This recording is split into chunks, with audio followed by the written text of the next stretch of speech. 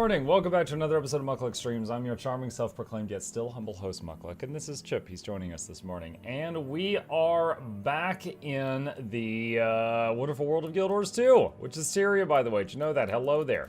And I think I'm on the EU servers. I have to double check. I'm like 82% certain I'm on the EU servers. I'll check after I finish the, you know what? No, hold on. It's gonna bug me. It's gonna bug me. Let's see. I'm on Gunner's Hold. Yes, I'm on EU. Hi, EU. Good morning, Mr. Bot. Hi, Happy Wayfarer. Help, what was that? Oh, hey there, beauty. Lunar Eggs, I don't know. I believe what happened the day that that clip was taken is they had a green circle, and they all stacked in the green circle, and then Deimos knocked that spot, the green circle, and everyone inside it off the cliff. And they all thought the green circle was going to port them before they got knocked, but that it didn't happen. It did not happen. Are you streaming Guild Wars 2 today? Yes, Zen, I am streaming Guild Wars 2 on Tuesdays. Guild Wars Tuesday, that's how you remember it. Lloyd says, Mr. Muck, we'd be playing Mechanist today. I'm not sure if I'll be getting to Mech today or not. For those who don't know, I've recently been doing kind of a tour through all the supports and trying every support for a stream and gathering my thoughts on them and seeing how I feel. I'm like a veteran player, but there are many builds and stuff that I've never played in the game, so I'm like forcing myself to try them all out. And Mechanist is one that I have played before, but I haven't done a recent video on, so that is one that I need to do in the near future. That's why I always bring Aegis. Yeah, but I don't know, I feel like most people wouldn't be trying to Aegis all 10 people for every pizza. You know, because he does the pizza pie thing like every 15 seconds or something. Getting a lot of the support series too. I'm glad you enjoy it. It's fun. It's fun. I was putting out like a video every day on them, but Noxxi needed like 3 to 4 work days to work on the legendary armor, Obsidian armor guide, which she is working on now. She said that she's hoping to be done with it tomorrow. We'll see. That's how I see it done in CMs. Well, CM's different from Pug Deimos for sure.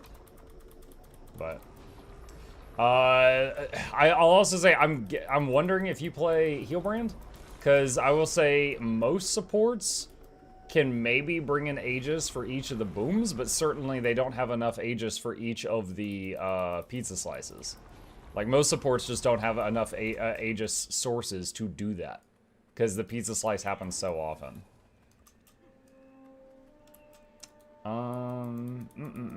Exciting. Hi, Heisen. It is getting exciting, yes. I'm working on the Obsidian armor and I need professional guidance.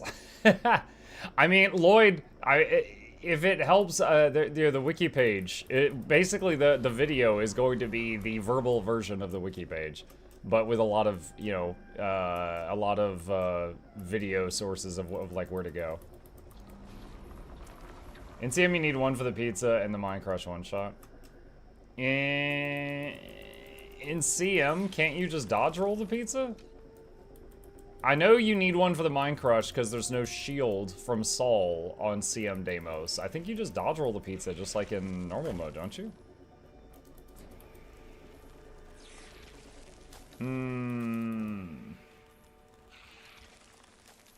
On Dragon Hunter, you get an Aegis for both pizzas and Mind Crush. So yeah, you're a Guardian. Yeah, most classes can't do that. Yes, but DPS players are sad. Oh, I mean, if they can't dodge pizzas, they don't deserve the kill. Hey Mug, I sent you a mail in Guild Wars. Reminded you before respond, even if it's no, I know you've read. Oh my gosh. Hang on. That's not it. That's not it. That's not it. That's not it. Unlike me, one does not require stacks and stacks to achieve their end goal. Just one of these will do. Enjoy. Sincerely, my Synology. Okay. That's not it. Skyscale bug and mushrooms. Hey Muck, I'm an everyday VOD watcher. I also happen to play Guild Wars 2, and I've already sent you this mail to you once in the past. All I want is to show this mail and talk about it on stream so we get noticed after 7 months of Soda release. Skyscale Wall Spring Mastery is bugged. If you hold space during attached to wall, the charge up rate remains slow. You have to attach the wall while not holding space. This can be frustrating at times. Thank you in advance. Well, I can't test that in my home instance. I'll have to leave my home instance to test that out. We will see. I don't know if that's the mail I'm supposed to look at or not. New CM Sarah's clear win. I don't know, Heisen, when are you going to solo it? If you get bored, you can log your war alt, equip a sword, and read through flurry tooltips. Every adrenaline threshold shows different false information. Take my Boons. Different false information. Is that going to be my thing now? I just put bugs on blast? I mean, as long as I don't, like, make ANET mad, I'm fine with it. I feel like that's how people have been using me lately. Is they're just like, hey, you know, put this bug on blast. Okay, got fixed. Thanks, bye. Muck will pug CM Cirrus when Heisen solos it. Remove the timer and then sure. Remove the yeah. If there was no timer, God, you would need some serious self-healing for 10% to 0. But if there was no timer, maybe. Also, the green circles. Currently you have to have 9 people for the circles. Do you feel used? Like a dirty rag. Okay. Alright. Let me see if I can see this out. Alright. So, he says, if you attach to a wall and hold space, it does that, which is very quickly. Okay, yeah, that's true. And then he said, if you're holding space when you attach to the wall... Yeah, that was noticeably slower. Alright, so hang on a sec. Okay, so we're watching the yellow bar go down and the green bar go up. Alright, so attach to wall, hit space.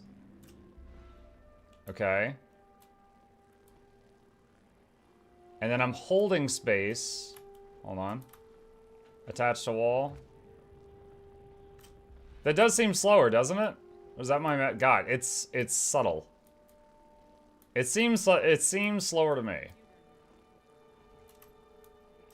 Alright. So I'm not holding space. Attached to wall. Space. Okay. And then I'm gonna land again. Alright, I'm holding space this time. Yeah? Yeah, it does seem slower. It does seem slower.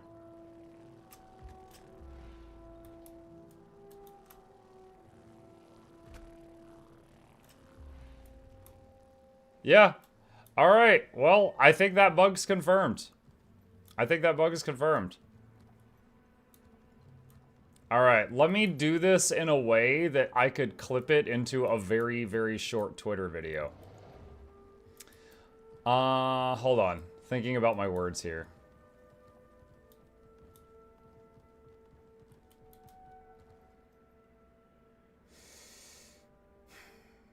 Alright.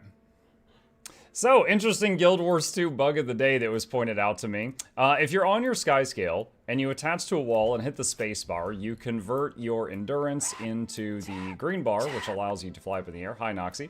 However, if you fly up to a wall while you're already holding space, it does the same conversion, but much slower.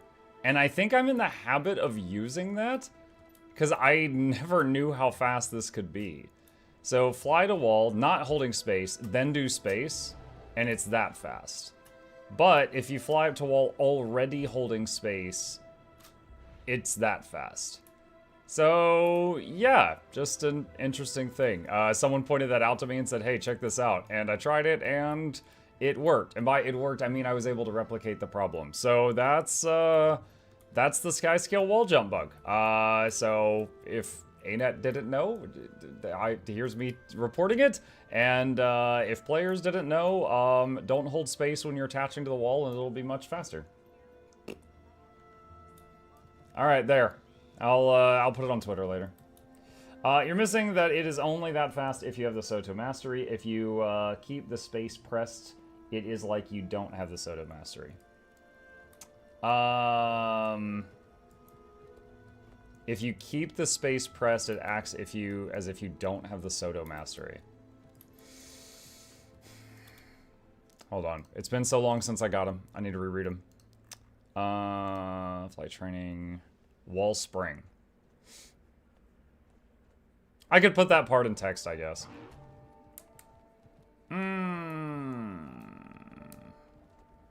Appreciate you trying to put in the effort to do Heal Spectre. If someone who got to provide a review of the build when it comes to strikes versus SSC, thank you for taking the time to at least attempt to build in its mechanics. Sure. I don't think I'm as good as the people who do the test for Snow Crows.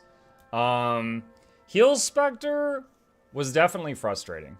I would, like, honestly, like, looking through all of the... This is all the supports I've tested so far and my own personal notes on them.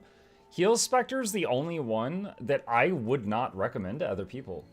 Like, if some new player's like, hey, I want to support, I like to do heal over time. I like to do barriers. I like to do just big heal numbers with a long cast time, whatever. I'd be like, oh, well, you could do this, or this, or this, or this, or this. Like, even Willbender. Willbender would be like, you know what? It is insanely easy to learn, but the healing ceiling is quite low. So once you have, you know, feel like you've outgrown it, move on to something else. But you could start with Healbender, and it's very easy to learn at the beginning. Like, it has a strength. Spectre didn't feel like it had a strength. It had Barrier, not as good as Scourge. It had healing, not as good as anybody else. It had CC, as good as some of the other supports. It turns your allies' attack off when you stealth them. And it was a pain in the ass to play because you have to target enemy, target enemy, make ally invisible, target ally, ambush ally, target enemy. It felt like a worse version of everybody else. It was viable. You could play it, but you would be doing like 3 times the effort of Scourge or Druid for the same output. Oh, also, it didn't have Aegis on demand, and it didn't have stability on demand. It did have a source of stability, but you have to use it in your rotation, so you never have it when you need it. So it was, I don't know. It feels like something I shouldn't recommend to anybody. Is the sheet public? No, not at the moment. It's just saved on my computer. This is just my own personal notes. Like, a lot of this is opinion, not fact, right? Like, difficulty, that's gonna be, like, this column is my opinion. Like, this one is opinion, this, sorry, hold on a sec. Let's see, that one, and that one. Like, these are opinion, not fact. These are fact as far as I know, but it's also possible. For example, I tested Tempest with Dagger Warhorn.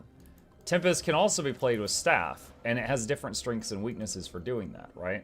I didn't test Tempest with Staff. I moved on to the next class after that. I might go back and do that later on, but yeah, there's going to be people that are like, oh, yeah, you tested this, but you should have taken this trait, and it would have been much better. I'm like, oh, okay. Firebrand, for example. Like, oh my god. You ask the Firebrand community how to play Firebrand, they are not in agreement. Some of them are like, you know, use the Elite Signet, use the Elite Mantra, use the other Elite, use Mace, use Axe, use the Mace to keep your regen up. No, use the Mantra to keep the regen up. No, use the Tome to keep the regen up. Use the Axe for Fury. No, take the Elite Shout for Fury and have somebody else top it off. And it's just... There's no agreement there. The bottom line is there's a lot of ways to play Firebrand. There is no one way. And some of the other classes are like that too. So I tried to find the easiest to learn but still viable way, and you know, that's what I tried it out on for the ones that I wasn't fluent on. Guardian has 3 more revives you didn't mention. What do I know of? I know of Signet of Mercy. And I know that there's a trait somewhere, but it's not in the main heal build, where when they start reviving someone, it puts a bubble up over them. What are the others? After swapping main to Heal Scourge, when I came back to Druid, it feels so clunky, and it feels like all its skills have a long cast time. When you come back to Druid. Yeah, Heal Scourge, like, everything is instant. Yeah, a weird strength of Heal Scourge is you can do everything, even while you're CC'd. All your important stuff, your F2, F3, F4, F5, can be done even while you're under crowd control, because it's all instant. Can I take a minute of your time? Equip a Leggy Scepter. I don't have one. I don't have one. I don't have a Leggy Scepter.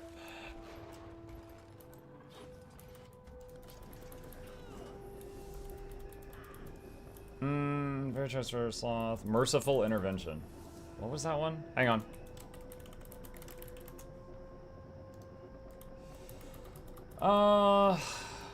Let's see. Shadow step to an ally in the targeted area and heal around them. It only revives 20% of their downstate bar, according to this.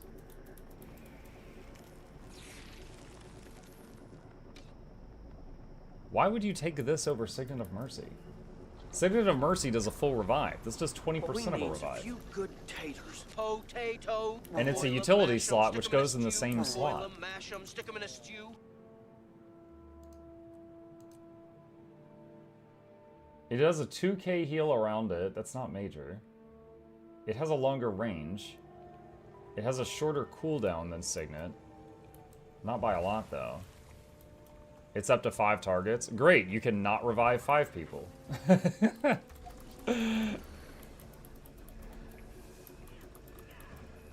I mean, I'm sure it has a use somewhere. Every ability in the game has some weird use somewhere. It just I don't know. This seems... Guardian has such insane utility slots. The utility options for Guardian are busted.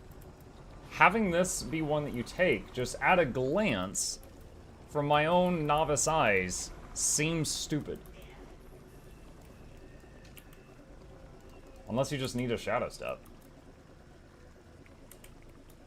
If you combine that with a Revive trait, you could do 50% Revive. Cool. If you take... Okay, so you're saying use a Revive trait, which requires a specialization, and use a utility skill to do 50% of a Revive. Signet of Mercy is... just the utility skill, doesn't require that specialization, doesn't require that trait, and it's a full revive. Signet of Mercy, World v. World. We're not talking about World v. World. We're not talking about that. Chip is pissed. Yeah, because you said use Merciful Intervention. He's pissed off. He's like, how dare you? How dare you? Why are they all the same, just different colors? Oh man, you should see this. Okay, break time. Thirsty.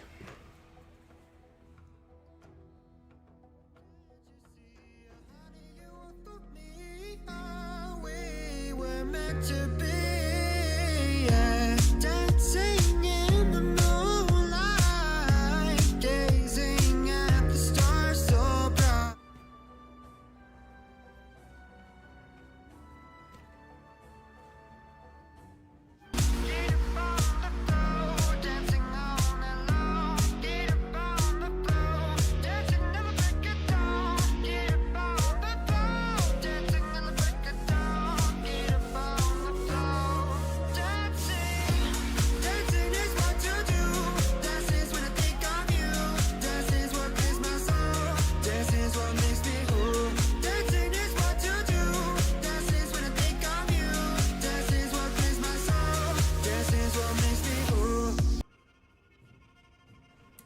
So yeah, they come in different colors.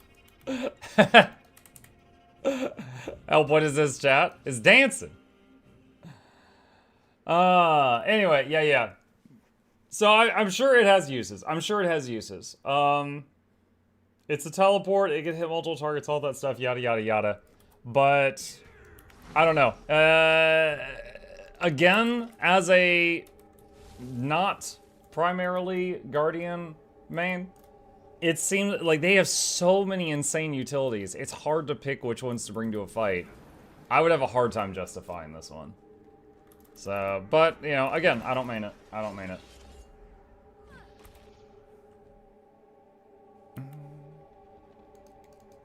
Glyph of the Stars is also only 60% right, plus invuln. Yes, of course, it is only one skill. I just wanted to mention the Guardian also has options to revive if you MuklukYoutub's got a fuel that food addiction Mukluk eats. Glyph of the Stars? Hang on, what's the total on that one? Alright, so Glyph of the Stars does 12% per pulse and does 6 pulses. So it does 72% revive. And when you go downstate, your bar is like half full. So that's that fully revives everybody in its area, even if they're in like 1 or 2 bone skin or puddles. So it's 72% of a revive, and it does healing in the area, and stability in the area, and regen in the area, and vigor in the area.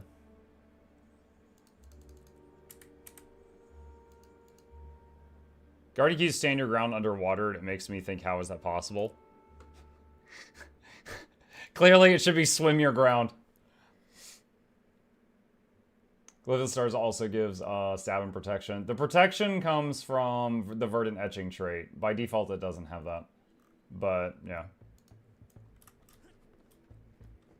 Swim your bubble. Whenever Mark talks about Guardian, I'm reminded of this video. I'm afraid to click on that. I don't know what that is. Float your wave. Remember the old days when Advance was called Retreat and Guardians were constantly screaming Retreat?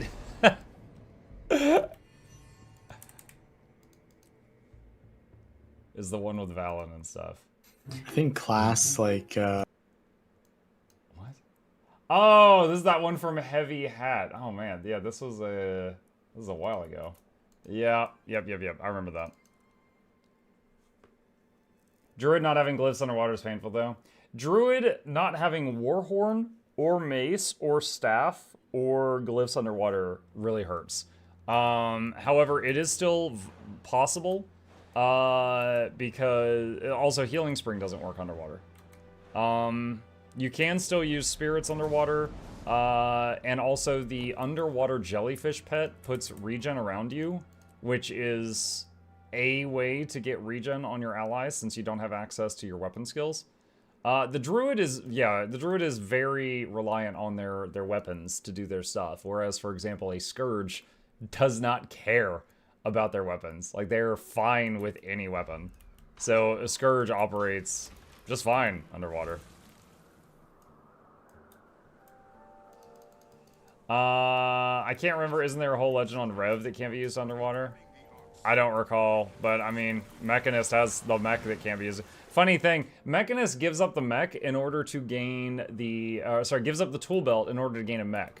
But underwater, they can't use the mech, and they don't have a tool belt, so they are worse than a core engineer when they go underwater.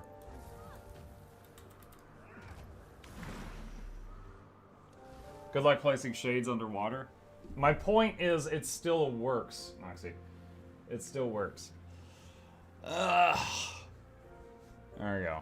I'm getting yelled at to put the wizard hat on. Also getting yelled at to pet the cat. 1 second. Hey. There we go.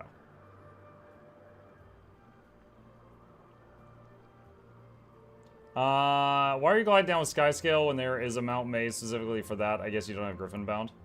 I have it, but I don't know. I wanted to be able to just step off and then look over at chat and not worry about it. Is the Wizard's Vault dead for you? The Wizard's Vault has been something that I haven't really... Yeah, I've beaten the game, right? Oh wow. What? Yo, they didn't pay for their website. Okay. Awesome. Anyway, the Wizard's Vault has been something, like, I've beaten the game. I've got everything I want in the game. I just play for fun. So, like, I don't really care about anything in here. This is something that you could do to get cool skins and stuff like that if you fancy it. For me, it's just been kind of like, oh, okay, that's neat. And that's it. That's kind of how it is for me the whole time. There we go. Lesser Essence of Gold. Oop. I will say, although the rewards for the Wizard's Vault are good, it requires more manual stuff. So I liked the old way better, where it was like you log in and it automatically... Like, if they just made the daily thing automatic, or if it just was gave you the daily Wizard Vault points, the Wizard Bucks automatically, I would love that so much more, because I constantly forget to do that. You can use MC for giveaways.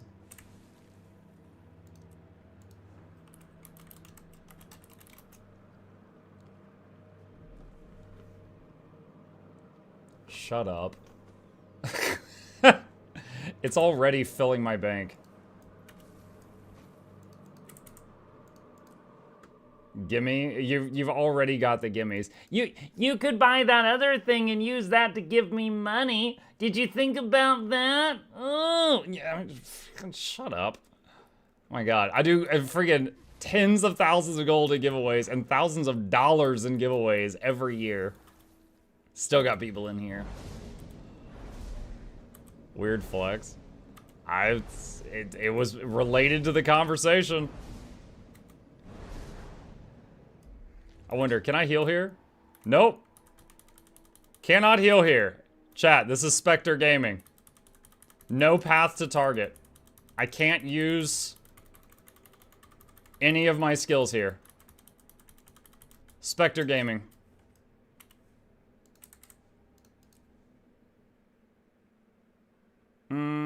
That one. Alright. Can never please the beggars? Nope. One day gonna mix them up, put the wizard hat and pet the cat on. Pet the wizard hat and put the cat on. I don't think you would let me do that. Why won't you heal me? I don't have a path. What do you mean? You're standing on me. Yep.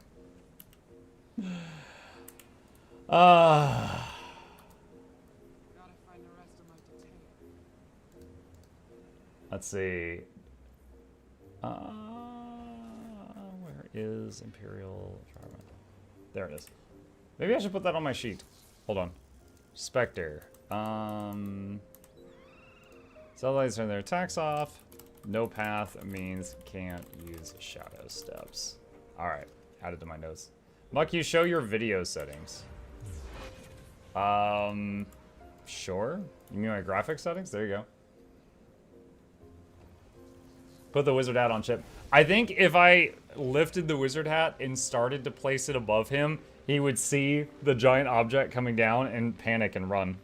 Like he would bolt. You know, it's funny. Chip has no concept of streaming, chat. He has no concept of that. I think in his mind, he's just like, oh, the crazy human is going into the warm room where he talks to himself for 5 hours. I'll accompany him. He seems lonely. Like, he has no idea what's going on. Drag it behind him like a blanket. What do you think of Lion's Arch Aerodrome plus raids would not count as leaving mislock so that you could play with your parked alts? That would be a really, really niche addition to the game. I don't think they would do that. It sounds nice, sure, but I don't think they would do that. The worm room? The warm room. Warm. He just likes to hear you talk. Maybe.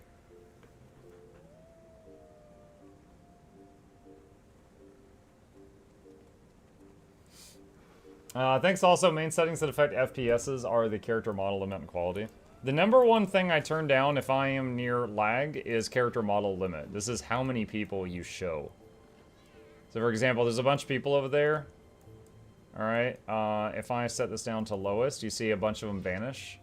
If I put it back on like medium, some of them reappear. It's just how many people do you see? Shadows, yep, shadows is another big thing too. Let's see. Wait, did I already do that or did I redeposit it on auto?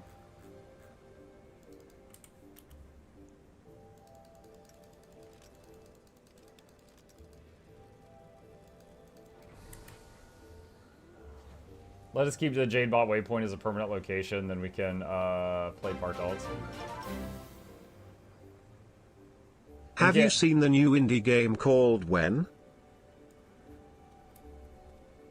I feel like this is what I would say is like, I haven't heard of When, and then he would be like, Wendy's nuts, drag across, you know, or something like that.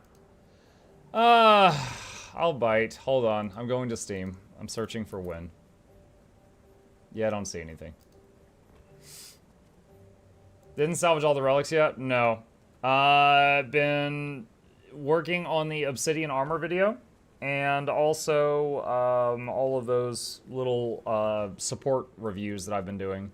So sometime in the near future, I'm going to do a video on the new way to get legendary relics, and in that video, I'm going to break those.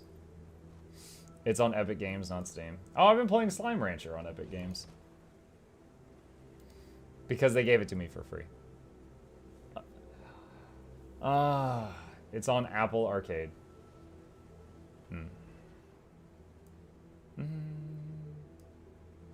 It's random, but I'll come from time to time, and you can buy it individually per chapter, but more expensive.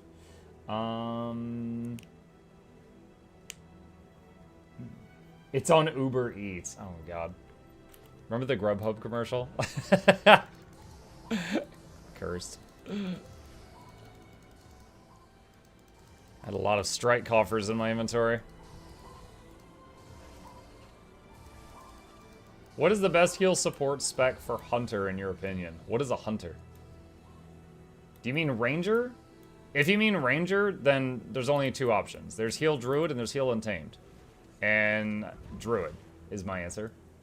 Heal Untamed is a very recent thing. It's kind of shoehorned into the game, and it's alright. It's functional. It does more damage than Druid while healing, if you care about that. It does good healing. And it does not have stability on demand, which is a huge weakness. It also, you have to use your weapons in a rotation. So you're like, weapon 1, weapon 2, weapon 1, weapon 2. So if there's ever a moment where you need one of the skills on one of those weapons, you better hope it just happens to be when you're on that weapon, because you don't get to swap when you want to swap. You don't get to be a reactive healer. It's just you're constantly doing heals like this. It's like ambush, not ambush, ambush, not ambush. You're just pulsing out healing like that. You don't get to choose when to swap. You just keep doing it. I think exotic pets from Beastmaster offer a decent, valuable alternative. Survival. Why are we talking World of Warcraft? What would you say the difficulty of Heal Chrono is? Compared to all the other supports, middle. It's certainly not bad. Like, you hardly even have to weapon swap on that one. You just need to like, most of what you're going to be learning is how to do shatters. He's like, make clones and shatter them to get boons and stuff like that. And it is very, very solid, even if you just have the rifle in your hand like 90% of the time. What was the new pet Ranger got? Chalk. Like in Heart of Thorns. It's, this little dude. And he shoots goop at people. And lasers. He has lasers too. How to play Heal Untamed, equip 2 staves. Actually, it's Staff Mace Warhorn now, Cap Crapface. But, it's the same general idea. Because, like, the Mace has CC, but you're swapping constantly on cooldown. So, when you need CC, you might be on Staff at that point. You know, Staff has an Immobilize and a block projectiles, but when you need those, you might be on Mace at that point, you know? However, there is another block projectiles with Unleash Pet F3, so. Have you seen the emotes Banana Bro made? He made some yesterday. I tried to upload them, and then I told him, I was like, these do not meet Twitch's requirements, and he's like, oh, I didn't know. And then he messed with them, and he made them lower resolution. And I was like, I'm not using these. These look really bad now. And I sent him the original files. And I was like, look, if you want to butcher my emotes, here's the originals. Use the high definition stuff. And then I went to bed. So if there's been new ones, I haven't seen them. Pin Baron said, I'm a support enjoyer, but I'm not a fan of burning skills to upkeep buffs. Me neither. Which class would you recommend for someone who wants to save skills for the purposes that they are meant for? Scourge is okay. For, well, like some boons on Scourge, such as Protection, are simply part of their rotation. But there are some other boons that come from utilities. Like, I think Desiccate is a skill that you click just to keep Fury up. Let me think for a sec. Hold on. Let me look at my list. Okay. Berserker, honestly, you play support Berserker almost the same way you play a DPS Berserker. Like, you're just berserking a lot, but you're doing healing. I don't think Heal Bladesworn feels very good. Herald is very viable. Hold on, if we're just talking about saving your skills for what they're meant for, no. Herald is constantly forced to like drain upkeep costs purely to provide quickness, not necessarily for what they wanted to drain upkeep for. Absolutely, it's very good and very viable, but no, you're not saving your stuff for when you need it. Firebrand has so many more buttons than everyone else. They do often get to save their skills for when you need them because they have 5 weapons, up from most people having 2, which is one hell of a decision by ANET when they first made it. Druid has to... The primary thing is they have to go into Astral Form and do stuff in Astral Form periodically to give people alacrity. The rest of the stuff they get to save for when they need it, but that, of course, that one part is kind of rough. Scrapper has to waste stuff constantly. Tempest has to waste stuff constantly. I don't know. I feel like Scourge or Chrono are some of the best options for what you're suggesting. Yeah, we're specifically talking heal builds. Yeah. And honestly, a lot of that comes from like the design decisions of ArenaNet. Because, for example, in most MMOs I've played, if you had a condition that like a button that cured poison, you could save that button for when someone had poison and you needed to cure poison. In Guild Wars 2, the button that cures poison is also a stun break, and maybe it also does 100 break bar damage.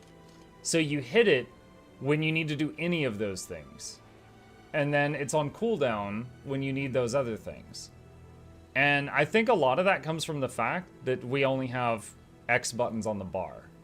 You know? Like in World of Warcraft, you could just set up more action bars, and you might have 20, 30, 40, 50 buttons. But in this game, you've got like, 10 and a weapon swap on your average class. And so they had to cram more and more into those buttons. But I'll say some of them, like for example, it is infinitely easier to keep up alacrity on a Scourge or a Mechanist than it is a Spectre, for example. It is infinitely easier to keep up protection on a Scourge than it is on a Scrapper. Scrapper, it feels awful keeping protection up. So, like, on a per boon basis, it's different. So, like, Scourge has to burn a skill to keep Fury on the party, but not Prot. They got no problem with that. Like, that one's just baked into their kit. Probably Heal Herald is that you don't have quick DPS Herald in your group. Heal Herald is fine for those clutch moment situations. You just have to have foresight to save energy pips. Yeah, Heal Herald is basically you're constantly burning skills, and you need to always be planning like 10 seconds ahead. If you enjoy that playstyle, it's fantastic. It is top tier. It's wonderful. But it is not a, save this skill for when you need this thing. It's oh, I need to drain more energy to provide quickness, so I'll burn this and this and this. You could argue that in theory it makes decisions more difficult. Do you do break bar damage or keep it for cleans? In practice, it just makes a few classes feel worse. Oh, cleanse. Yeah. Yeah. So, like, I like being a reactive healer. I like having a button for a situation and then using that button to solve that situation. However, when I have to burn my largest heal to give alacrity, and also I have to burn my access to AoE res to give alacrity, and then if you go downstate a second later and I'm like, sorry, I can't save you, I buffed you recently, it makes the whole thing feel stupid. Fortunately, if you get really good at the Druid rotation, you can avoid a lot of those issues, but that's my thoughts on it. I agree with you, Muck, except Heal Herald has such huge boon up time that you can take easily between 8 to 10 seconds tops to pool up energy. I know, which goes back to the planning ahead part that I mentioned. Are there any good Ellie support heal builds that you would recommend? For Ellie, the main one's Tempest. There's also Catalyst that I've heard of, but I have not tested it, and I think it's kind of a meme, but I haven't actually tried it out yet. Tempest, as someone, again, who enjoys being a reactive player, Tempest is very much a rotation. You're like, fire, overload fire, water, air, earth, overload earth, air, water, fire, overload fire, water, earth. Or, you know, and you're just like 1, 2, 3, 4, 3, 2, 1, 1, 2, 3, 4, 4, 3, 2, 1, 1. That's it. You're doing that forever. That's Tempest. You're just beatboxing. And if someone gets in trouble and you're not in water at that exact moment, you use the skill Wash the Pain Away. If they're in trouble again and you're still not in water, they should have been better. They should have been better. That's it. Water's never on long cooldown in that rotation. But then if you have to, like, you know, break the rotation to go into water at a weird moment to save someone, then, you know, like, Mike could fall off or something. Did you try Tempest with Staff? I have not. I tried it with Dagger Warhorn. You planning to do strikes today or something? I got something I'm going to record in a little bit, Nox. I'm just chatting right now. Now I have to change the combination on my luggage. Lol. The only annoying thing about Heal Spectre is the auto attack sounds, because thump, thump, thump, thump, thump, etc. There's a bug with Herald where you can keep up quickness without draining energy. If you get in an instance, cast 2 sigils and swap to the I give quickness, then you have quickness. I mean, you could just go corruption trait line and turn on a skill and you give quickness and then you could just go AFK. Heal Kata time? No, not doing Heal Kata today. Designing heal builds in this game is kind of hard. You just have to a few buttons on a character, so you can't really design one that has DPS uptime rotation plus good on-demand buttons. You could though. You could very easily. Like, I'm gonna give you a few examples. Like, there's no one right answer here. I'm gonna give you a few examples of how you could very easily do that. All right. You've got traits like Spotter. When in combat, every 10 seconds you pulse Fury to your party. Okay. Numerous classes have traits like this. You've literally already got things like this in the game. It is just a trait, you take it, it doesn't with your skills on your bar, and it just provides that boon. It's kind of boring, yeah, but it's a buff. Their buffs are boring, all right? You could have a Grandmaster trait here that's just provide alacrity. You could do that, and it doesn't mess with the bar. Example number 2, Heal Scourge. They have to use their Shroud skill every like 20 seconds or something. They basically use it on cooldown. You know what they did? They slapped 20 seconds of protection on the Shroud. On a button they were already pressing, they put an essential boon they were missing on that button. Nothing changed with how they play. That'd be like if they had a big trait over here that was like, whenever you use something essential to Druid, Warhorn 5, you also now provide Alacrity or Prot or whatever on a 20 seconds at a time. There's two, that's just off the top of my head, there's 2 ways right there, already in use by some classes in the game, that they could make a class provide boons without, like, making a skill do 15 different things and then you have to choose which one you want it for. Can you manage to stay alive indefinitely with Heal Firebrand in the extreme threatening field? I don't know if I could. I am sure that other people could. Hey, Muckle Chat, I love your talkie. Support Glass is my favorite. When you're able, can we dance a bit? We just did the dancing thing a second ago. Maybe once we've cooled down a little. Are any Thief specs viable in group PvE? Oh, sure, tons of them. Yeah, there's DPS builds. And, again, Heal Spectre does work. I just think it's worse than the alternatives in terms of gameplay. But, like, if you had someone who was, like, a top-tier player and they're playing Spectre, they could absolutely, you know, heal a group through 90% of the content in the game. It's just that to provide the same boons as Druid or Scourge, they're working 3 times as hard. It's, their whole kit's really weird. Unpopular opinion, they should rework entire boon uptime and system and cut off 10 to 50k DPS on average from all builds. No, I would agree with that. They would have to rebalance some of the new stuff. For example, like CM Harvest Temple and CM Temple of Phoebe are balanced around the top most broken things in the game.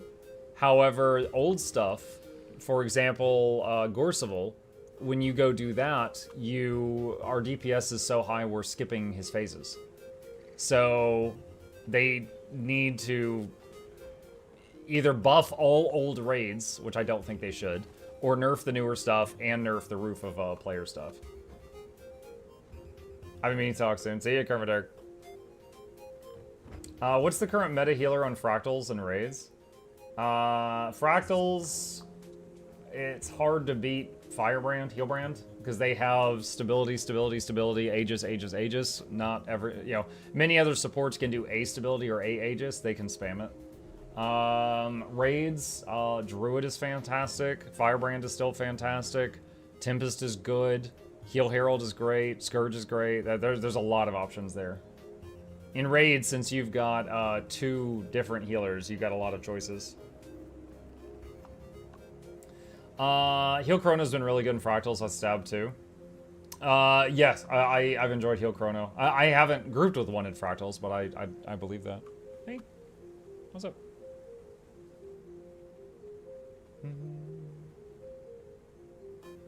CM100, Quick Heal Herald 99. Oh, he heard something. He's got to go check it out. Heal Chrono's starting to get popular in meta for CM Fractals. I wish Quickness and Alack are just attached to F skills. Yeah. Quickness and Alack are pretty insane. To really drive this home, Quickness in this game gives you a 50% bonus to your action speed, for those that don't know. For example, if this is me hitting 1, okay?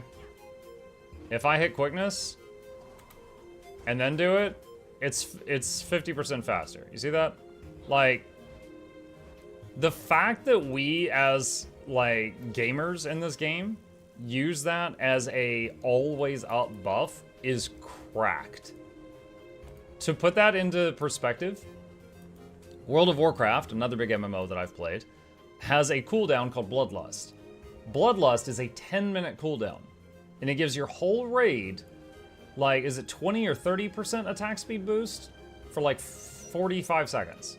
And then you get a debuff called Sated, and you cannot have it on you again for 10 minutes unless you die and then respawn.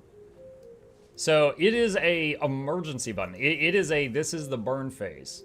Like, the fact that we have a buff that is stronger than that, and we just are used to having it always up, completely throws the balance for a loop. Like, it feels good having Quickness on you, yeah, but at the same time, it's busted, and I think the game would be better with it on a, just not as a permanent buff or just gone. It is way too cracked. Like, in early Guild Wars 2, we didn't have boons all the time. Now it's pretty crazy. What's the easiest healer to play? I'm an impaired player, but I lead my guild's newbie fractal, so I'm looking for a build I can play to help carry groups struggling. Heal Scourge. If you've got an MMO mouse to do some of the buttons on the mouse. Heal Scourge is not too bad. Hang on, let me swap to that one. It's the first thing I think of when I hear carry fractals, because if someone makes a mistake, the Scourge can get them back up without wiping.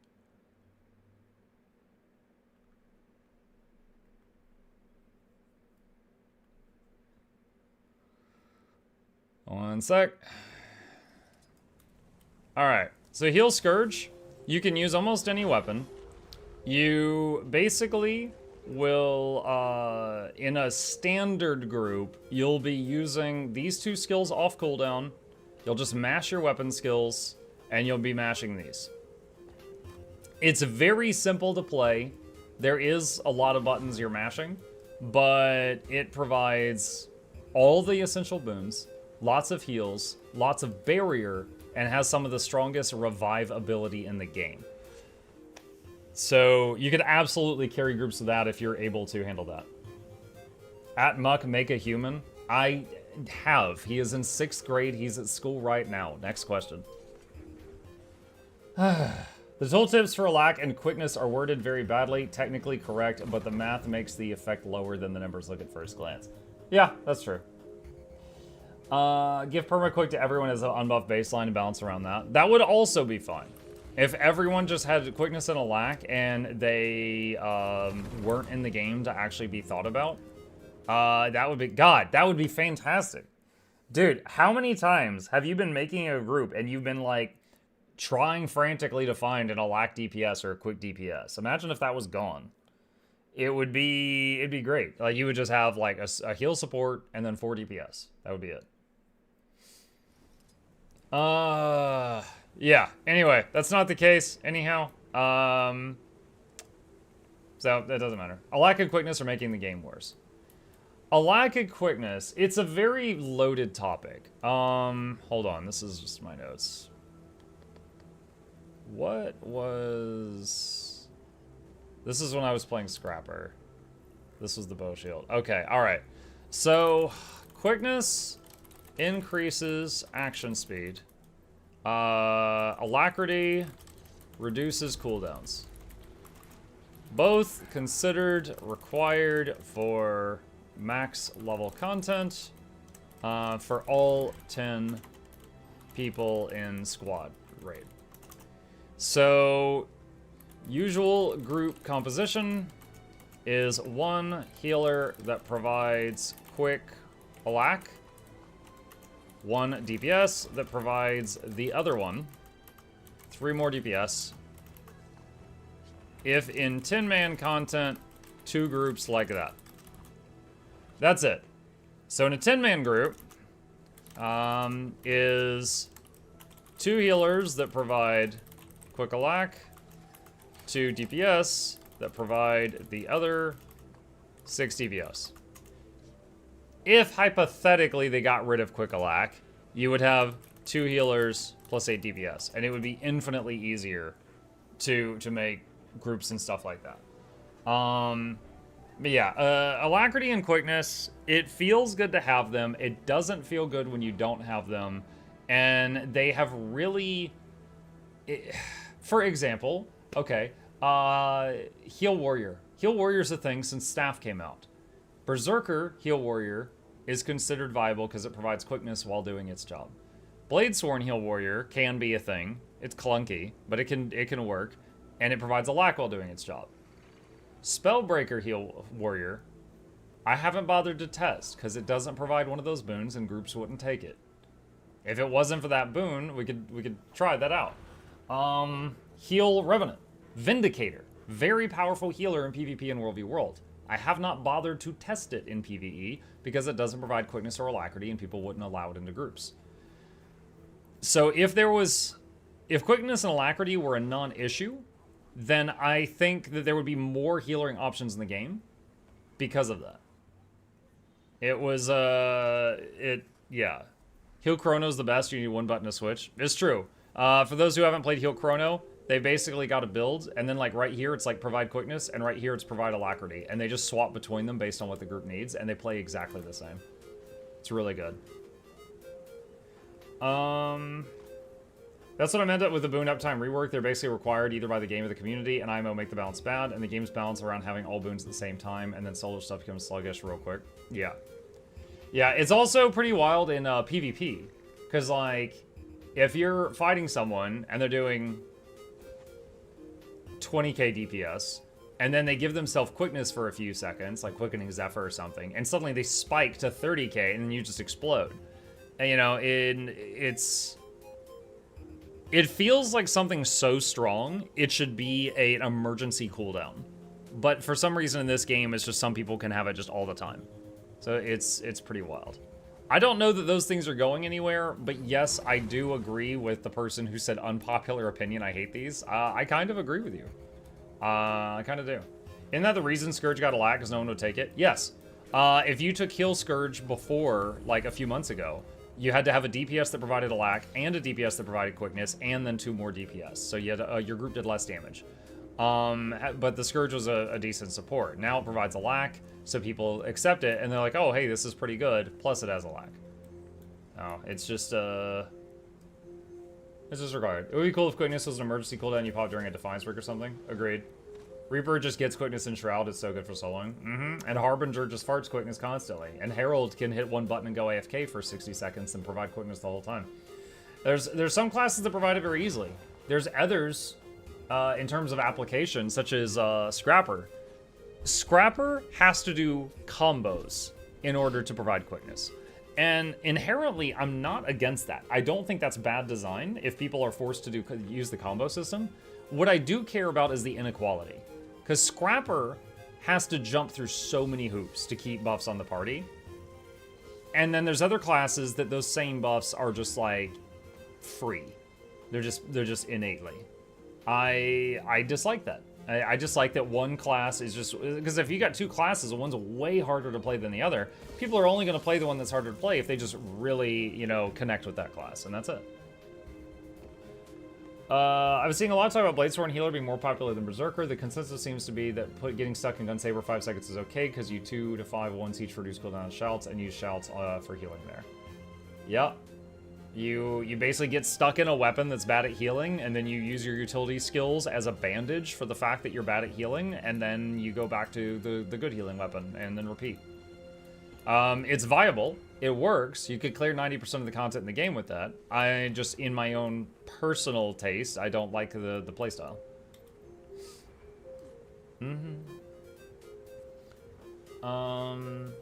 Quickness and a lack also affect how every skill in the game is balanced too, which honestly I'd prefer just gone. Your AA chain and rotations are totally different depending on if you have the buff or not. Yeah. Is the difference of difficulty inherently a bad thing though? It's like the question of DPS with Ellie versus Necro. Nice to have the challenging build for those who prefer it. No. I think that's fine. Like, for example, there's a lot of the stuff here, I'm not asking them to change anything. Like, I want to be really clear here. Like, okay, let me go back to my notes here. All right. Let's talk. All right, Spectre is heals, boons. Hold on a sec. Heals, barrier, boons, CC, mobility. Okay. Scourge, heals, barrier, boons, CC, better revives. Druid, heals, boons, CC, great revives, and we'll just, that's probably it for that. All right. But way harder to play than the other two. Okay? I'm not asking them to change Spectre. But I'm not recommending it to anybody. Like, I get a lot of new players that ask me, they're like, hey, Muck, I'm interested in supporting, what do you recommend? That never leaves my lips. You kidding? I am not helping grow the Spectre population after trying it out. Are you kidding? There's no way. Like, why would I? Like, Scourge does literally the same thing. Possibly better. And it trades insane mobility, assuming that you can find a path, for way better revive potential. And it's easier to play also. There's no reason I would ever recommend Spectre to people. So I'm not saying they need to change it. If people love it, that's great. It's also a beast in PvP. However, if they don't change it, yeah, I'm just one of the people that doesn't recommend it to folks. That's it. That's it. Is there, it's curious if something I'd like to try. Scourge also has portal skill. True. Spectre is cooler fantasy. Okay. Hard classes can be more efficient to compensate. It's not even more efficient. I mean, Spectre does not have an Aegis. It has a stability, but it has to burn it in its rotation, so it doesn't have stability on demand. It makes its allies go invisible, which turns their attacks off periodically. It's actually highly recommended on Snowcrows, one of the top gaming communities in the game, to never group a Deadeye with a Spectre, because the Spectre will just absolutely hamstring the Deadeye's damage because of all the times it makes them go invisible. Like, the Spectre is actually the most detrimental healer for a group. Like, it's actually clipping their wings. It's wild. It's absolutely wild. Anyway, yeah, that's my thoughts on Spectre. Are that the only 3 viable healers in the game? Firebrand and Scott? No. Metal, look, hold on a sec. Here's the healers in the game. There's Berserker, Bladesworn, Herald, Renegade, Firebrand, Willbender, Druid, Untamed, Spectre, Scrapper, Mechanist, Tempest, Catalyst, Scourge, Chrono, and Mirage. And that's just PvE. There's more of them in PvP. Those are just ones that provide quickness or alacrity. I was just talking about one very specific thing.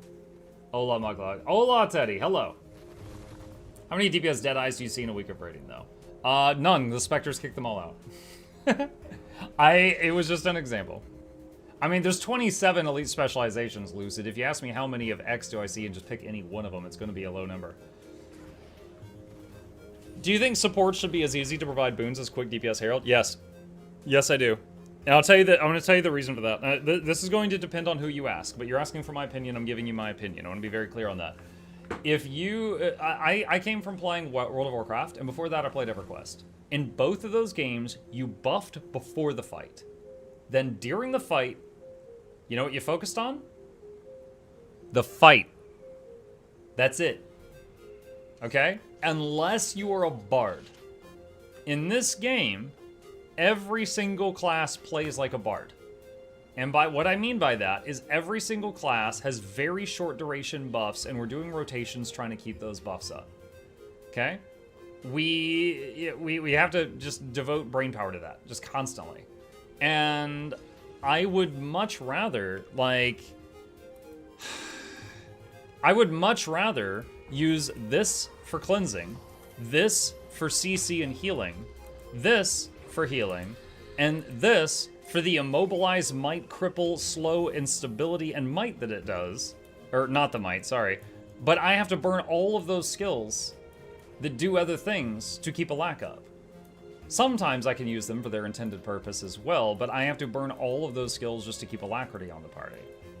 I would very much love to not mash skills constantly just to keep a boon up. I would prefer it just be baked in somehow. Spotter is a good example of that. Protection on Scourge is a great example of that also. Big exception, Cataclysm, Mop, Discipline Priest. Love turning my brain off and going, I'm a mediocre DPS, and just top healing by using, popping out every few cooldowns every now and then.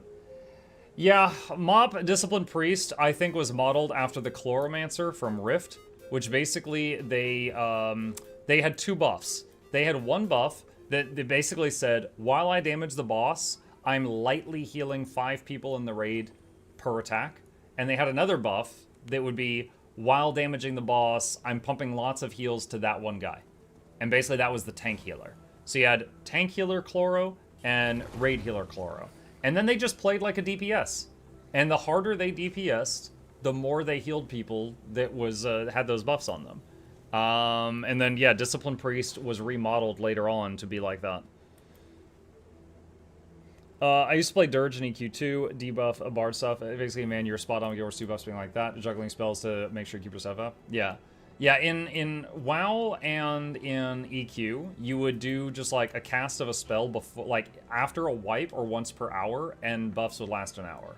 However, in with the exception of Paladin Blessings, but that's an outlier. However, in combat, you might have a bard that, you know, could click a button and do like 10 seconds of a buff, and then another button do 10 seconds above a buff, and that was their whole thing. That was the whole shtick. In this game, that's the entire boon system. Having to build entire build playstyle around boons combined with boons having radius and force stacking ruins a lot of classes' fantasies. Again, I don't think that's a hot take. We've got a game where you've got people with longbows and rifles standing next to people with daggers. I think that looks dumb. When I get footage of stuff to show the game off, if I have to choose between footage of a death-branded Shatterer with an organized group and everyone is stacked on his toenail, or footage of a noob group and there's people gliding and dropping bombs, there's people running around and doing rapid fire, and there's people up close hitting them in the flank and they don't know how to min-max, it looks so much better. It looks so much better. Like when I use the footage of the newbie group fighting the Shatterer, it looks more epic. Because people are using all the, you know, the NPCs yelling, drop bombs on him, and they're doing it. He's like, use the mortar, and there's some guy doing it, you know, there's people running all over, it's chaos. But then, you know, the experience group is just everyone, whether they have a 1,000 range weapon or a 100 range weapon, they're just stacked on his toenail. And he's just like, for Tyria, we will stab this dragon's pinky. Let's see, I got an odd question. Would you trust a ham to be a bone skinner healer? Yes. I've done it. I've done it. So Lloyd, the only thing with heal mech, wonderful build. It has good healing. It has good barrier. It has good boons and weird advantage. It does more damage than the average healer because of the giant robot pet. However, it only has one source of stability for its team, which is fine for many fights. It's not enough for a couple. And it only has, I think, one source of Aegis for its team. It does have projectile block, which is nice. However, its biggest weakness, no revive skills. If you're in an experienced group, that is completely fine. If you're trying to carry newbies, you're gonna have some trouble with that, because if they land in a puddle on Bone Skinner, they're dead. You can't do anything about that. But if you're heal mech on Bone Skinner, you can easily keep alive everyone that steps left. But the people that don't step left are dead.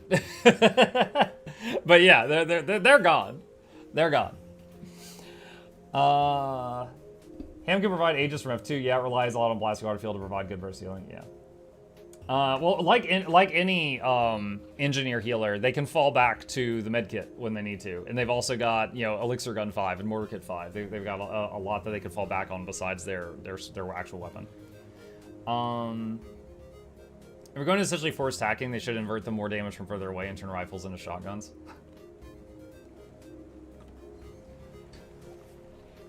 Yeah. I mean, Engineer Rifle basically was one before the rework. How did the rest of Mutiny Monday go? Yo, I got my butt kicked for 4 hours. I got no wins yesterday. Dude, Guild M came in and he gifted 20 subs and he goes, crap, I didn't mean to do that. Like, I think he meant to gift 10. He gifted 20 subs and we had integration turned on, chat. So every time someone gifted a sub, they picked a disaster. And he's like, what should I do? And someone goes, say snails. And he goes, okay, 20 snails. And the snail is this boss in the game that looks like a snail. And so we spawned 20 of them with his name on him. Oh my god. I beat him, but it took me like 5 minutes. And there's like a timer counting down. And you're supposed to be getting stronger and teching your gear up and stuff during that time. But I spent 5 minutes just fighting Guild MM snails. And I could not recover from that. Like, the time lost in that, I could not recover. Isn't that just Bone Skinner? Can you step left? Yeah. Now, that's not to say, there is times when people on Bone Skinner could die because the healing's not good. Like, they successfully step left and do the mechanics, but then just the healing isn't enough and they just collapse. But I'm talking about, like, if you're a good healer, you should be able to keep everyone alive unless they don't step left. If you're a good healer and you also have pulls, such as transfusion or search and rescue, you can even keep alive some of the people that don't step left. My Deadeye has to get on his knees at the enemy's crotch and fire a 1500 range rifle into it while the group is standing on his back. You say standing on his back, I imagine Monster Hunter, like they're actually on the thing's back. Let's see. Many people die on his jumps too. You need a lot of heal to out-heal that. Well, the jump, you dodge roll. You're supposed... When he does the jump, there's a giant red ring that fills the entire room. You either dodge roll, you can Aegis it, but it's really tough to time it, because there's a constant just damage that's hitting the whole room every second, and that damage will often eat the Aegis before, like, the big hit. Tell that to the people? I do tell it to the people. I have a guide with tens of thousands of views. I have told so many people. You tell people. Have anyone ever did Bone Skinners the intended way with torches? When Bone Skinner first came out, I tried it the intended way like a dozen times, and then the community came up with the BS way we do it now, and then I did it that way. I literally never got a kill doing the intended way. Every time we tried to do it the intended way, and like a thief would pour it out to the torches, he would die out there from the aura. As a healer player, I can say Bone Skinner is the easiest a strike after a Shiver Peak pass. I don't know that I'd say it's the easiest, but I like it. It's very engaging. You know, you do not get bored. However, I would say the intended way is bugged and never been fixed. I would say it would be very easy for them, if they want the community to do it the intended way, it would be easy for them to do that. Just be like, if a torch is not lit after 10 seconds, he goes invulnerable. Boom. Community has to do the mechanics. Like, the issue is that they just haven't cared. They were just like, okay, fine, and they just left it. Which, yeah, it's all right. You know, I'm not. If there's something I'm gonna be picky about, it's not that. But they just decided like, you know, they just screw it. Minus 20% healing barrier per torch. There you go. I was not even aware of the torches. So really quick, for anyone who doesn't know, the Bone Skinner, you know at the start of the fight, it doesn't hurt that bad, and then it starts to hurt more. He has this aura that fills the room with damage. If you light the torches, the light pushes back his aura and makes it weak again. When he charges, he's charging the torches. He charges and destroys a torch, then comes back to the middle of the room. And so after enough time has passed, whether they're lit or not lit, he destroys all the torches with the charges, which is kind of like a soft enrage.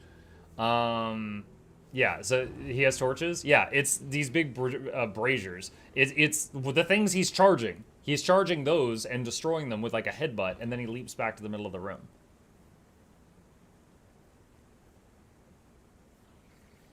But yeah, if you had someone run out and they survived the damage, and they interact with the brazier, they can light it again, which weakens his aura. IBS, never heard of her. Arena, another way to do EOD. Yeah, I still occasionally, like, what are some common bugs I still get to this day? Whisper of Jormag, when he like phases and does like 2 abilities at once. And then the Whisper of Jormag when he goes invisible. But you can just like keep swinging your weapon in the middle of the room and he'll eventually die. There's a few weird ones that have been like in the game forever. 2 times ever, I don't know if it's been fixed because I haven't seen it in a while, I've killed the bears. And then, like, during their enrage thing, and, like, where the death beam is going around the room, and the death beam kept going around the room, like, 3 more times from the corpse. Also, I've seen that on Sabbatha with her flamethrower.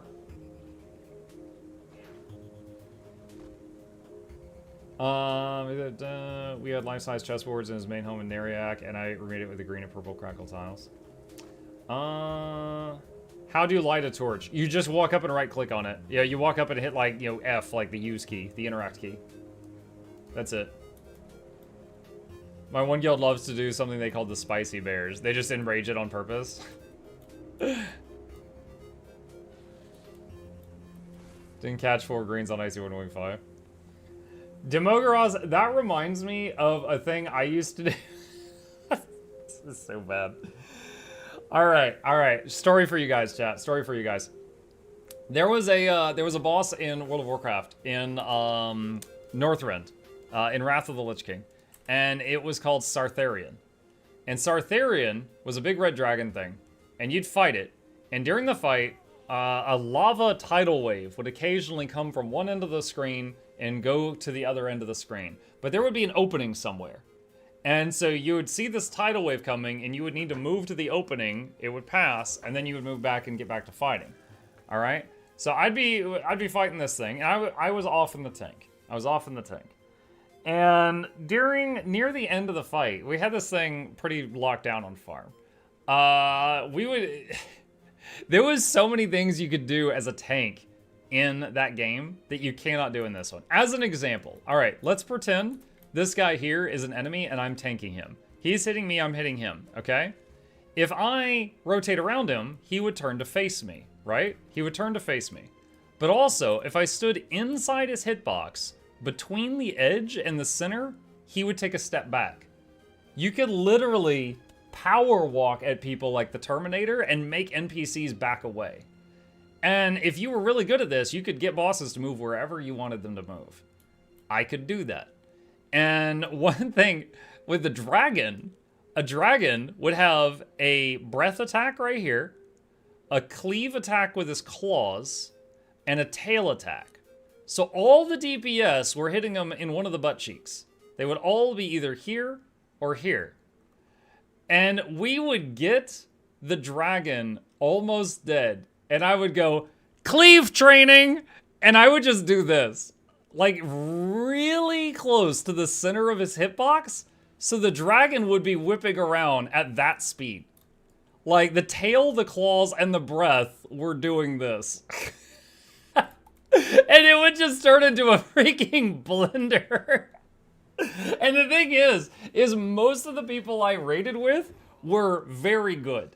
They were very good. So they would just be like, oh, you motherfucker. And they would start laughing with me. And, the dragon would be like 5% health. I would only do it once we knew we would have it, right? But there was this one lady in our group that was a shaman. And she'd be like, no! And she could not keep up. And she would die. And she would use reincarnate. And then she would die again. She always died twice at the end of the fight when I would do that. Everyone else would live. The others would just call me a lot of obscenities. But she died twice every single time. Mind you, the tail also did knockback. Oh yeah, dude, it was like me. It was like I was swinging a giant baseball bat around. If it hit anyone, they went flying.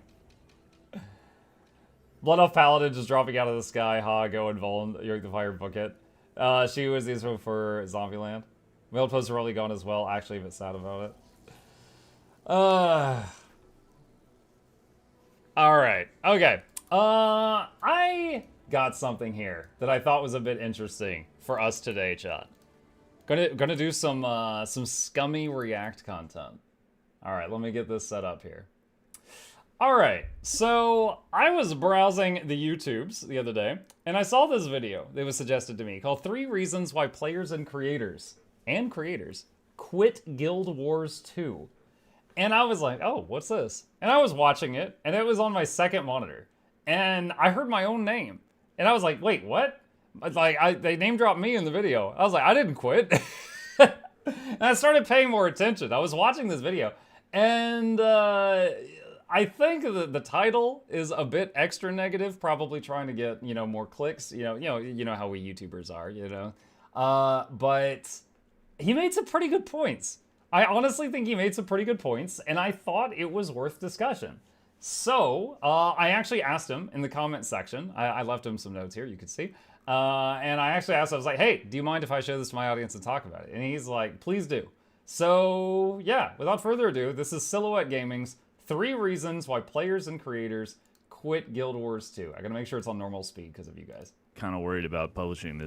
I'm actually kind of worried about publishing this video, but I mean, fuck it. If you're gonna go out on a limb, you might as well do it before you have anything to lose, right? All right, so really quick, what I think he means by that is he's got about 2,000 subs. He's been doing this for a little while, but not as long as like Teapot or something. So I think he's basically saying if I'm gonna try making this video, I might as well do it before I get the big time, is what he's saying. Guild Wars 2 is a great game, but as you can tell by the relative lack of actual content outside of how to get gold videos or build guide videos and the general interaction that those videos attract, it is no wonder that not only the general player base, but major content creators end up straying away from the game. Let's talk about... So, pausing there. All right, so it is absolutely true that some of my most popular videos are videos. That's normal. Hi. I'm getting yelled at. So I'm trying to think, what are some examples of MMO videos that are not guide videos that are insanely popular? Like lore videos, maybe, or just like discussing balance, things like that. I'm reminded of the Dark Souls Prepare to Cry videos, where the guy's just talking about lore for like hours on end.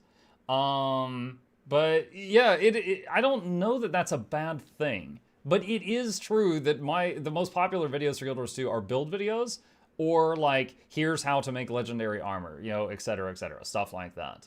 Aren't meme videos usually popular ones? Meme videos do have a place, and they are funny. I will say I do not have any videos. Hold on, you know what? I'm going to pull up my YouTube here, just a second. I'm going to pull this up. Okay, search my content, and search... most views to least views on my entire channel.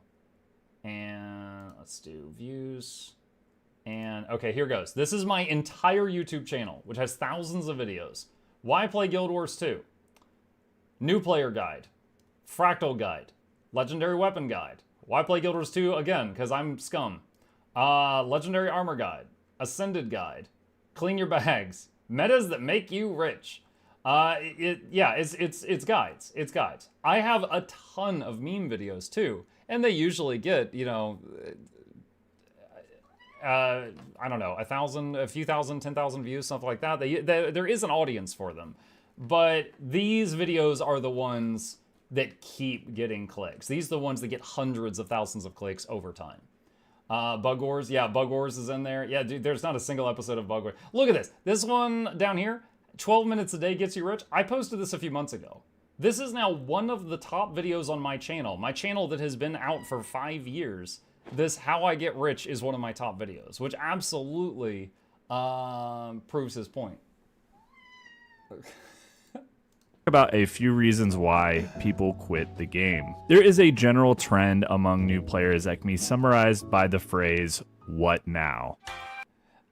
Pausing there, I actually have a video called "You Just Hit Level 80, Now What?" And it is, again, a very popular video.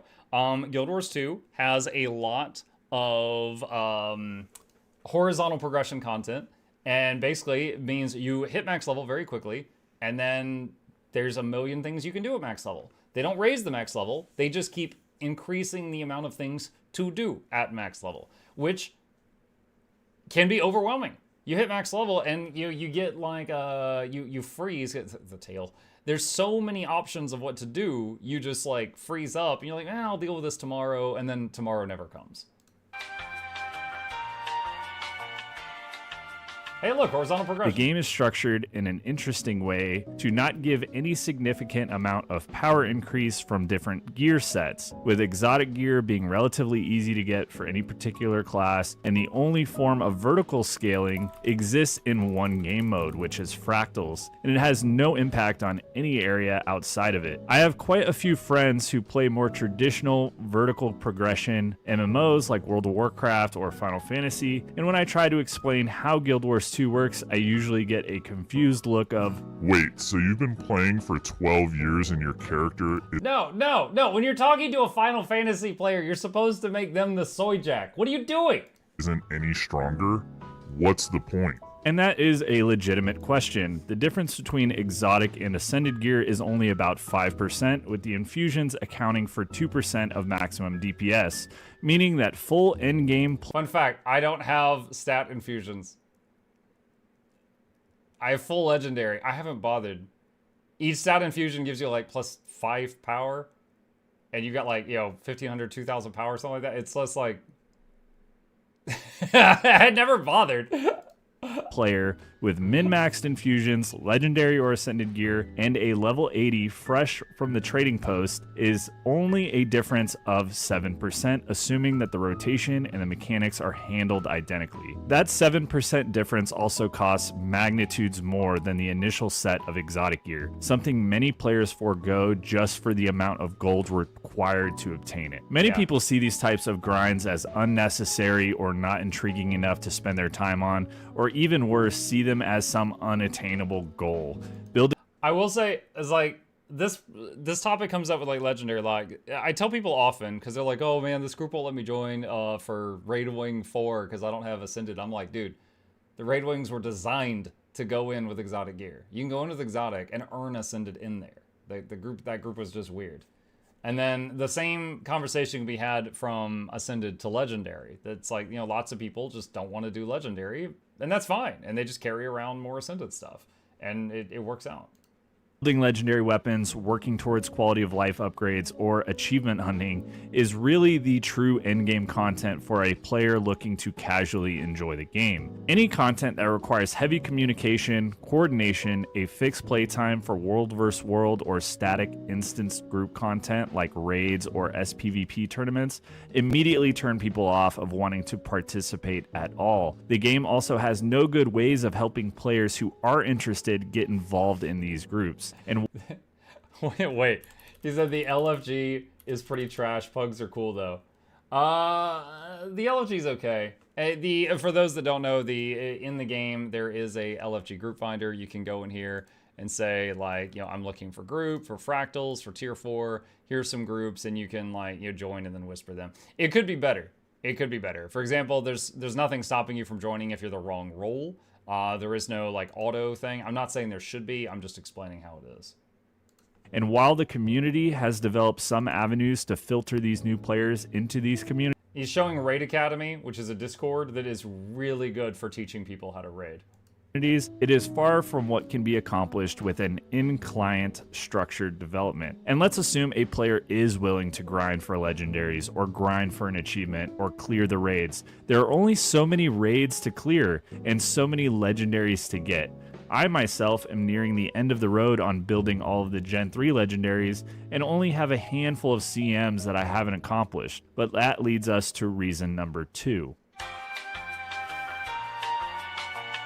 Too much content and too little This content. may seem counterintuitive because you essentially have too much and too little of something simultaneously, and it is directly relevant to the most recent patch, Realm of Dreams, which we will get into shortly. For a newer player, once you blast I'm sure that section is going to be only positive. through the personal story and run around Corteria, if you don't have any of the Living World episodes unlocked, or if you don't have all of the expansions, you are getting thrown into a world of perpetual content. Many of the maps introduced into the game are still lucrative and played in some form. However, So, quick pause to explain that. So, the way that the game works, for those that might be seeing this later and they don't know, like this is the world map right here. Okay, I would say roughly this-ish was the core game. Heart of Thorns added these zones. Path of Fire added these desert zones here.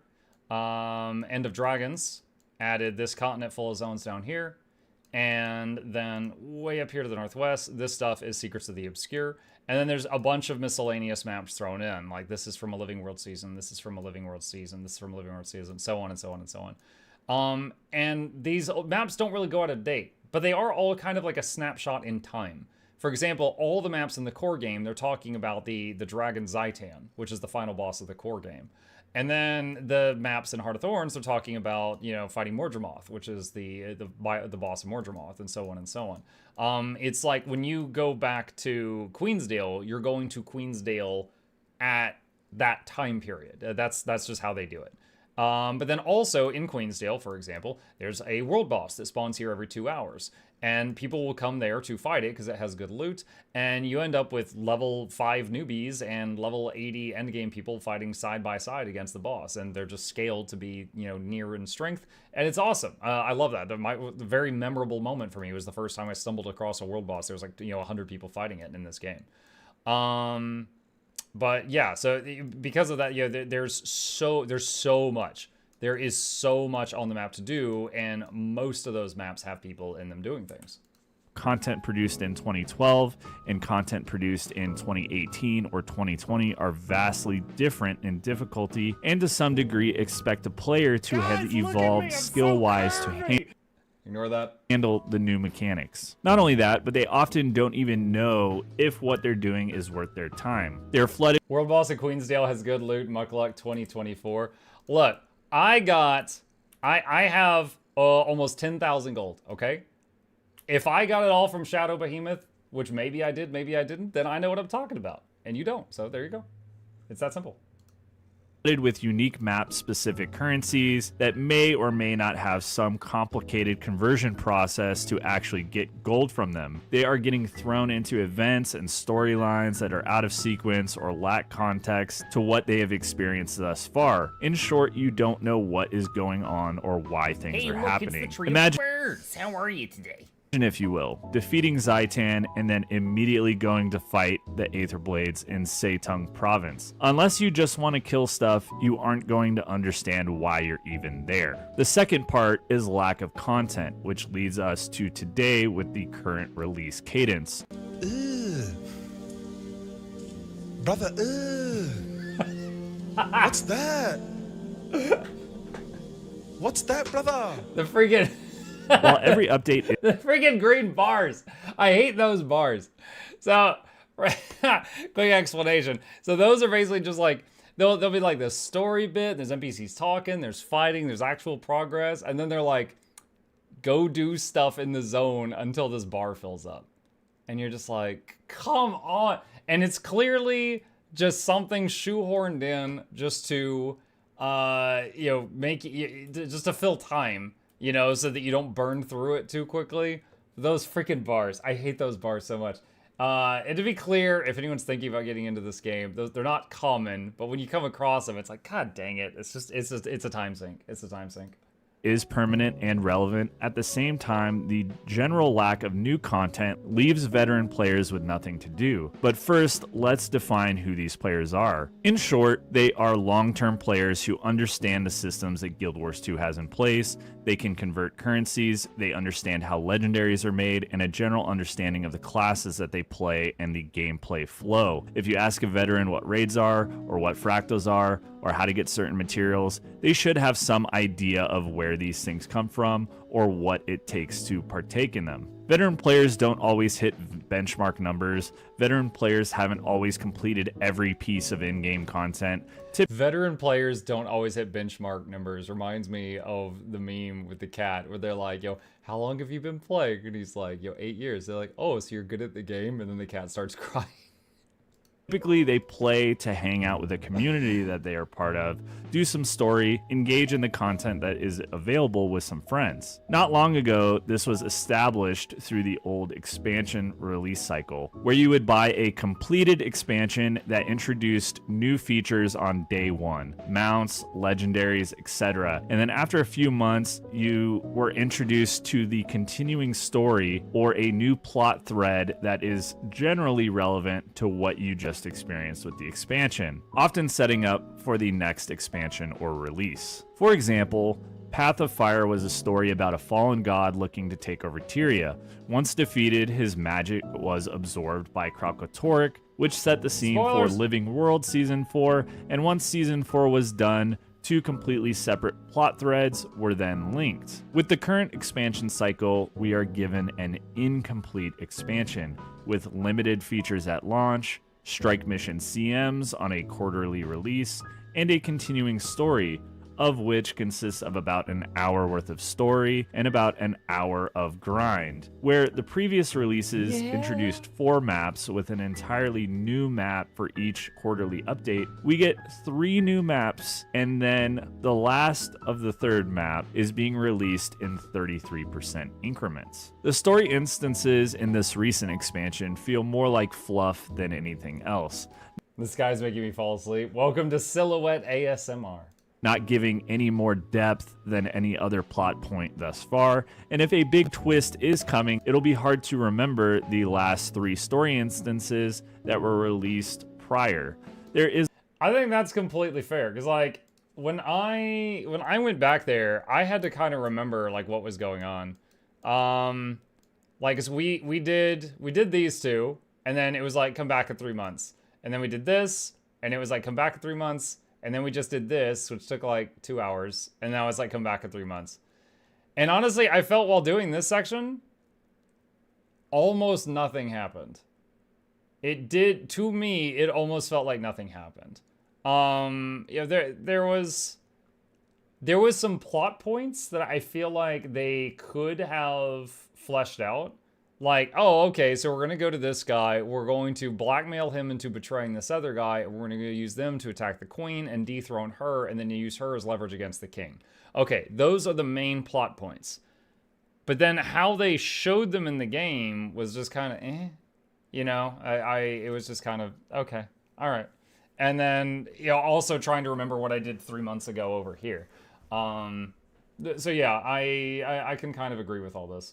Is little to speculate on or any new concepts to discuss as a community, and the current setup is bad guy bad, good guy good. While I'd love to see Patha be a bad guy in the end, it is likely it will end the way all of Guild Wars 2 story has ended, with the commander and her friends triumphing over a shallow villain with no motivations for his evil besides... Oh, hey. Joko had motivations. He was overflowing with motivations. The others, sure. Well, he's a bad guy, duh. As for content features, new weapon releases were nice, and for flavor or RP, it is great. Some specs were big winners, adding a much needed weapon to existing builds, while others feel shoehorned in and useless. This may not have felt as bad if we... I feel like when he said others were useless, he shouldn't have shown Thief Axe, which was benching like 60k DPS for a while, and then they had to hit it with a nerf pad. I feel like they should have shown the NG shortbow. We did not have to wait 6 months before getting to play with them. If they had been released on game launch and then there was a large balance patch that happened 3 or 6 months after that retuned traits, filled in gaps, and really made room for builds for these weapons to function, the game would feel a lot better. But unless your build was already good, the weapon just made it better. Otherwise, it's just an alternative to what you were already running. The last thing I'll say about content releases is about the difficulty of encounters pertaining to the CM strike mission. I made a video about my early thoughts on Dag to CM about the time that it was released, where I had pugged the encounter and got the clear after a few pulls, and have since cleared it multiple times with other pug groups. I stated that I felt that the encounter could have been a little bit harder, but I felt that the difficulty overall was in a good place. Yes, this was an unpopular opinion, and it probably still is, but now that Cirrus CM is released, and we have Cirrus, like the cloud. to take a look at the alternative, an encounter that is balanced so absurdly that the most try-hard groups can barely clear it, let alone go for the titles that are locked behind special conditions. These people play the game to a level that 99% of players will never reach. All right, so to pause here, at the time if you're watching this later on in the future, at the time that I'm watching this video, to my knowledge, 20 people, 2 groups of 10, have cleared Cirrus CM.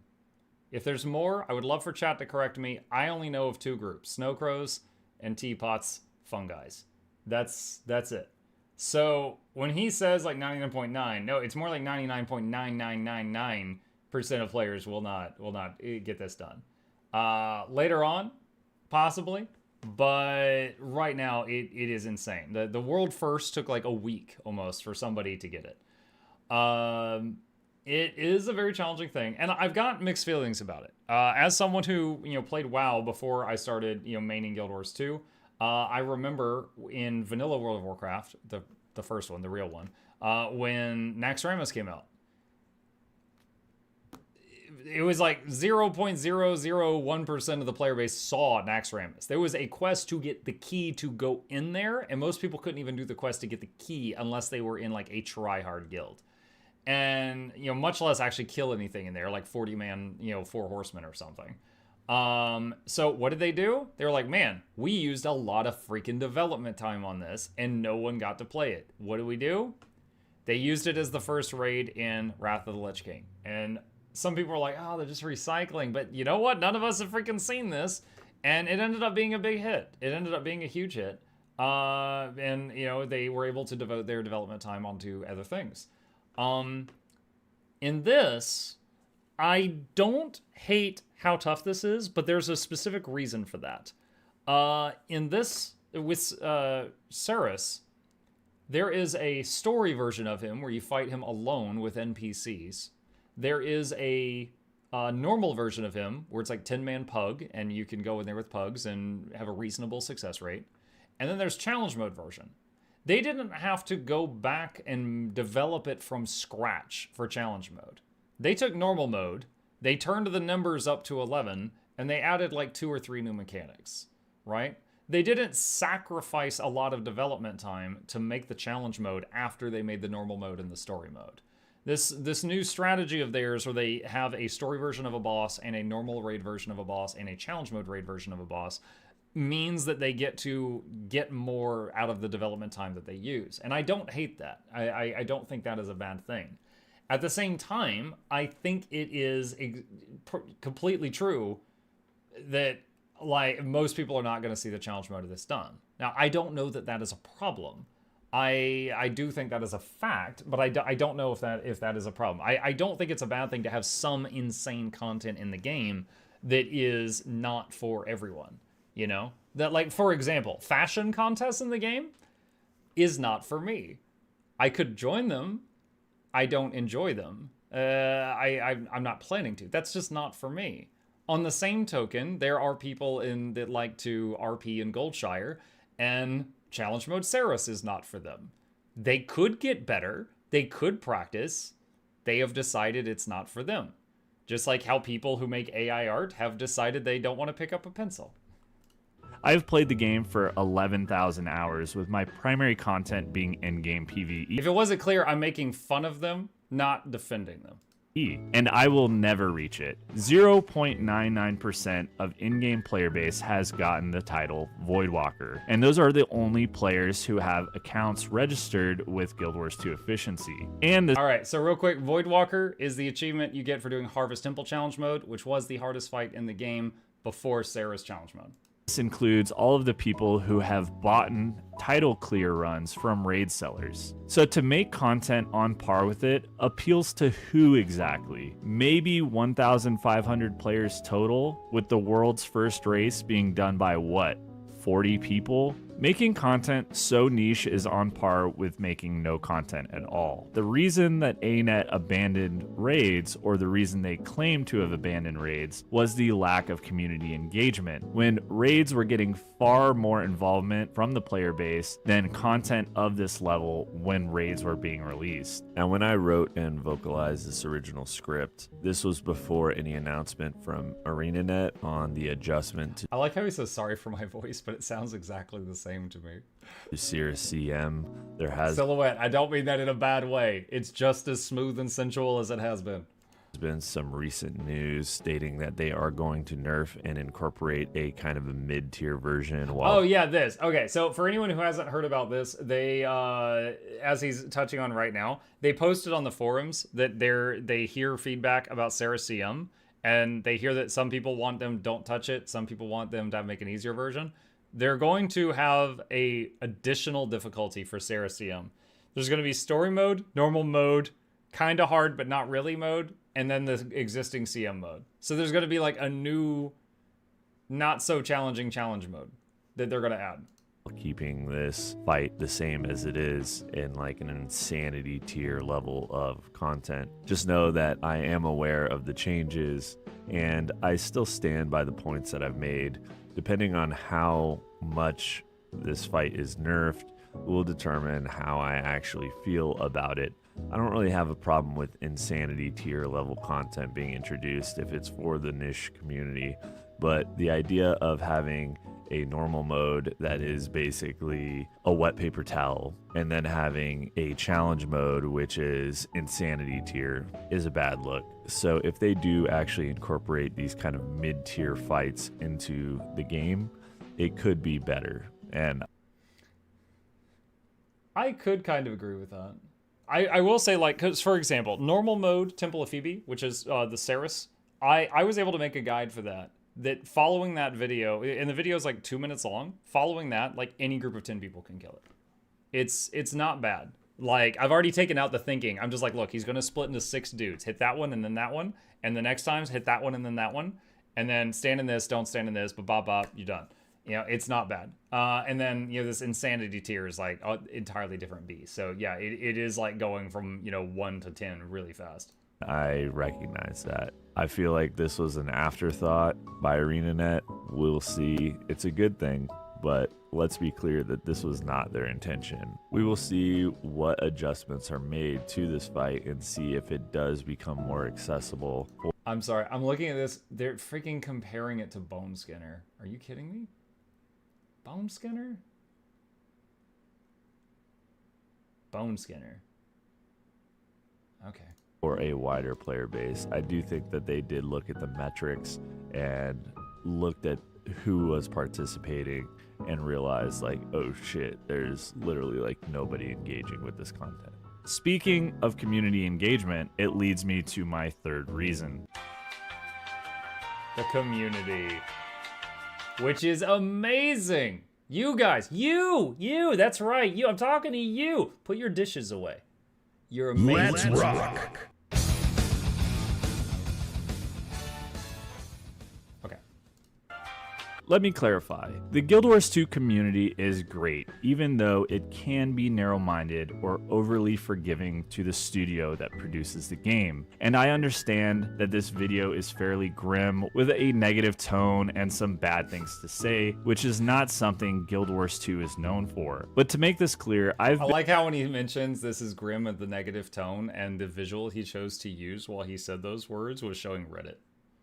been a player since before Guild Wars 1 Prophecies was actually titled Prophecies. I have God Walking Amongst Mere Mortals. I have a 50/50 Hall of Monuments with 11,000 hours logged in Guild Wars 2. I have over 10,000 hours logged in Guild Wars 1, and I absolutely love this game, this franchise, and have and will be a supporter for whatever comes next. But taking a look at the community around the game will help determine why it doesn't get the recognition it deserves. The community has run and established multiple events and pieces of external media to help bolster the interest and intrigue around the game. Some communities focus on training in-game content like Skane Gang or the Void Lounge. Some do little fun events like the Secret Toy Maker. Some people make add-ons or feature packs like Arc DPS or Blish HUD add-ons, and most of these things are absolutely free. The videos that get produced by myself and many other YouTubers or streamers, they make them for free, and unfortunately, that is the problem. Because you see, Guild Wars...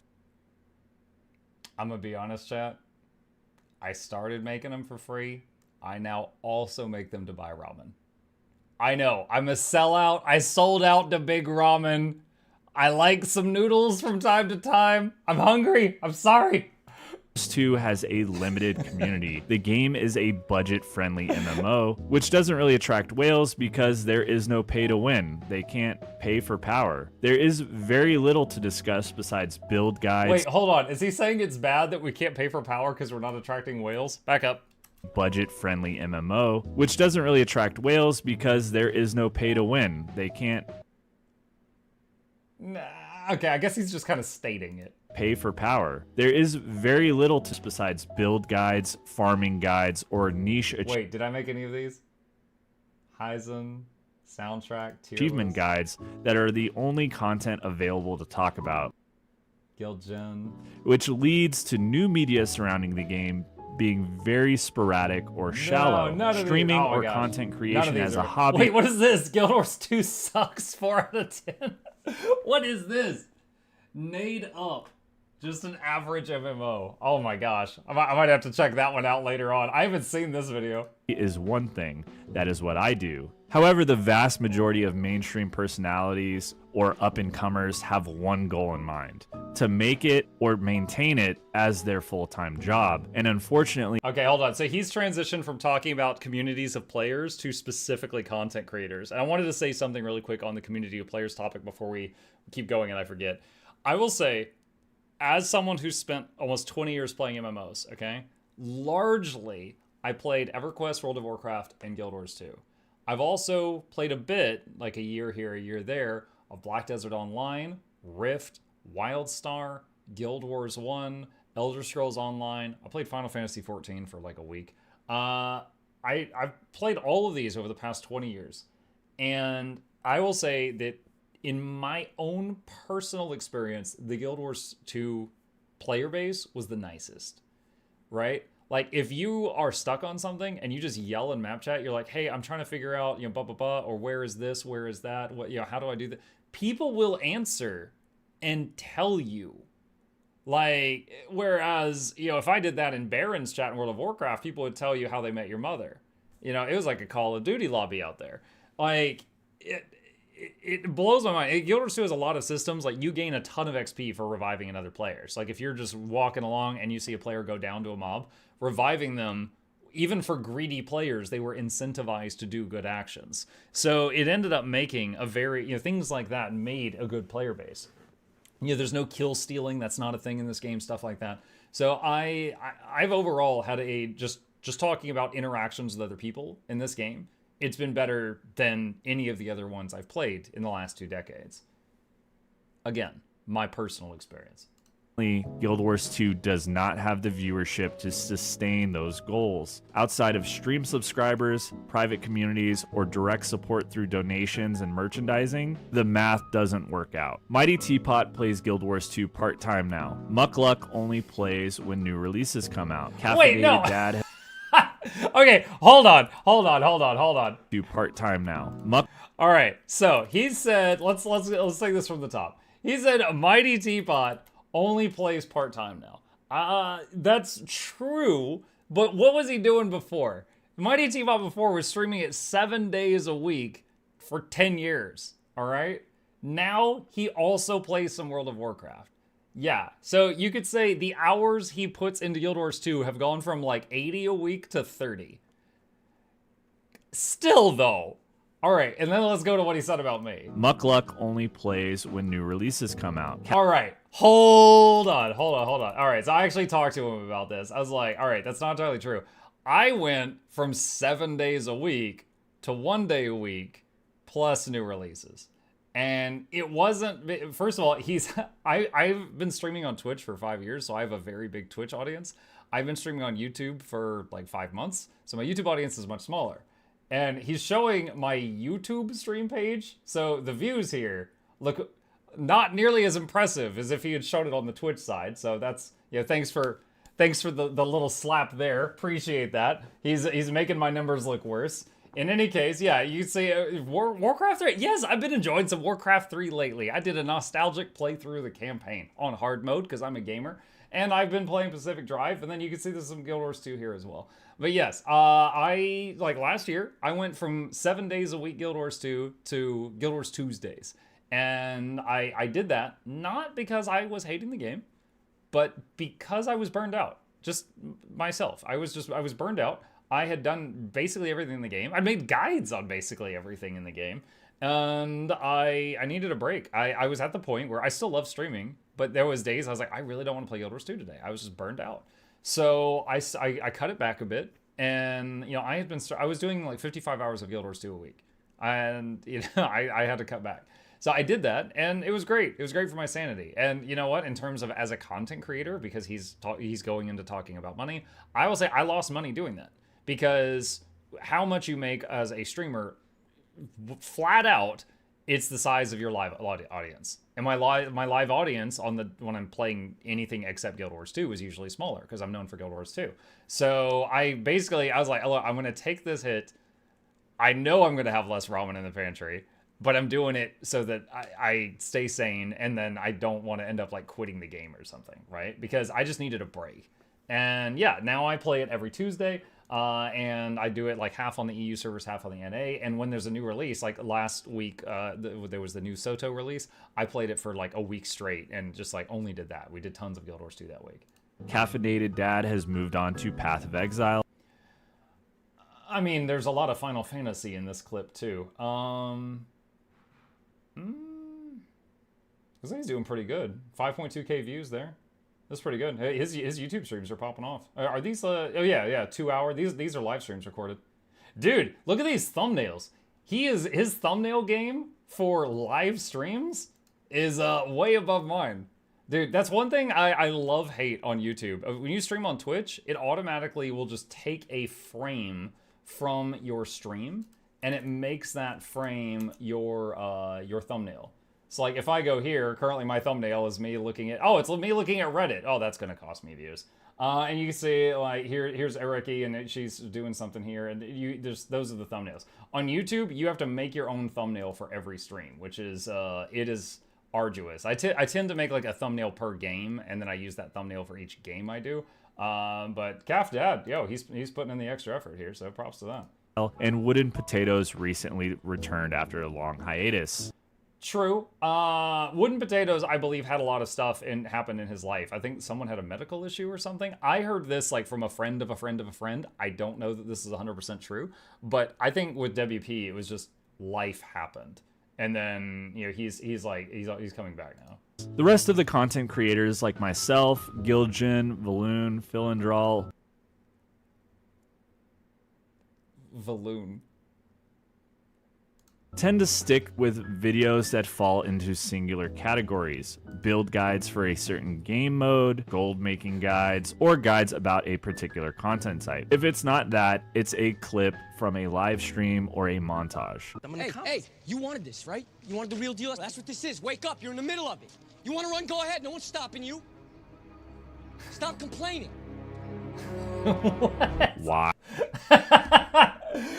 What? Why did it show Basilisk Venom while you're fighting Cairn? Cairn doesn't have any break bars. Why? Well, the answer is easy, because that's what people will watch. And views equal money, and money equals making content creation as a full-time job. Without a visible community of streamers, content... Okay, so again, we're going into talking more and more about the business side of things, which really caught me by surprise watching this video. I didn't, because remember, the video is called 3 Reasons Why Players and Creators Quit Guild Wars 2. I was not expecting to go into this. But that's fine. I got a lot to say on this topic. Creators and so on, it's hard to get people interested in the game, which is part of the reason why things like Serious CM get introduced in the first place, despite only 0.0x% of people actually ever engaging with them. Now, I'll step out on a limb and I'll give you a look behind the curtain of content creation of Guild Wars 2.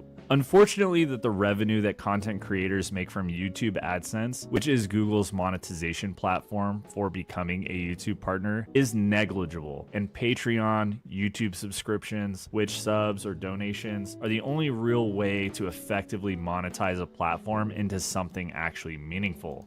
Okay, so he's talking about the business stuff, which I have no problem talking. I usually don't bring this up unless it just comes up in conversation, but I have no problem sharing this knowledge with people. So, I'm not going to give the exact numbers because that would make my wife uncomfortable, and happy wife, happy life. However, I will tell you guys I'm one of the larger Guild Wars 2 content creators. I'm very lucky in that aspect, all right?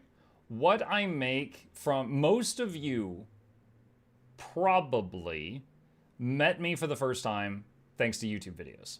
There will be exceptions, but I've done a poll of this many times, and that's always been the answer. Twitch, like what I make from Twitch revenue and YouTube revenue, it's like if YouTube is a 1, Twitch is usually a 4 or a 5, okay? And that's because both of them have ad revenue, but on Twitch there's always bits and subs, and have you heard about Twitch Prime? There's those.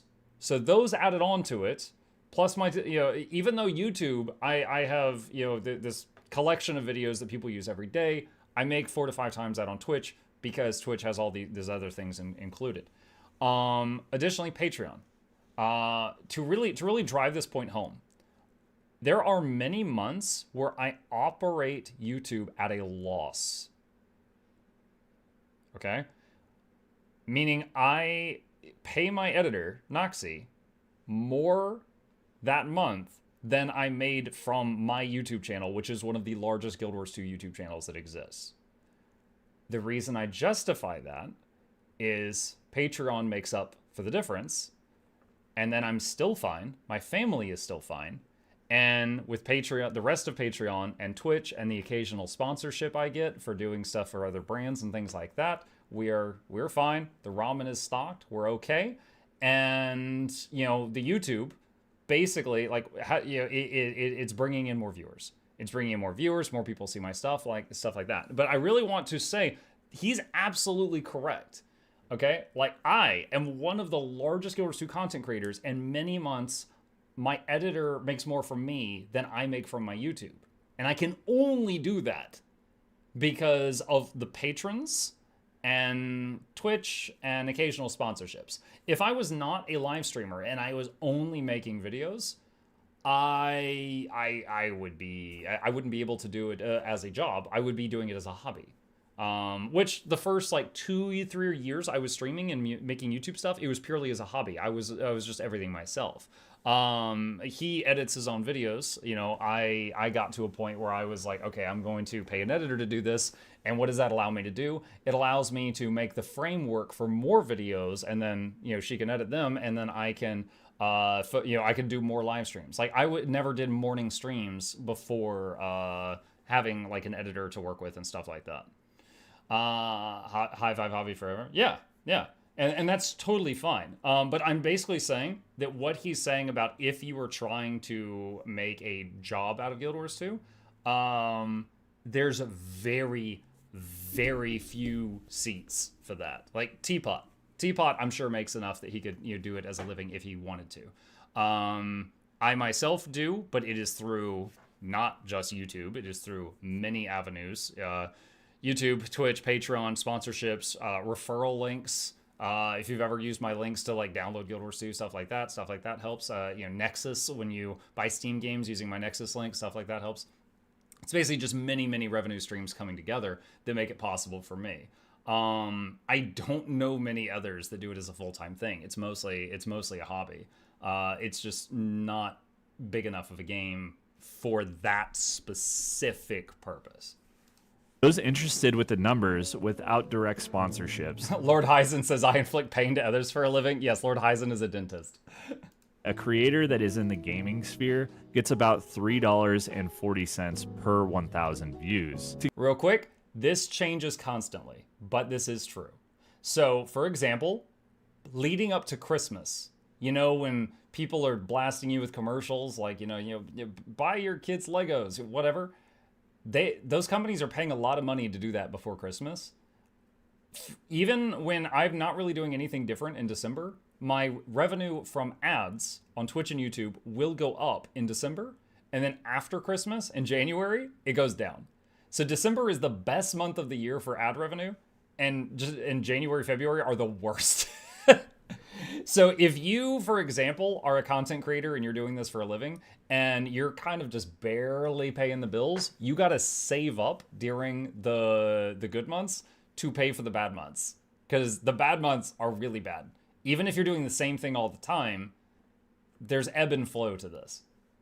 To give you an example, a build video on my channel takes about 5 or 6 hours to create, with longer videos taking longer to create. In California, where I live, the minimum wage is $16 an hour. So assuming it takes 6 hours to produce a video worth posting, it must at least yield a return of $96 to be equivalent to McDonald's. For it to beat McDonald's, each video produced would have to earn at least 29,000 views in the month that it was produced, which puts your annual salary at a whopping $33,000 a year before taxes. And frankly, almost no creator in the Guild Wars 2 sphere draws that attention to their videos. Not Mighty Teapot, not Wooden Potatoes, not Darren's, not Phil and Drawl. My highest performing— He didn't say not Mukluk. There's a chance.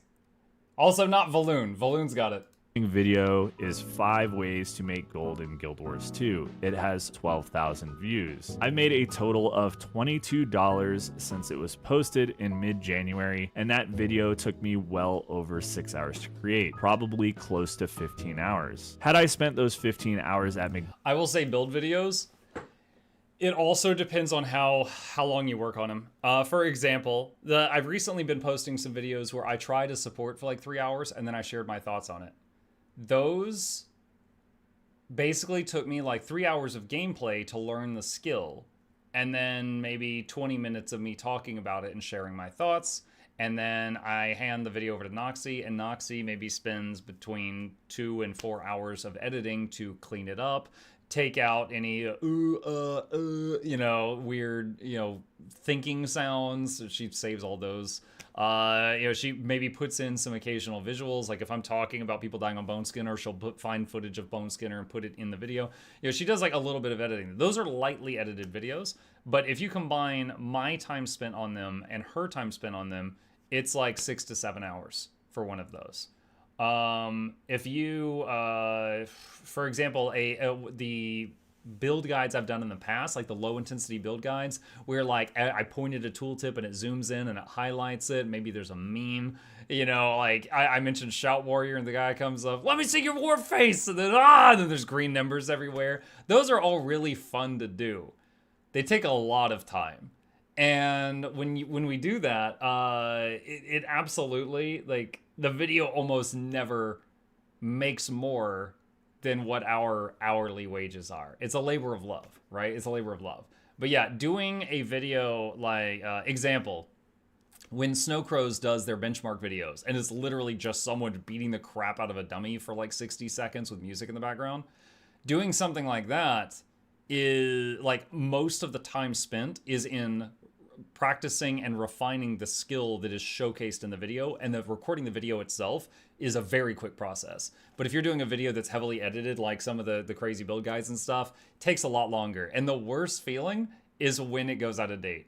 Like the last time I made, like, here's everything I know about how to play Druid, and then like a month later, they changed how Druid worked. And I was like, mother, because the only way that video was going to pay for itself was if that information was relevant for like 6 months to a year. And then it just gone. Yeah, it happens. McDonald's flipping burgers, I'd have $240. Making that video has given me a monthly salary of $7.30 before taxes. And I'm not so inept to think that being a YouTuber or being a streamer is an insignificant or an unobtainable goal, nor do I look down on people who pursue it, especially if you're young, without a family, or you don't have personal expenses. However, I talk these numbers to give you an example. Take a look at the largest creators in the space. Are any of them making enough to support the work that they do? Delta Connected maintains Guild Wars 2's only DPS meter out of the kindness of their heart. Blish HUD. That's kind of funny. Anytime there's a patch and Arc DPS breaks, and they're like, that's where are you? What the hell? And I swear to God, he's always on vacation. I think he looks at the Guild Wars 2 release schedule and he schedules vacations on those days, and then like, Arc is broken for 2 or 3 days. The entire community is dependent on this one guy, this one geek. And I say that in a loving way, and we don't have to get back. Yo, when he quits, someone else is gonna have to pick up the programming mantle. Developers do so of their own free will, and all of the build guides and videos, including the ones that are created at personal expense of the creators doing them. So if the community wants to remain alive and grow and continue to grow, support the creators that you think bring value to the community with your likes, your subscriptions, and your viewership. Subscribing to my channel is free and more than enough support. I hope this video shed some light on why players and content creators choose to walk away from this great game, but as for me, I'm here to stay. Thanks for watching, and I'll see you on the next one. Silhouette Gaming. Yeah, I had never seen this guy's content before this video. This popped up just randomly. I was watching it on my second monitor. I was shocked to hear my own name dropped, and I started paying even more attention. And honestly, I think the title was definitely a little bait-y, but, you know, honestly, that's a good YouTuber, so, yeah, whatever. I thought it was pretty good. I'm going to link it in the chats. If you guys enjoyed this, you know, be sure to hit the like button, subscribe if you want to see more of his stuff. He does have a lot of build guides and stuff like that. I'm going to watch more of his stuff in the future, but yeah, I asked his permission to do this. He said it was cool. You know, I just wanted to share my thoughts. There was a lot of stuff there. Talk about the community half, the first half of the video, I'm inclined to agree with most of it. Especially like the stuff with Soto. Soto has been fine. I personally really liked the strike missions, the convergences, and the new weapons. Living World Season 4 is my favorite story. There was a lot of depth to this story. This Soto, in a nutshell, has been basically like, you know, we find out what Zoja's been up to. That's cool. There's wizards. Okay, that's cool. They fight demons, the secret underworld. Okay, that's kind of neat. And they're like, we need help. I'm like, okay, I can help. Hey, I got a whole army at my beck and call. You want their help? No, just you. Okie doke. And then we have a bunch of like near-death experiences. We do yoga on top of Amnitas. Zoja fries her brain. And then now demons are our friends or something. And it's definitely, it's all right. I got no hate for it, but I definitely don't love it as much as like Living World Season 4 either. I do love when he said Valoon. Yes, I do love when he said Valoon as well. Yes. Valoon seems to respond to comments. He does. Yeah, he does. If you go down here, I had a conversation with him down here in the comment section. And then you see like there's a reply, there's a reply, there's a reply, there's a reply. Yeah, he is responding to comments. Muckle, the content creator aspect is nice, but my mind goes to the days of early Blizzard. There was none of that, yet those games survive. Part of me thinks it's a bit overblown IMO. I don't think he was saying... Haggard, thank you for the raid, buddy. I appreciate that. I don't think he was saying that it's a requirement. I think he was just talking about the troubles that he experienced as a content creator. Now, I will say there is no requirement for ArenaNet to make any changes to Guild Wars 2 in order to make life easier for people who choose to make content creation a full-time job. That should not be a factor for them. For example, if they were like, oh man, we should rework Druid, but Muck just made a Druid guide, this will make it go out of date, so let's not. No, that'd be stupid. Do whatever me making videos should be a non-factor for them unless I put a bug on blast and they're like, oh, hey, I just noticed this bug in this Muck video. Maybe we should fix that. Yeah, that's the most I could hope for with that. They should not change what they're doing, just for content creators. However, I think it was fair that he showed that stuff. Definitely caught me by surprise that he did. Especially here, I live in the USA. People are very there's like a stigma about talking about like your earnings and stuff like that. I hate it, but it is a thing here. So it definitely catches me by surprise when that topic gets open, but I'm happy to talk about it in general. See if there's anything more I have to add. I think I said most of what I wanted to say during the video, but yeah, it was a pretty good video. It was a pretty good discussion, I think. And I'll have his channel linked down below if you haven't already seen it. Be sure to like and subscribe to his stuff if you haven't already, if you want to see more of his content. And I think that's it. All right, cool. Thanks for watching. All right, awkward end to my YouTube video there. Hi to you. What's up? That's just done so folks don't find out how much the company is screwing them over financially. Yeah, but it's become like a culture thing in the US. The troll face at Depressed TV makes me not watch the content. Yeah, I am kind of surprised he uses the depressed guy as his logo, but what are you gonna do? Soda was a combination of an expansion with a Living World season. It's like half of both, yeah. I believe we have PTSD as the commander lore-wise. We only know fighting death, destruction. We can't assimilate back into normal Tyrian life. Yeah, but don't you remember during the event at Giala Delve, we solved all our PTSD with the power of friendship. We just blasted through all of it. Yo, we did PTSD solution any percent speedrun in Giala Delve. Honestly, I loved the part where we found out the commander was wrestling with his inner demons. Metaphorical demons, not Kryptos. And I kind of hated how fast they solved that. Even the... Wait, what? I don't know what that is, Jackals, and I'm afraid to ask. Okay, hold on. Noxxi during the video said I sent Muck a thing. I made this for your Lear meme.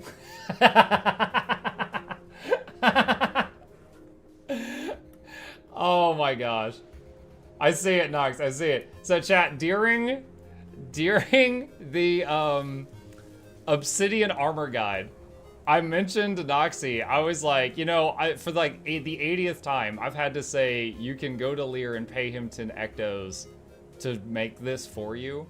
And I was like, if you could think of any guides that show that Lear is just cracked out on ectos, please, throw that in there.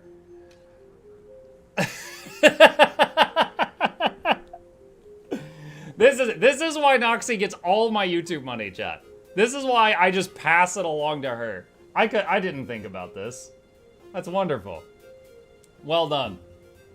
That's where the editing dollaroos go.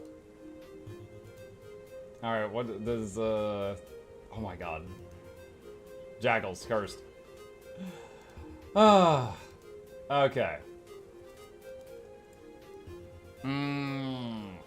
Noxxi, if you're still here, I need to know if I need to prepare a thumbnail.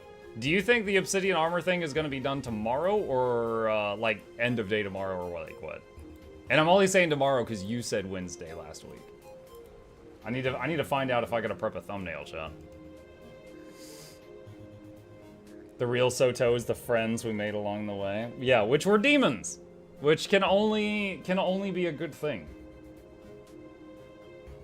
Muck, can you watch the Guild Wars 2 Sucks video you saw earlier? Oh my god, what was that one? Very likely done tomorrow late afternoon. Probably when you start your normal stream. Okay. There's something to do. What was that video? When he talked about... Hold on. I'm trying to remember when he talked about the different content creators. Oh, wait, not have the viewership, stream personalities, or up-and-comers have one goal in mind. To make it or maintain it as their full-time job. And unfortunately, mind. This majority of mainstream... Ah, here. Guild Wars 2 sucks. Just an average MMORPG. Alright, hold on. Who is this? Nade Up YouTube.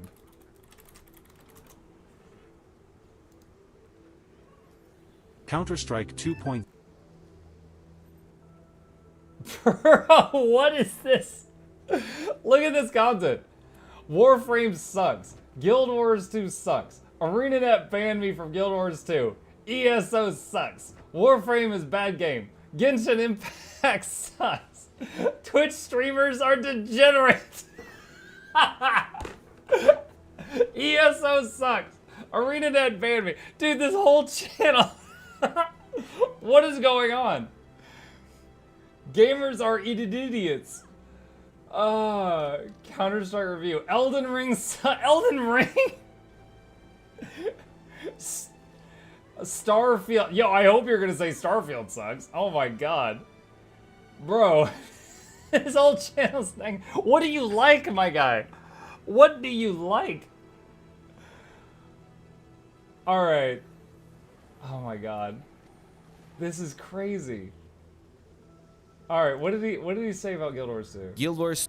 Okay, I don't know. If this is like really vile language, I'll put a pause on it. I don't know what I'm getting into here. Alright, Guild Wars 2 sucks. 2 is an average game, really nothing special. So I don't care about satisfying YouTube algorithm, so I'm just gonna say it how it is. Combat is a mess. There's just thousands of circles on the ground. You will not know what is going on. You will just... The red ones are bad. Spam your attacks hoping to be combined with their effects, whatever. As soon as you're low on health, you might die, you just dodge, and basically there's no brains to it. As soon as you dodge, you're invisible to the incoming attack. Invincible, not invisible. So it could be just like the comet hitting the earth. If you dodge, you're fine. World versus world, that's basically Zerg versus Zerg. You will just have a lot of people following one guy and just using AoE skills, hoping to tag people that's and get like rewards from. I'm still hoping for a World v World weekend where they turn on unit collision. Like, you know, imagine a Guardian does a bubble and there's like 5 people in the bubble and everyone outside is screaming and banging on the side to let me in. I want to see a unit collision World v World. Current World v World, it looks awful. From those kills, it's that easy. If you try to walk alone, maybe some guy will tag you that will immediately slow you down. You're immediately a snail. And the rest of the party will catch up and just kill you. It's true, the mages can polymorph snail. They just turn you into that. So that's the thing. In those group fights, your FPS will go drastically down, and there's nothing to it. You just wait there and spam. You don't have to be on TeamSpeak, on Discord, or any of those apps. You don't have to be in any contact with those people at all. It's true. It's true. You just follow the tag. Yeah. When he rolls, you roll. You just follow the point on the minimap and that's it. That's the game. Leveling is very boring, so there are main missions which are okay, but the rest of the things that give you XP are really tedious. Yeah, we use Ventrilo in this community. So basically you have those hearts. Those are the usual quests like in any other game. You just don't have to accept them. You know, the usual, kill 10 pigs, fetch me this, whatever. There are a couple more things that give you experience that don't require anything to do except you walking towards them. Those are waypoints, points of interest, and vistas. Story is whatever. I mean, you will just find yourself saying that whatever. Who cares? There's a big dragon coming. I don't care. You also won't care about any of your companions and heroes. It's just nothing to it. It didn't really catch my attention at all. Living World, those are just bosses on a timer. That is it. You have a couple... What? That is not Living World. This is not even... None of these bosses are even from Living World. Quests that trigger on other events. That's all. They're probably boring and people like, can somebody please finish this so we can kill this boss? That is it. Way too many achievements. They're way too many. That's just like the laziest. I would think that this script is AI generated, but with the amount of times it said whatever in it, I'm like, I don't know. Thing a developer can call content. Okay, it takes me... Okay, listen to this, guys. Create a character, run from the beginning of the game without using waypoints to the end of the game and back. And you will get an achievement, the Great Runner. And people will spend hundreds of hours I don't think that's in the game. On this that takes no effort to create at all. I think this is just to abuse those people who have those problems where everything has to be perfect. So you're always gonna... Joke's on him. That's not an achievement. And people have done that, though, just because they want to. Feel like your character is not complete. You're gonna spend hours and hours trying to complete every single achievement, which is just pointless. As for PvP, it's kind of just there. I don't know what to say about it. I tried it. It's, you know, I mean, you can take it seriously, but I wouldn't really recommend. My experience was you just spam stuff, you walk around. Sure, you can get good at it, but to me it didn't have the appeal because there is no really consequence to you making a dumb move. You can just walk into there is. You give the enemy points. the group of enemies and just use a couple of skills to escape. That's you shouldn't be able to do that in my book. Anyway, you shouldn't be able to use skills to escape. Good things about Guild Wars 2 are fractals, dungeons. I think they are okay, and I would highly suggest if you want to play just that you buy any of those expansions and just boost your character to level 80 so you can skip all of this nonsense. What? What? That was so stupid. Why did you make me watch that? I think I'm dumber for having watched that. Ugh. That was something. He's like, yeah, it's a PvP. It's a thing, I guess. The pudding and the popsicles. It's just like, okay, all right, Cosby. Now the vid where ANET bans him. Did he actually get banned? I forgot about that. Hang on. Let's see. ArenaNet banned me from Guild Wars 2. 1 minute. The truth is a horrible thing, and it seems ArenaNet already took action. Even though I lost my account, that will never stop me to speak the truth. I don't like to explain myself to the audience who can see the obvious. I know who I am. I know I'm not a people pleaser because I fail when I try. That's why I want to help. I really believe that we need honesty and truthfulness. Only then we can reach prosperity in the gaming industry today. More frankness, and I just look at it as it is. And don't lie to yourself. Be fruitful and multiply. Just look at Be fruitful and multiply? He just wedges that in there.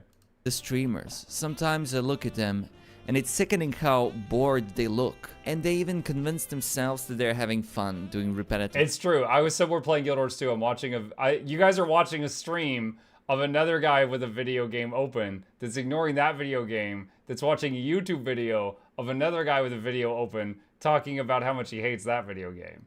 So yeah, we're all very bored here.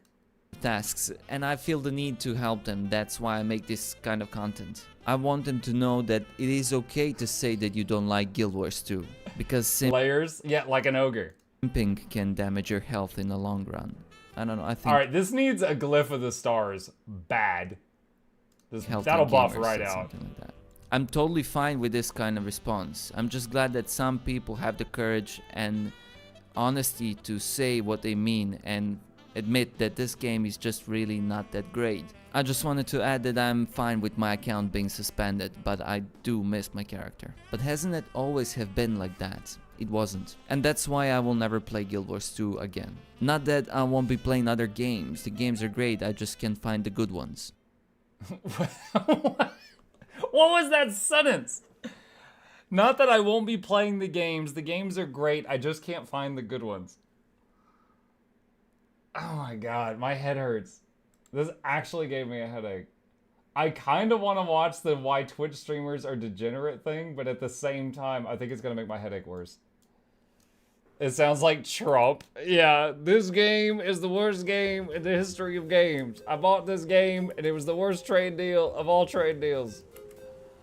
Who was that guy? That was Nade Up. N-A-D-E-U-P. Where's my character? Misslock. There's a link to it in the chat right now. The guy got asked to change his offensive character name, ignored the warning, and got banned. Proceeds say he wasn't contacted me for whatever reason. Yeah, Sander, I could immediately tell whatever he got banned for, it was not for the first video. I was like, I don't know what this guy did to get banned. I'm guessing he was just screaming, you know, profanities in PvP or something. How to get Mistlock is this part of Soto? No. Mistlock Sanctuary passkey is occasionally on the gem store, and occasionally short versions of the passkey are given out during like Amazon Primes and stuff. It's just a very handy town that is way up in space, and it is my favorite town in the game. There's a link to a review of the passkey in the chat right now. Yeah, the be fruitful and multiply bit. Whatever. Whatever. I gotta buy an expansion to Dungeons and Fractals. Yeah, that was news to me too. I didn't know about that. I was not aware. You can also get 2 passkey for Blank Lines headshots, I think. Alright. Let's do some content creation. This is content creation. Chat. So the wonderful Noxxi is going to be finishing editing the guide to Obsidian armor very soon. And I gotta have a thumbnail for it, which takes like 10,000 years. I hate making thumbnails, chat. So we're gonna do it live. Let's see, thumbnail template. Yes, wonderful. Yes. And then, you know, hopefully it doesn't say something like Valoon in the video, and then I have to send it back for revisions, and then we get the actual guide on like Friday. You know, hopefully everything's fine on the first time. By the way, this is this is the last thumbnail I made. I saw a new video, why Mistlock is the worst town ever or whatever. Yeah. Alright, what do we got here? This one is a masterpiece. I'm pretty proud of it. I couldn't decide which Bender memes to use, so I used all of them. Alright, let's get rid of that. Get rid of Bender. Oh, Noxxi, I couldn't find your remember you made those high definition images of all the Boon icons? I was looking for them the other day and I couldn't find them. And then I just used, this is like the actual Boon icon from the game cut out and blown up. That's why it looks awful. Alright, get rid of the Woolbender one. Okay, I have a drive link. Necromancer Obsidian armor from Guild Wars 1. Obsidian, wait, what? Obsidian, you say? The Minecraft block texture is mandatory. Mandatory. Alright, hold on. First of all, isn't there already art of the Obsidian armor in the game? Or, where is it?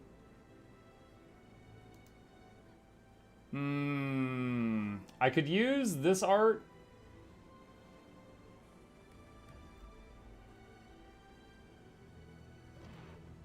Trying to decide, what do we want for the background?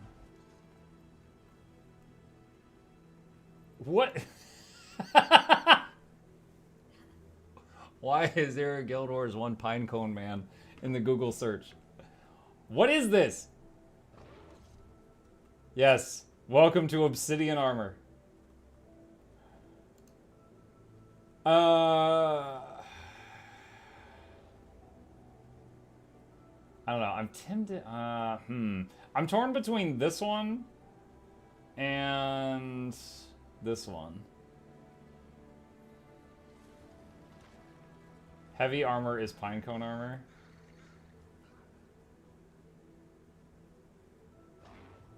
Wonder if I could use this as the background and have the others in front of it?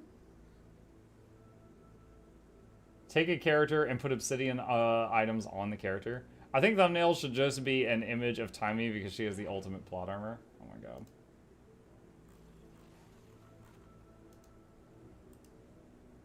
Hold on. We're gonna mess with some ideas here. Good morning, you chat. Hello, this is Onyx. Why not take a beautiful picture of your cute community wearing the armor? My cute community? My cute community.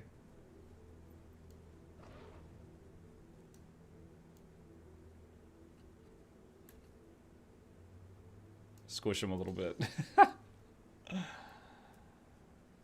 Oh,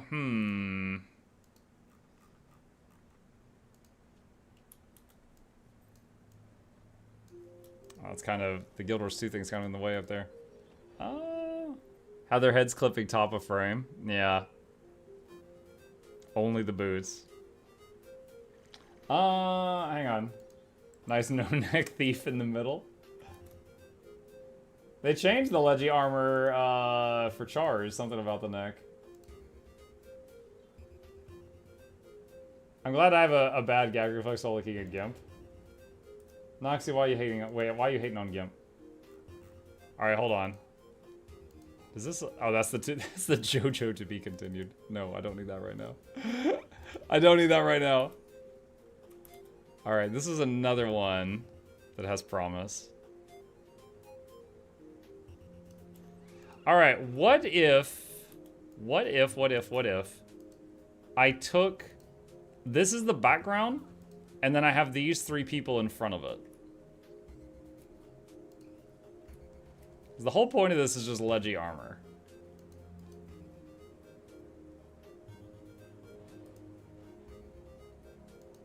Let's try it and see what happens. Oh, that's gonna be difficult to cut those out. I'm gonna try some tricks here and see if it works. Delete all of that color. Delete all of that color. Delete all of that color. Delete all of that color. That will take chunks of his armor.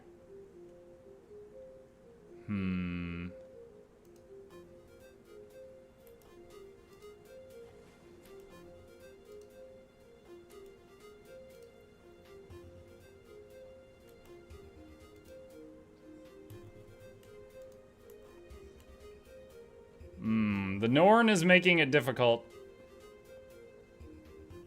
All right, let's see. Eraser.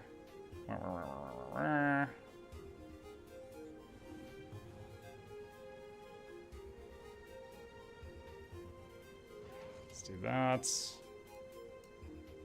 All right. It's like this. What is that? Okay, delete that. What are we left with? We're left with this purple stuff. Hey, Sunny D, all right.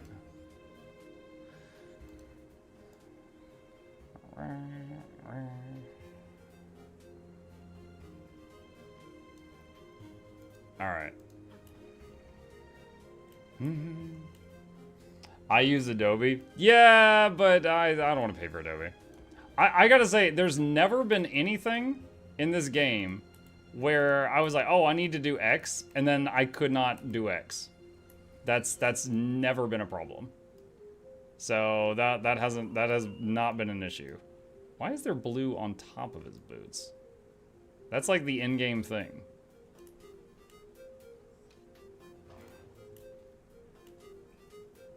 Adobe is a ripoff. I got no hate for the Adobe product, but I'm not gonna pay for the Adobe like service.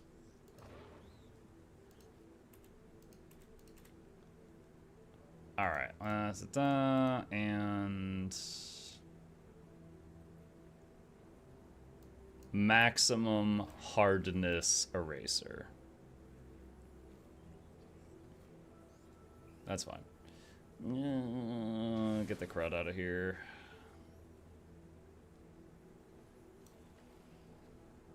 Now I'll probably do like a white outline around the foreground people.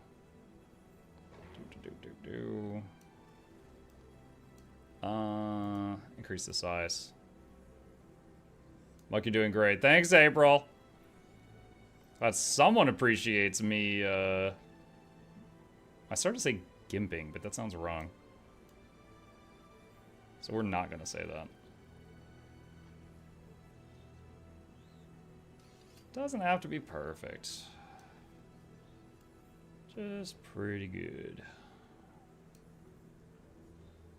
What is that? Get that out of here.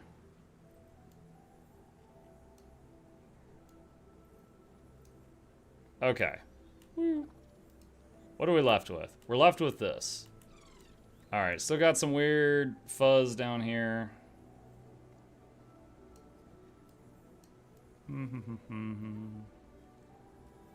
Get all this out of here.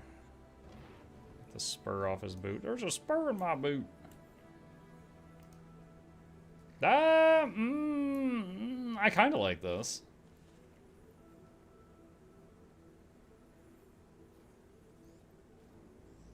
Oh. We cut off the Char's foot. Hold on, sorry, Char. I forgot that's part of the foreground, not the background. Alright, that's fine. Alright.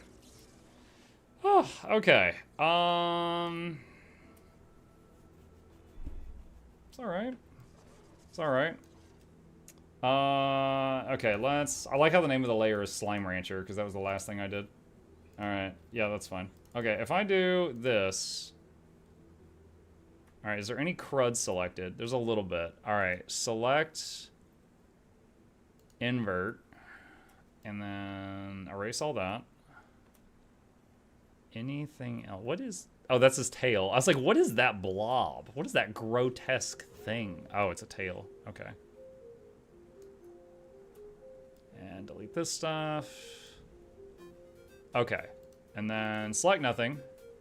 And then image... Wait, what is it? Select invert. No, I did that wrong. Right click, alpha to selection. All right, that's the outline here. All right, select and grow selection by 5 pixels.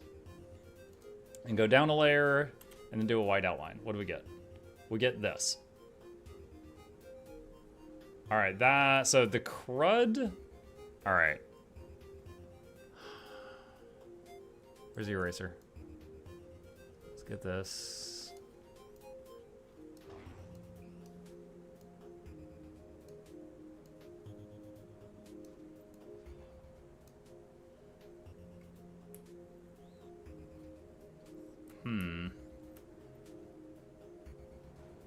All right.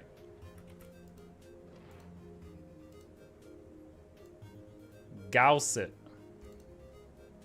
I love that. I love gaussing it. We're gonna do that. And where's the eraser? Get rid of the weird gunk that we ended up with.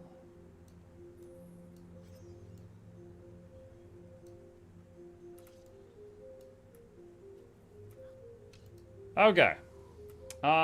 Mini Muck uses a better art program than Muck. Coffin says, does it make sense to save gold to buy unstable Cryptus motivations plus unstable Cryptus essence coffer to bypass the ridiculous grind of rifts and how much you need? Cryptus motivations give extra if you have them, but they also give a huge amount of gold to make, so why not bypass all the grind? Coffin, I've not chased that theory. I have no idea. You would need to look at how much gold it costs to buy, like, I would say, like, buy 5 motivations and coffers, and then open them and see how much you get. Write down how much you spent, how much you get, and see if it's worth doing en masse. I have not tested that. I do not know. Alright, so we end up with this. I kind of like this so far. Now we need to add some text on it. And we need to... Hold on, I'm going to, let's do a new layer group and put this in here and put this in here. All right, so now I can move both those layers at once. If I want to. I'll just like some gunk off the bottom of the screen.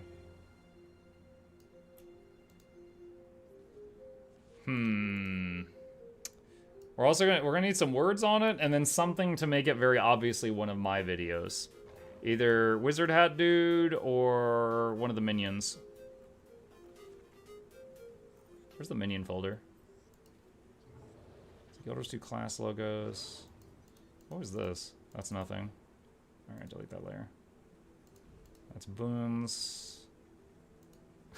That's me. Minions.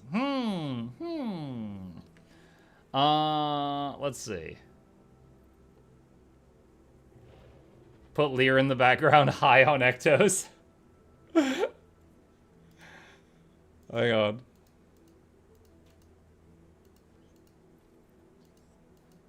Mouse nibbling the armor. Hang on. What did I do for the old Legend armor? Man, that was so long ago.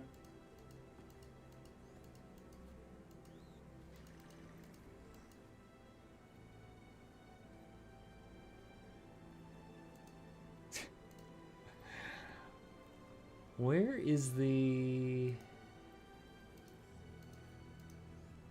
Not dancing. Dang it. Where's the presenter one? That one.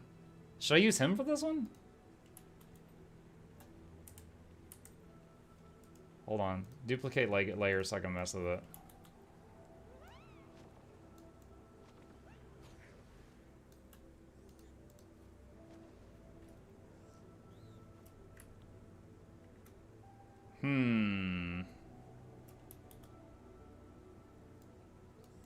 Wow. Look at these!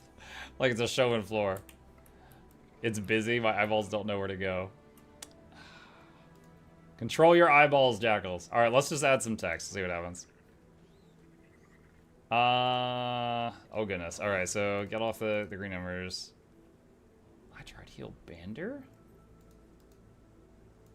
Alright, let's see. Oh, I can't edit that? Alright, fine. Just delete that layer. Alright. What did I name the previous legendary armor guide? How to start your first legendary weapon. God, I made this so long ago. 2019 is when I made my first legendary guide. January 2020 was this one. How to start your legendary armor set. PvP, World v World, and raid methods. Man, I'm already going harder on this thumbnail than I did on those. That's for sure.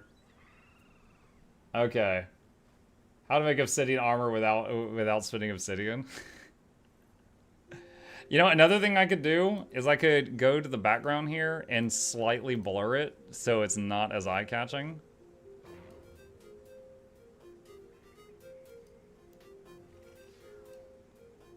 I could do like that.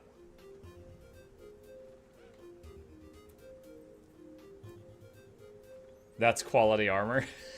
Maybe have my guy in the corner that says, that's quality armor. The char is too high. Yeah, the original picture, the char is on an incline. So it's like that. So I could possibly cut him out and move him. But let's get the text in and see what happens. Alright, so hold on, the text.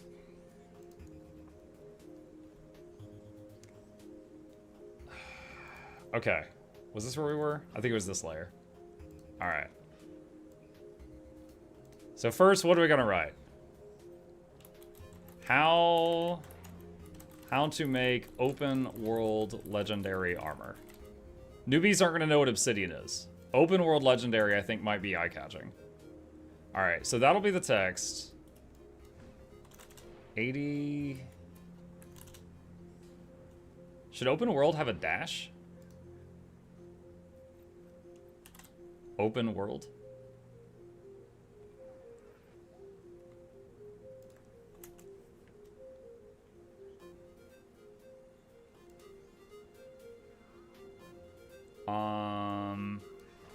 Guide to open world legendary armor. No dash? I like how Shin says yeah, Killen says no.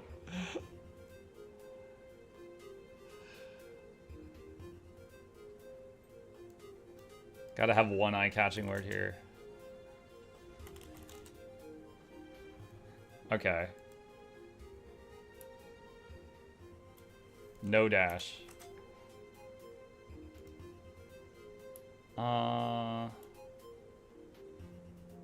There's no ambiguity since open world and world armor are the same thing. Wait, what?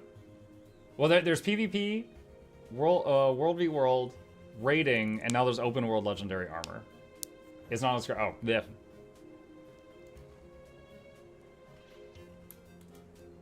All right. So probably have the text down here by their feet.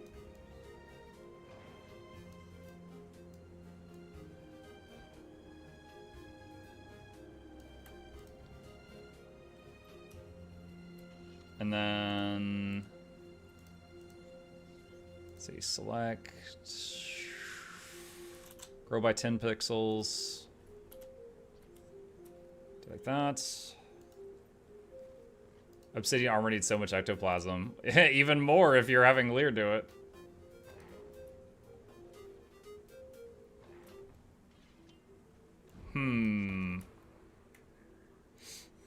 All right, and then we always take like some word in it and make it pop more. And the rule of movie posters is have a yellow to red gradient somewhere. They always do this.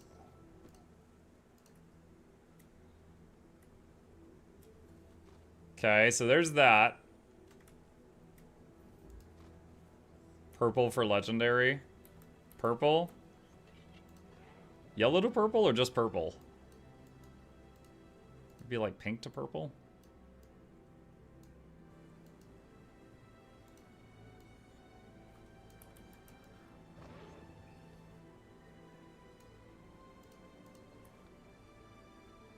Like that?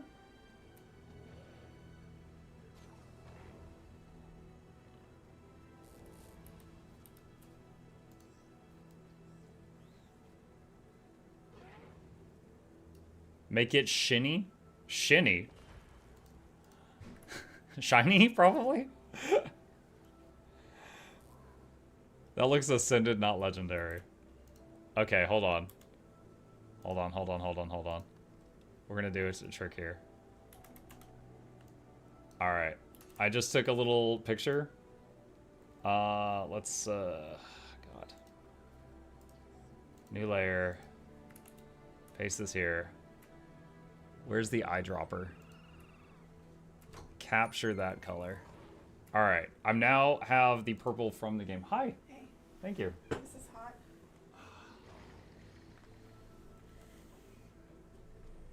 Appreciate it.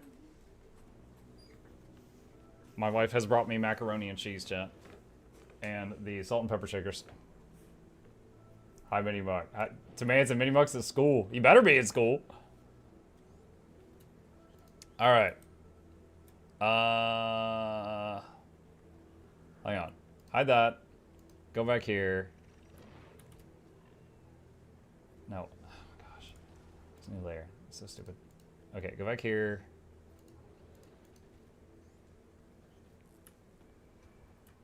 Wait, is that... Ah, shoot. I'm gonna have to undo all of this. I hate it. Okay. Now go here. New layer. Paste. Oh, actually, I don't have to paste it. It's still on the color wheel. All right. All right, that is from pink to purple. I don't know if I should do the gradient at all, or should I just do purple? Hold on a sec. Where's the bucket? If I do the bucket, I have to do them individually. Oh, wait, no, that works. I mean, it's certainly not shiny. That is the in-game purple. That is the in-game purple as it is right now.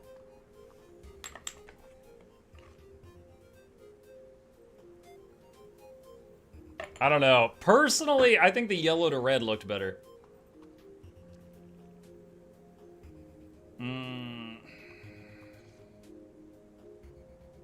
Make the text stats swappable?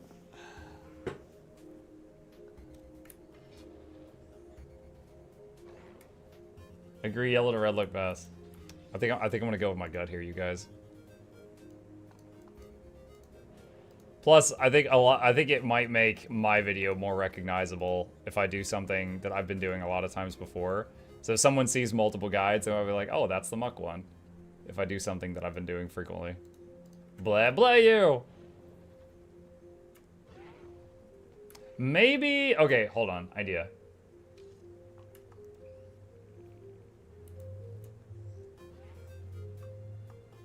What if I give it a purple glow?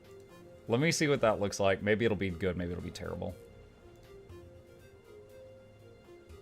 Is this layer doing anything? I don't think this layer is doing anything. Alright.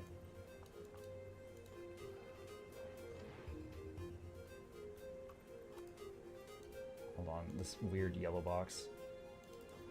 Alright, delete that. Alright. Your food is getting cold? Actually, it's really hot right now, it's fine.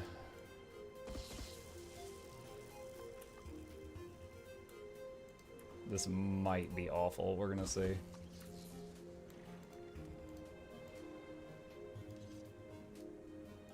It looks like it's got some lipstick smeared around it.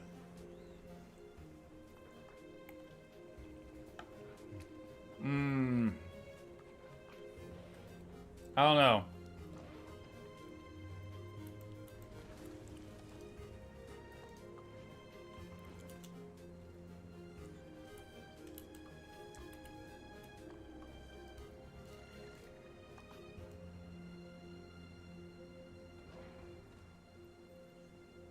Meh, there's too much.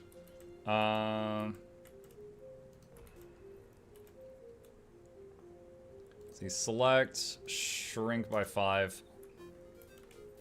Oh god. There we go.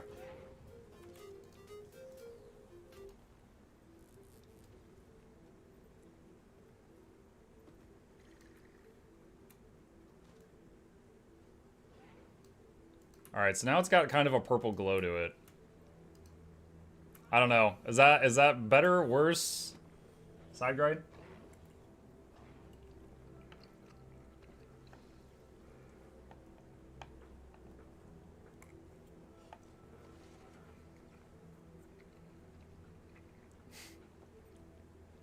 I would click it. Looks okay and it fits. Alright. So Easter egg time.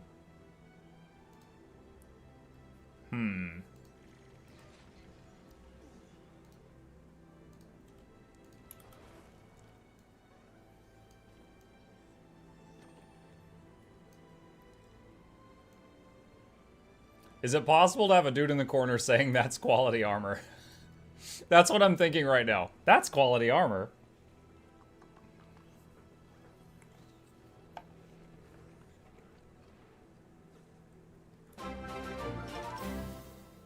I don't know. A word bubble would take up space.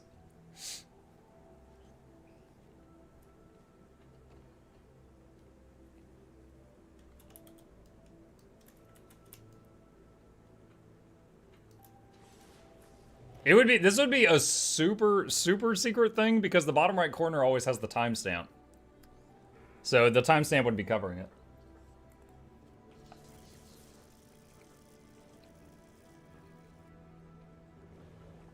Not enough red armor. Guide to quality armor. Cover it in lanterns. Covered in ectos. Alright, hold on. Let's scrap that. You know, this guy looks like he's looking at her. Maybe we just give him the thought bubble. Like, that's quality armor. Like, he's looking at her. Alright. Word bubble PNG. Oh, wait. Thought bubble. Do you have any news about Obsidian variants? Only that they're going to be flashy, have special effects, and more die channels.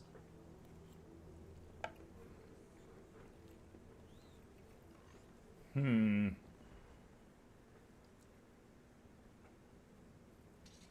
looking at what space I've got here.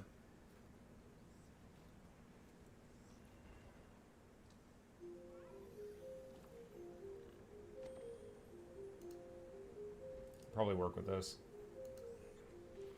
Just squish it a bit.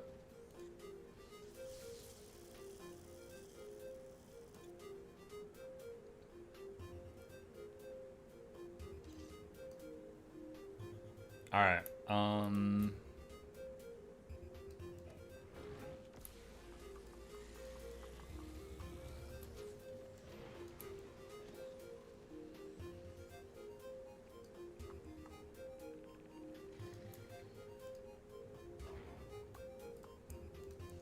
Let's move this layer way down here. So much for we're never... What? No. The raid armor was transforming. Like, all the parts moved on it. Like, here, hold on. Look at my gloves. That's raid armor. They said we're never doing that again. I don't know that they're changing that. Like, I don't know. The Obsidian armor might just have, like, glowing angel wings pop out your back or something.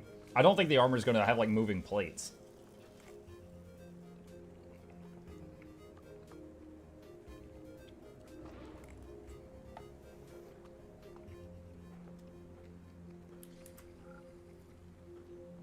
All right.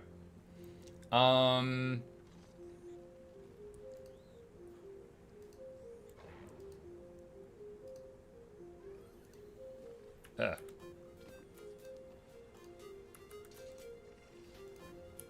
Dang it. Are you serious right now? Fine, whatever, it's good enough.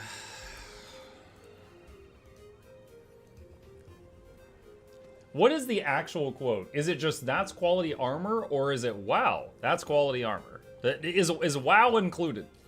Is that in the actual quote?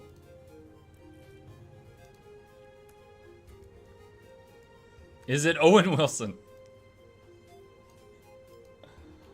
Wow.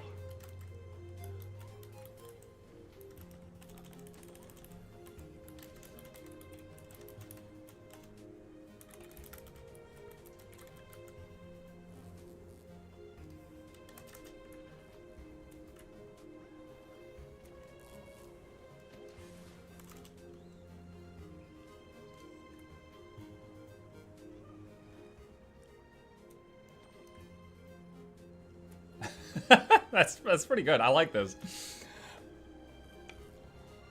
Char be like, wow, your ears don't clip through. That's quality armor.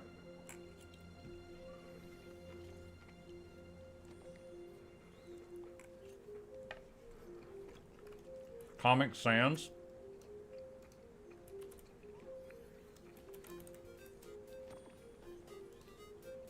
Ugh.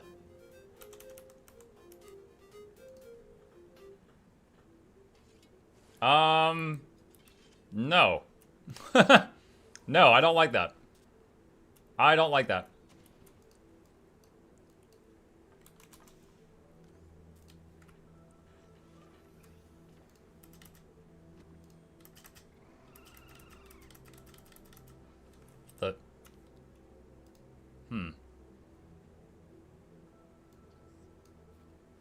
That works. Maybe use caps. I don't know, it's a thought bubble. Should he be screaming in his head? When Chars think, do you think they're always screaming inside?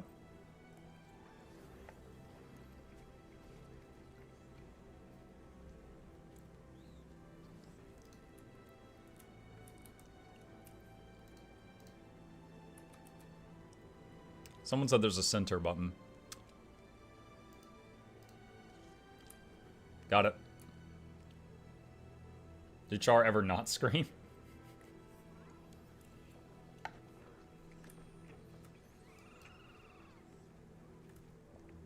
Remove the U to U from armor. Hold on. I'm gonna do science. I am going to go to the source. We're gonna see who's right and who's wrong.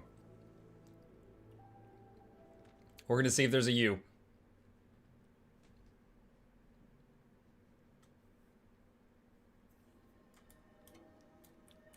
What on earth? Why do I have mail? I'm on my druid. For the oh, fractal rush. Okay. Wow, that's quality armor. Thanks. What timing did it happen right when we got here? There's no U. There is no U. There we go. All right, it's same text, same punctuation, and not all caps lock. You trigger by walking by. Yeah, but I wasn't sure if someone else had triggered it recently. I didn't know if it had a cooldown, you know, whatever. I did not know. Chat, I was thinking the other day, because my son was like, why do we... Excuse me. My son was like, why do we even have a pepper shaker? I was like, because we use pepper sometimes. He goes, I've never seen you use pepper. And I was like, I use pepper. I use it. And then I started thinking about it. I use pepper on, I think, 2 dishes in my life. Macaroni and cheese, I have salt and pepper. And scrambled eggs, I like salt and pepper. I can't think of anything else in my life I use pepper on.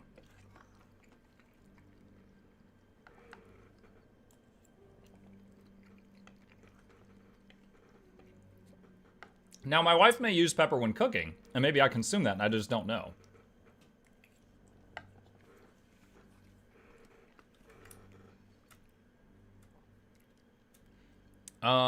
Let's see.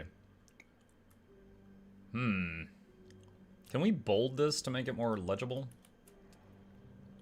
Is there a bold button?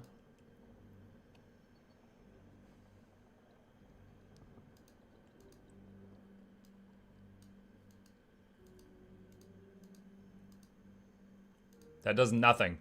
I guess because it's already extra bold.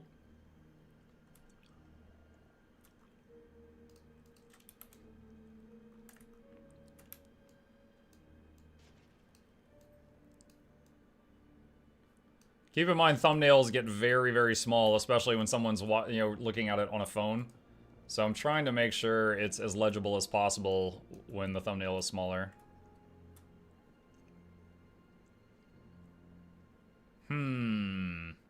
Another small option is to grab the background behind the words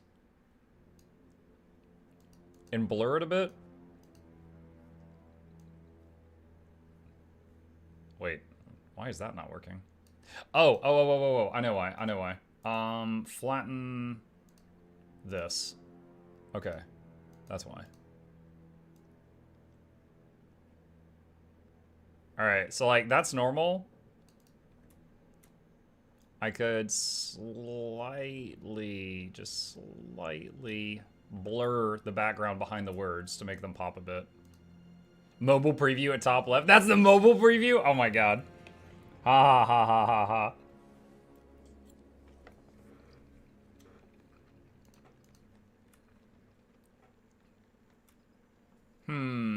Alright. Now, do I put like a Mukluk Easter egg on here somewhere? Or Easter eggs? Let's see. I'm pretty happy with this. I'm pretty happy with this. Now we can just have some fun.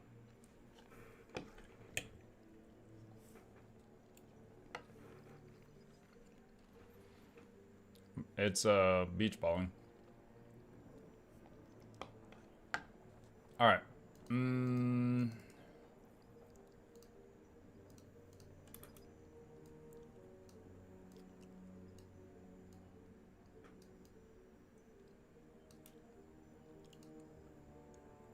Can I have him behind the... Oh, he's already behind the words.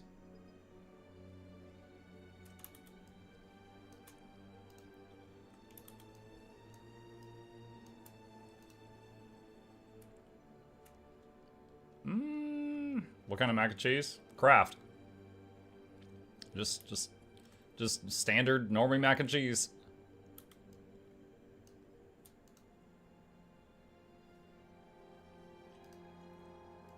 Dancing on the staff? What do you think, my guy's a night elf? What the heck?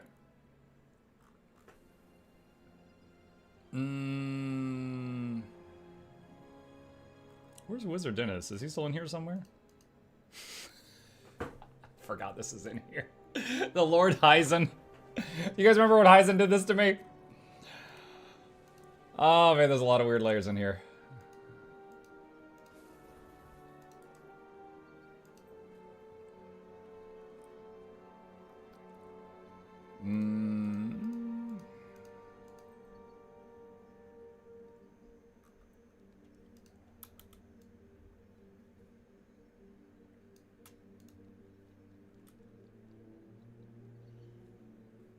I think that's okay. I think that's fine. This isn't going to be a meme video that'll live for a day. This is one that hopefully will get used for years.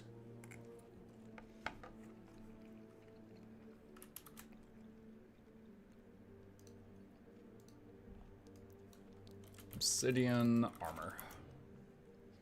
What's the best way to get obsidian armor and weapon drops? I need to salvage them for the ball of dark energy. There's a video that Jackal's posted a second ago that has a bunch of ways to get ascended armor in it, if you're interested.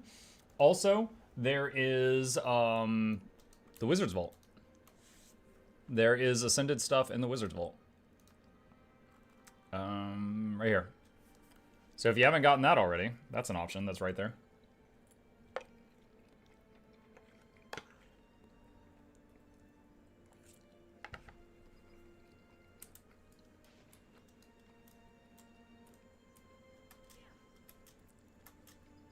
Do you feel some pressure on how different it is creating a video like this compared to normal videos? Absolutely. If a video will be what's called evergreen. Evergreen means that for years, people might end up hitting that video. Yes, I absolutely feel pressured to make go harder on the thumbnail or pay someone more money to make a nicer thumbnail for those in some cases.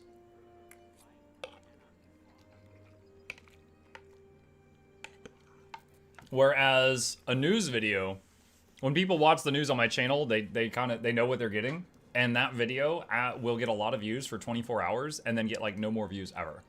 So those, we can kind of meme around with those and stuff like that. But with a guide that's gonna like, go for a long time.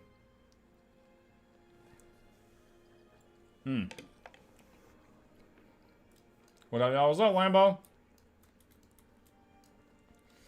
On the Twitch end, there seemed to be a fraction of a second delay between the audio and Muck talking. Easy way to test. What do you think? That's the easiest way to do audio tests, by the way, chat. Just clap in front of the camera and see how it looks. Good here. So, Jackals, like many things in life, it's a you problem. Still doing on your end? You might want to refresh the page.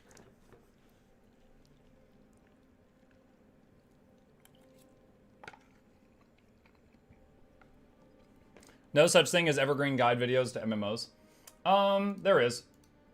It depends on the MMO, definitely, right? But for my channel, some of the most watched videos are things like how to make Gen 1 legendary weapons, how to manage your inventory, how to do these bosses, Because Guild Wars 2 is, like, hold on, here's an example. Let's see. How to make your first legendary weapon, okay? Let me open up the analytics. I don't know if this is going to show anything personal information. All right, so this video in the first, let's see, this was made, when was this made? December 25th, was this 2019? All right, so by, give me just a second. By 1 year later, it had 170,000 views. And then the next year, it had 300,000. And then fast forward to now, it's got 340,000. So it's still getting views each day. Much less than at the beginning, but it still gets views every day. So, yeah, in MMO, especially build videos go out of date fast. But if you make a video like, here's how to manage your inventory, here's how to start crafting, here's how to, generic stuff, it can last a long time. The Wizard's Wall Descended Armor has no option for Harrier, Giver, or Minstrel gear. What is a good option? If it's an Ascended item, you can still change the stats using there's a Mystic Forge stat changing recipe. Hang on.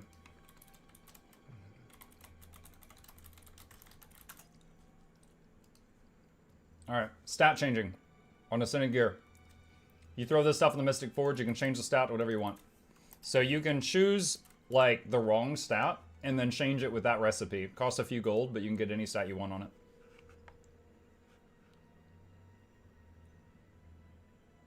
You glossed over the assume it's outdated part. True. However, that's a you thing, not a everyone thing. But you are right that some people will do that.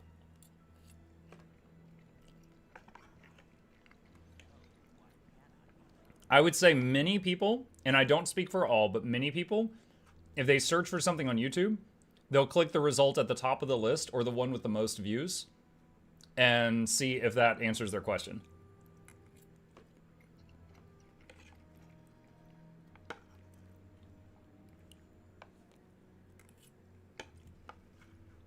Check out the baggy waggy pants.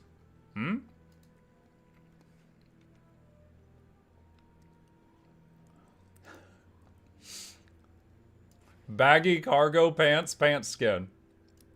Oh, my trench coat blocks it. Nice. Hang on. Let me see. Wardrobe storage.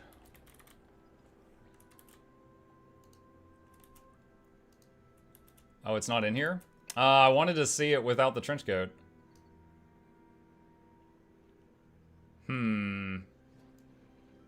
That's pretty cool, though. Kilt and now cargo pants.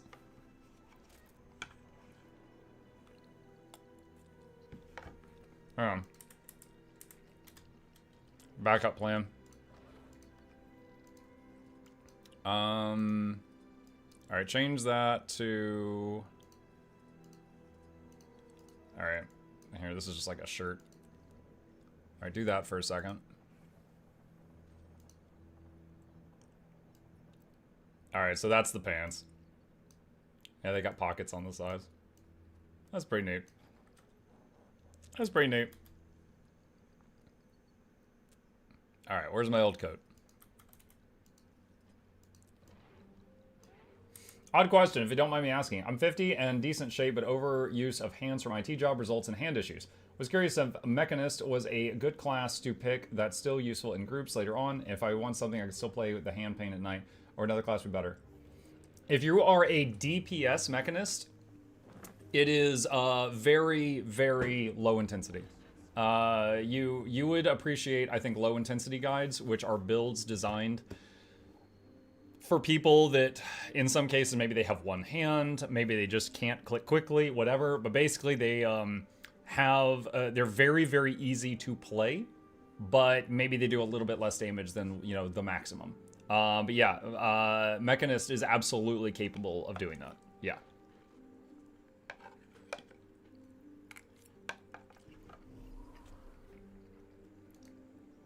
If you are interested, this link right here goes to the low intensity builds that I have made so far.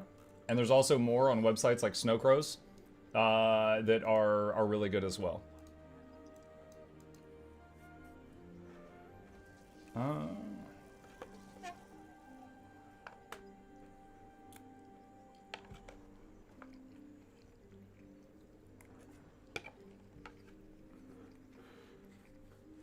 Did you say website? I did. Did y'all know I had one?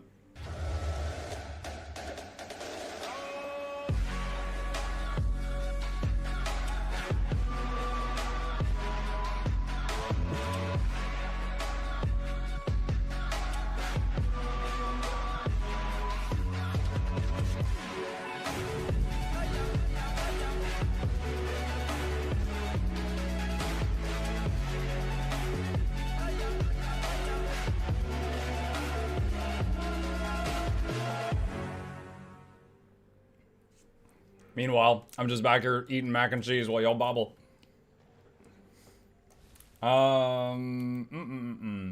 Baggy cargo pants on Asura. Yeah, you can fit like 2 quarters in them.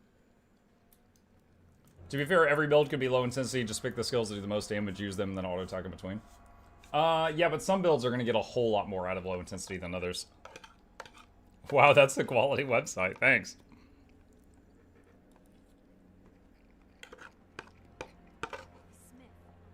I feel intense mac and cheese envy.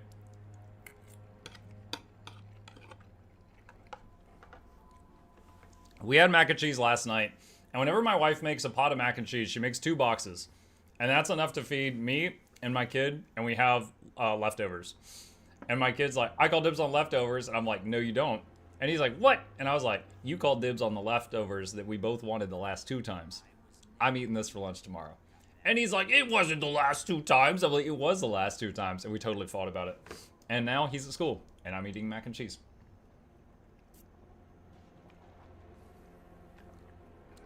Mug, do you have a filter for the dancing Animug?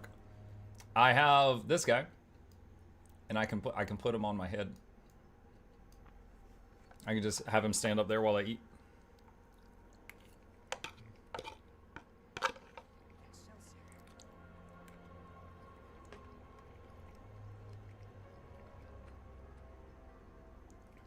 What's your favorite healer so far? Depends.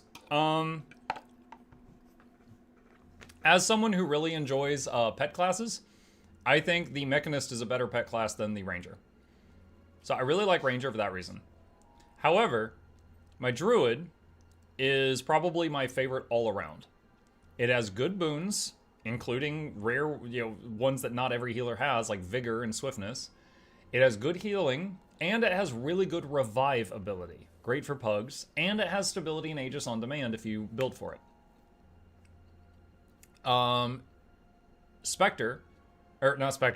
Scourge, another favorite of mine, has good boons, good healing, good revive, barrier, but it does not have some of the boons that Druid has, such as Swiftness and Vigor. So that's kind of annoying. There are others that are really, really solid, like Herald, Firebrand, for example. I know that they're really good. I don't like playing them because they have less ability to save dumb people in a pug, but they're really, really good if they're with a really, really good group. Like, the better the group is, the better they are.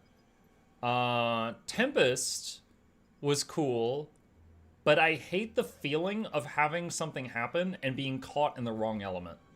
Just like with some classes, I hate the feeling of something bad happening and being caught with the wrong weapon.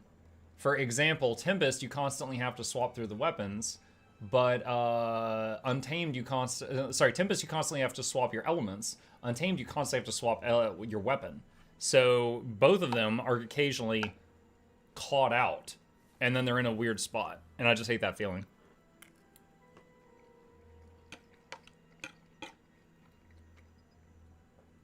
What are your graphic settings? One sec. That right there.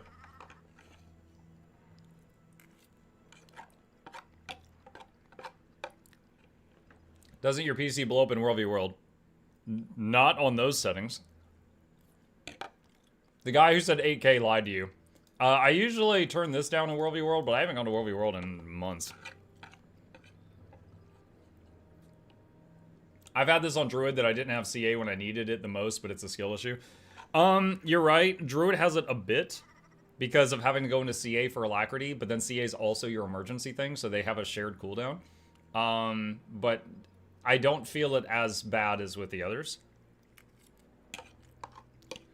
But that could be a skill issue on my part. Almost done. Okay.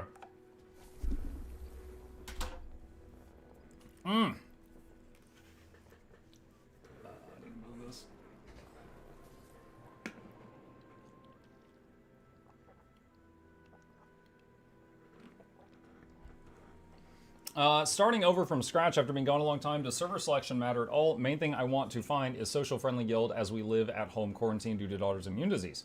Online chat is the main outlet I have. Does server selection matter? The only thing that matters for server is whether you're EU or NA. EU can do anything with other EU players, and NA can do anything with other NA players. The only limitation for specific server is with world versus world. If you want to play that game mode, you want to make sure you're on the same server as the other people you want to play with. So like on EU, there's, I don't know, a dozen or 2 dozen servers, and on NA there might be 2 dozen servers, and you want to be on the same specific one as the people you want to play World v World with. Is that still the case with restructuring? No, with restructuring, it only matters what guild you're in, and are you in a guild with the people you want to World v World with. But we're still waiting on that to finish.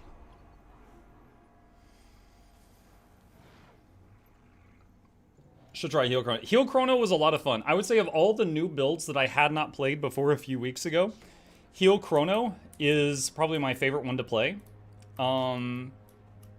Again, its weakness, similar to some of the others, was no revive potential for pugs, but it is a very fun build to play, and it is very effective, and like, you know, giving stability and Aegis and stuff feels really good on it. Will I still be able to play with my server instead of a guild after world restructuring? I don't know. I do not know. More Healbender gameplay. Healbender was the easiest to learn healer of every healer, but had the lowest healing output of every healer. So it very much felt like a noob could play this and then grow out of it. So Frigid, if you don't choose a healer to play with, sorry, I'm multiple conversations. If you don't choose a guild to queue with, I'm not sure if it will just put you with your server or what's going to happen.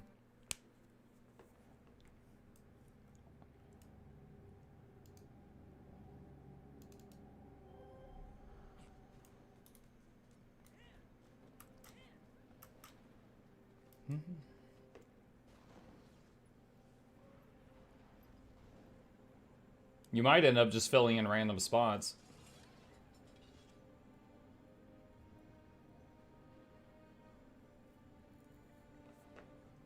But yeah, as far as what was my favorite healers, like Berserker was good. It had the tools, but it was just really high APM. Bladesworn, I hated that it was like, you know, you have a good healing weapon, then you Dragon Slash, and then you go into bad weapon for 5 seconds, and then repeat.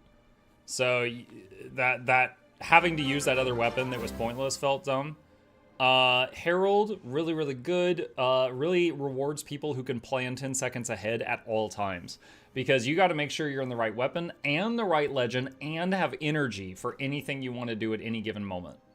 Renegade, I haven't tested because they're reworking it in a week. Firebrand, very big brain. I would say Firebrand is, like, when you're with really intelligent people, it will shine. If you're with stupid people, it can only do so much. Willbender, very easy to learn, but very low healing ceiling. Druid, really good all around. Has a little bit less access to stability and Aegis than, like, Firebrand, but still good. Untamed, no stability is the biggest weakness. Forced to commonly swap, or to often swap weapons. So you can sometimes be caught in the wrong weapon for a situation. Spectre just felt awful to me all around. You had to target enemy, target ally, target enemy, target ally. Burn your stability when it wasn't needed because it also was your source of protection. You didn't have stability on demand because you had to do that. You didn't have Aegis on demand. You had to make your allies invisible so they turned their attacks off, which is annoying. Scrapper is functional. I really don't like the short bow compared to Mace Shield. And Scrapper is good. It works. It does the boons. It does less damage than your average support. It has a revive skill with function gyro, but it takes more work than other classes for the same job, which I don't think is fair. Scrapper, to provide quickness, has to do way more work than Untamed or Herald, for example. And it's stupid. What's Scrapper Mace Shield rotation like? Hit 2 every time it lights up, and you will have 100% vigor and regen uptime on your party. You can use 4 and 5 for blocks, or you can just use them to help prod uptime. Just tap them once and then go back to attacking. Your 3 is an interrupt skill, and you can just save that. Also, the 2 is a finisher for a combo, and it's like on a 6-second cooldown, and it's a leap, so it keeps you on the target. Tempest, Mechanist is, I haven't done a recent review on Mechanist, but it's good, but no res potential, only 1 stability Aegis. Tempest is good, it has a million tools, however, it is forced to do a rotation through the elements. So you're like fire, fire overload, water, air, earth, earth overload, air, water, fire, fire overload, water, air, earth, earth overload, repeating. Just like a xylophone, back and forth. And occasionally you'll get caught in the wrong element. And similar to Herald sometimes, if you're not planning ahead, that can feel really bad. But you barely have time to use your weapon skills because you're swapping the attunement so much. Catalyst I haven't tried. Scourge is really, really good. Weakness, no stability, no swiftness for the party, really. Honestly, I don't think they should give it stability because then it would be God mode. It does everything else so well, it needs to have that weakness. Chrono, really, really good. Weakness, not good at reviving, but its ability to provide stability or Aegis feels possibly the best of any class to me.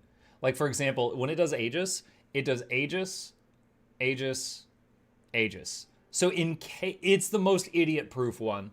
So, because the main problem with Aegis is you give it to someone a second early, and then a tiny hit eats the Aegis, and then the huge hit kills them because they don't have Aegis. And the Chrono Aegis does 3 applications back to back to back. So it's the most idiot-proof one. Mirage I haven't tried, but I think it's a meme. I think it's a silly one. Solo Key says, I'm confused. I'm a new player. You can just level up to 80 through just PvP. Yeah, if you want to. What's the point of the rewards? The crates give me like PvE items like leather, etc. And they say it was PvP only. How can they do it with Warcraft World without gear? Wait, what? So, hold on. Okay, so rewards from Conquest is all kinds of stuff. Like, in Conquest, for example, you can pick the reward track you want, and you can pick some of the stuff you're getting. Then there's also, if you're doing ranked, there's rewards here. And then if there's also the pip rewards. And the pip rewards are really good. For example, the top box, every time you get it, gives you 20 gold. Yeah, so a lot of the stuff, like the Grandmaster Mark, stuff like that, are used for making things for the other modes of the game. Now, if you only do Conquest, you might not care about that. You'll just get rich. But you can use that stuff to help your gear for for World versus World, or for literally any PvE gameplay in the game, if you want to. How difficult did Chrono Rifle feel? It did not. It did not. It didn't even have to weapon swap after like 5 seconds in the fight. I started with my other weapon, which I did Scepter Shield, but I think Staff works too. Make some clones. I would swap to Rifle, and I would stay Rifle the rest of the fight. So I would use some Rifle skills. I had my utility skills on demand. And then I would be using Shatters a lot. Not that it was difficult, but the most difficult thing to learn in the Chrono rotation was the Shatter rotation. Because you have to, your whole thing is basically you get up a bunch of clones and you use F1. And you get up a bunch of clones and use F2. And use 3 and 4 when you need them. And then you keep doing that. And that's basically the thing that you're juggling. Because every time you shatter your clones, you give your party boons. And so once you get into that tempo, you're keeping the buffs on your party and doing your thing. Thoughts on support Chrono? Oh yeah, that's what we were just talking about. It's the same type of rewards that you would get from any other type of content pretty much. General idea of Wars 2 is do whatever you like. Yes. I've been playing Ranger Longbow Beastmaster. I've been hitting pretty hard in PvP. Nice. Is there any heal class that just doesn't provide some important boon like regen or protection?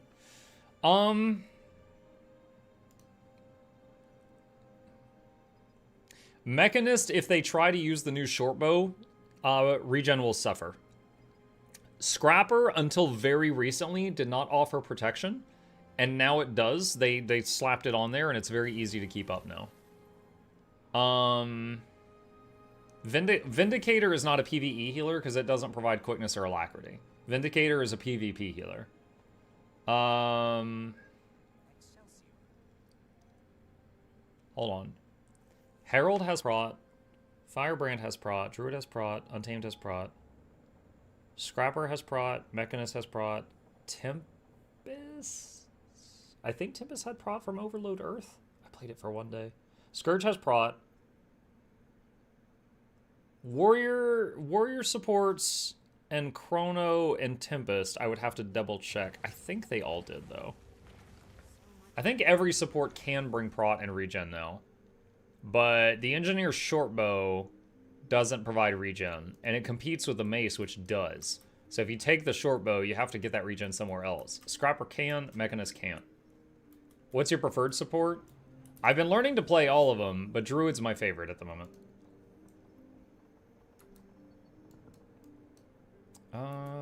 Let's see. I don't know if I have enough time to finish this meta, but I can derp around here for now while we talk. Druid, for me, is, good boons, good healing, a little bit of damage, and a very good chance to revive teammates that go down in a bad spot.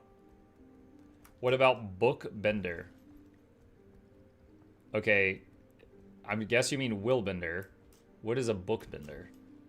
Do you play support in World v World? I have in the past, I haven't recently. You seem to be really liking Heal Chrono. Is it candidate for new main? Probably not, because it doesn't have a way to save people that go down, and I play with a lot of pugs, which means a lot of questionable people. And it's really nice being able to Allies Aid, Search and Rescue, Glyph of the Stars, and just save 3 people per minute. And Glyph of the Stars is AoE. Chrono can't do any of that. Chrono has, its biggest weakness is res potential, but it is very good at, all the other stuff.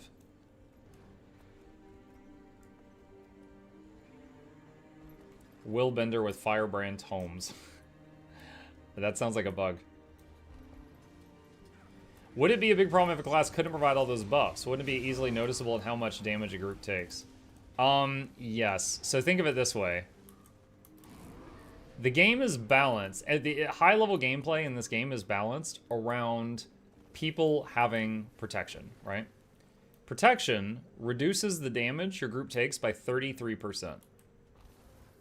A third less damage. Okay? Now, if you are used to taking 66% of damage, and that's normal for you, and then you get a healer that doesn't give prot, and you go back from 66 to 100, that's 50% more damage than you were taking before. Multiplicatively, not additively. So if you were used to getting hit for 200, you're now going to be getting hit for 300. Do you understand? Protection is busted with how strong it is, and it's very important if you're the defensive healer. It's very important. Regeneration is a boon that just heals every second. Every second, the people that have it get a small heal. But the thing is it's always going.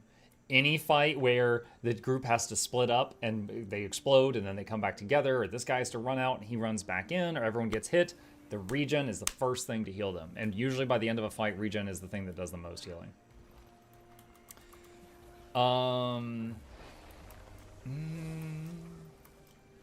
So yeah, Tomzy, it actually is a thing. Imagine DPS dodging. I cannot. What is Vigor? Vigor is... Okay, so first of all, it's not Hunter, it's Ranger. Just a small correction here, as Hunter is other games. Vigor is a boon that increases stamina generation.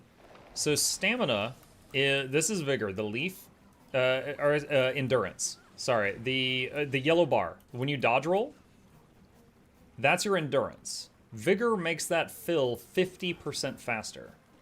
So what that means is a group with Vigor can dodge more if they need to.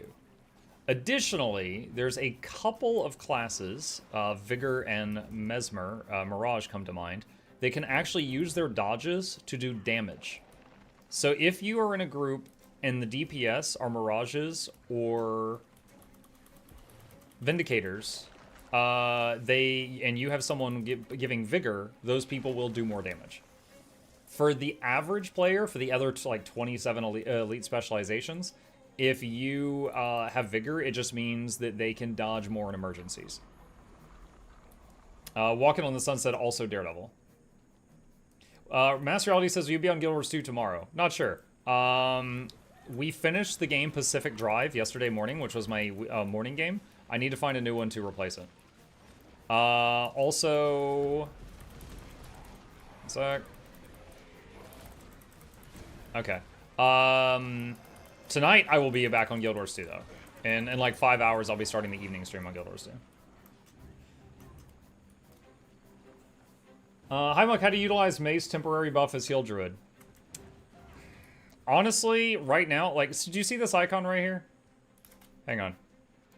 Hold on.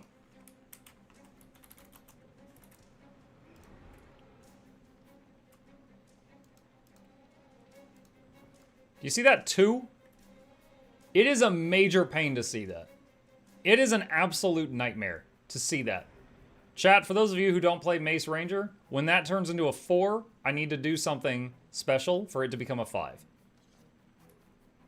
There's terrible UI element. That's absolutely awful. Now, what do I do? Basically, I just prioritize the 2 or I prioritize the 3. If I'm doing CC, I prioritize the 3. If I'm doing healing, I prioritize the 2. If the thing goes from 4 to 5, then it will reset the cooldown on those. Allies aid. And then I can just double tap it. So it's like if I do the 2 and then it resets the cooldown, I can do the 2 again. If I do the 3 and it resets the cooldown, I can do the 3 twice. Like right there, it just reset. That's it. So essentially, in any given moment, if 2 and 3 are both off cooldown, I'll hit the one I need most first, because if it resets the cooldown, I get to do it twice. That's it. That's all I think about it. Is there something like weak auras for this stuff? Not at the moment. At Muck Trial, Dragon's Dogma. Dragon's Dogma 2 comes out March 22nd or March 21st, depending on where you live, and I am absolutely interested in playing that. I have played Dragon's Dogma 1. I was not able to make myself finish it. That was a bit of a train wreck. I got 20 hours in. How is Spear? Spear is an underwater weapon. You can only use it underwater. So Spear and Bow doesn't really, it's not really like a weapon combination. Spear would be underwater, Bow is on land. You've still got a land weapon slot open.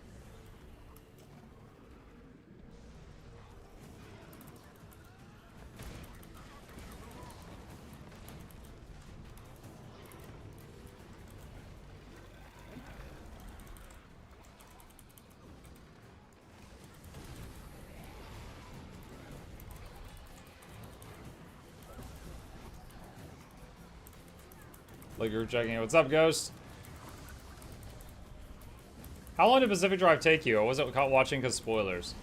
Playtime? 20 hours. Now, it's one of those games that you can keep playing it as long as you wish, but the main story took me 20 hours. And I did not unlock all the upgrades and stuff. How does healing work with you not being in a group? The nearest 5 injured people will get healed when I do heals, as long as they're in range.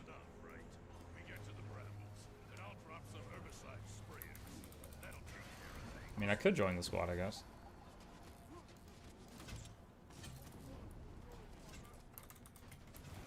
Healing, basically, whenever you do a heal, it will heal your group first, if anyone needs it. Then your squad, if anyone needs it. And then just random nearby players, if anyone needs it.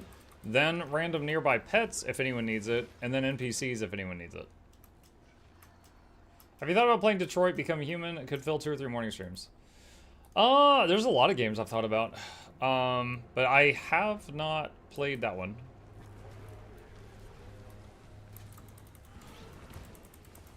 I played, wait, what was the other one? No, Mankind. Dang it. I'm having a brain dump. Who is the, what was the game where the guy goes, I didn't ask for this. And he's got freaking, like, shades in his head. Deus Ex, thank you. I played Deus Ex last year. Which one did I play? I played Human Revolution Director's Cut. I did this one last year. It's on Mukluk Plays if you're interested in that series. Dude, it's a train wreck. I went into that, chat. I didn't realize that was supposed to be a stealth game. I thought it was like Doom. I was like, oh, it's a first-person shooter. No. No. I died like 10 times in the first room. It was rough, chat. It was rough. And chat's like, you're supposed to sneak around and assassinate people. I'm like, what? I thought I was just like, unga bunga. Are conditions and stuff like regen calculated on applying, or does a buff change already applied condies, etc.? Alta, okay, so boons are basically positive things, like buffs, like regen.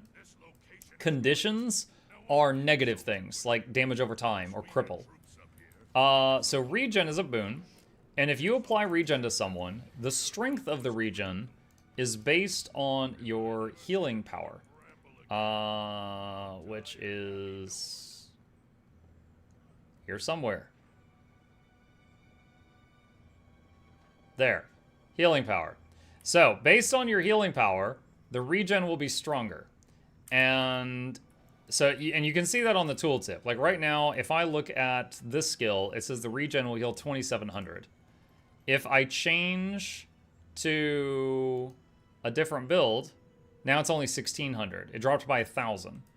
Now, if you put regen on someone, and let's say you put 10 seconds of regen on them, okay? Here's 10 seconds of regen, it's ticking down, and it's healing them. And then someone else puts 10 seconds of regen on, but theirs is more healing power, theirs will move to the front, and yours will go after.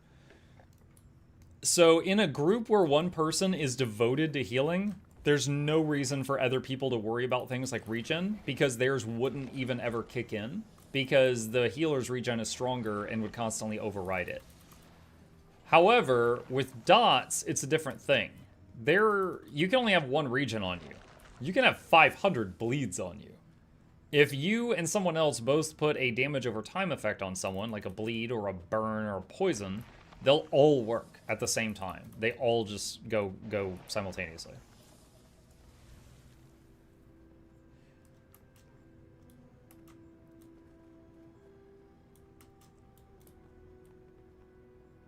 $500 bleed sounds like a run-in with a Conde Virtuoso. You usually only see something like that on a world boss. I have done like 70 to 80 bleeds on a ranger before, but that was like just memeing around. But usually if you look at a world boss, he'll have multiple stacks of 100 bleeds.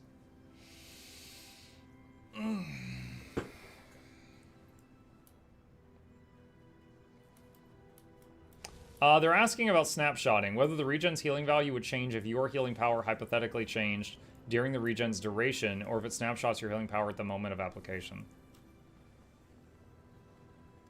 Well, you can't change your gear in combat. I would assume that it checks at the moment of application, but I've not tested that. Since you can't, like...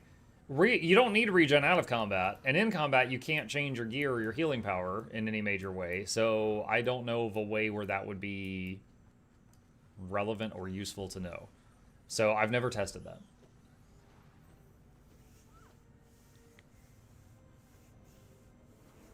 What do you think of the new weapons overall?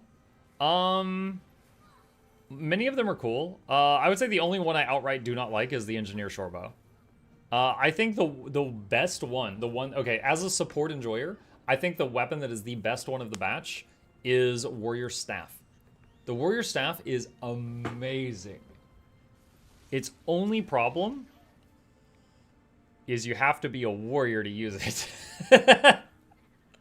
All the problems I had with Heal Warrior were not from the staff. They were from the warrior. So that was a bummer. The others, like Mesmer Rifle on support, felt good, but the Mesmer really made it shine because the Mesmer skills complemented it very well. The Ranger Mace feels nice. We didn't need it, but it's a nice little buff. Because, like, for example, the Mace gives us Regen, Vigor, and Protection. We already had Regen, Vigor, and Protection. This makes it easier. It's nice to have. It's not something that, you know, we're like, oh my god, finally, oh, I can heal. You know, it's not like that. It's nice to have, though. But yeah, the NG Shortbow is the only one I flat out do not like.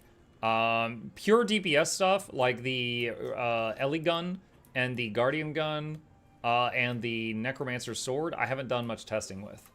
Other than the fact that you can use Necro Sword when you're playing Support Scourge if you want to have more mobility and zoom around. That is an option.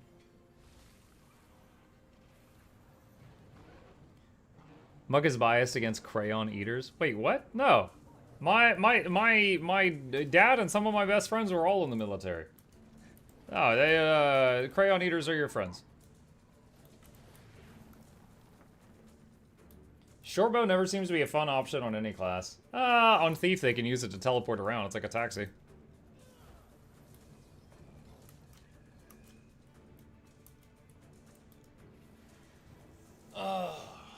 Kind of afraid they'll run into a similar issue with guard pistols as Untamed with the cooldown reduction traits. Dreamer's best weapon? No!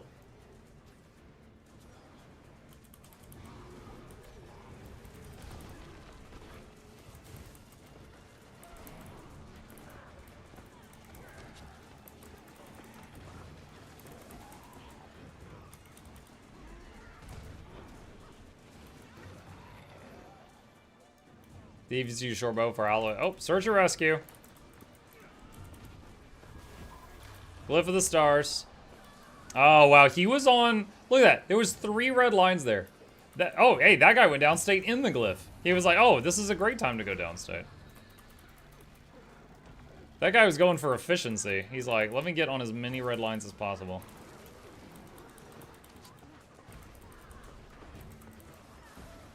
What was it you didn't like about NG Shortbow? Yes. Okay. Here's the thing. Oh, shoot. Hold on. I have documentation for this. Give me a sec. All right. All right, class. NG Shortbow is in direct competition with Mace and Shield. If you are playing support, you are playing Mace and Shield, so the Shortbow has to be better than Mace and Shield if you want to use it. Mace and Shield provides regeneration, vigor, and protection. 3 CCs, 1 block projectiles, 1 movement skill, 1 blast finisher, and a leap finisher. The Shortbow provides heal Scrapper and heal Mechanist might, but both of those are already capped and they didn't need it in the first place. It offers protection, which is tied with the prot on Mace and Shield, so that is even. It provides a second source of Aegis for mech, or a first source of Aegis if you play Scrapper. That is nice. However, it's on the same skill that provides protection, so you have to spam it to keep the prot up anyway, so you don't get to save it for when you need it. It offers 1 CC, 2 if you combo chain it, which makes it 2 less than Shield Mace, or 3 less, 2 less or 1 less, depending on if you're chaining successfully, and 2 blast finishers instead of 1 blast and 1 leap.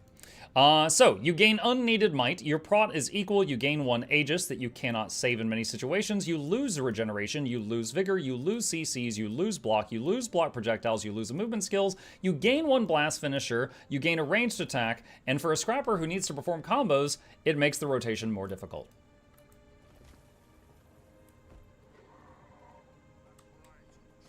I've had to have this conversation a couple times. That's what I have against the Engineer Shortbow.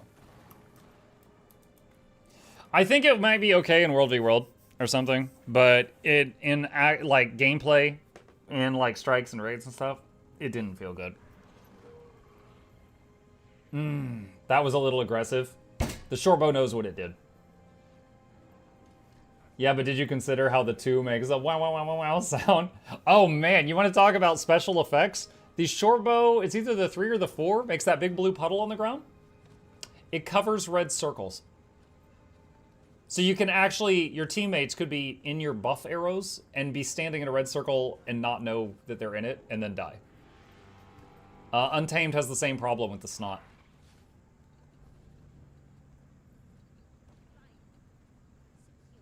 But talking about special effects that mess with people, I had one the other day. When I was trying out Heal Spectre, it was Heal Scepter Herald. And I tried to do the thing where you beam a teammate with the scepter to give them buffs. And the person, we were in Temple of Phoebe, and they thought they had the beam from the boss, which makes them summon a clone. They ran out. I gave them the beam that will give boons around them. They thought it was Saris giving them a beam, and they left. It was dumb for many reasons. So... 1, their damage stopped. 2, there was no clone. 3, no one got boons. And I was just like, they really didn't think this out. At least they did the mechanic. Yes, I was proud of them. I was hating the scepter, not the player. The life of support, yeah. What do you think is the most value weapon type to craft as a legendary? The answer to that is unequivocally, it depends what classes you play. If you play Ranger and Herald, don't make a pistol. Because they can't use that. The answer absolutely is, it depends what you play. What if I play Rev and Ellie? If you play support on both of them, they both use staff all the time. Or can. Ellie has some choices, but Rev will use staff. So it depends on, DPS, support, whatever. But there is a Staff Tempest, and there is Staff as the primary weapon for Herald. DPS mostly.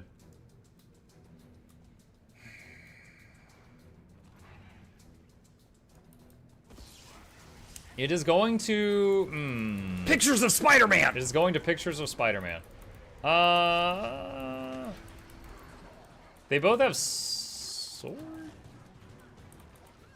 What did Ranger get? Ranger got main hand mace and offhand mace. The main hand one can be power or support. The offhand one is just power.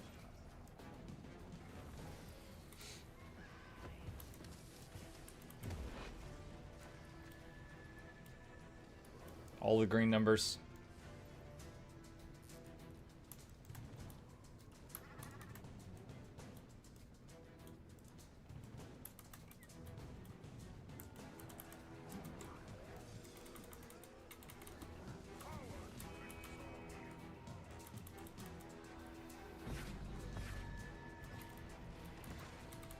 Whoa! Whoa!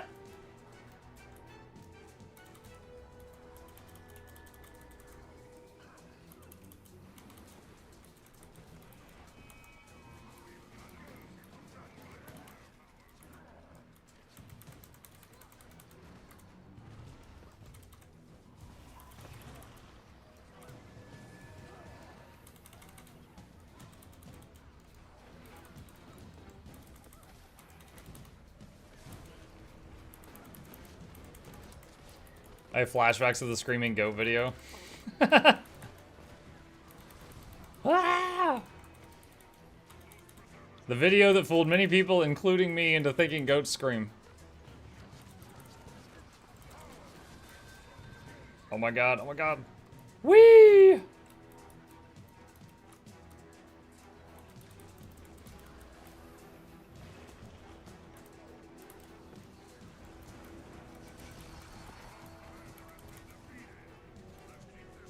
What's been your favorite games of late? Oh man, dude, I've played a lot of good ones.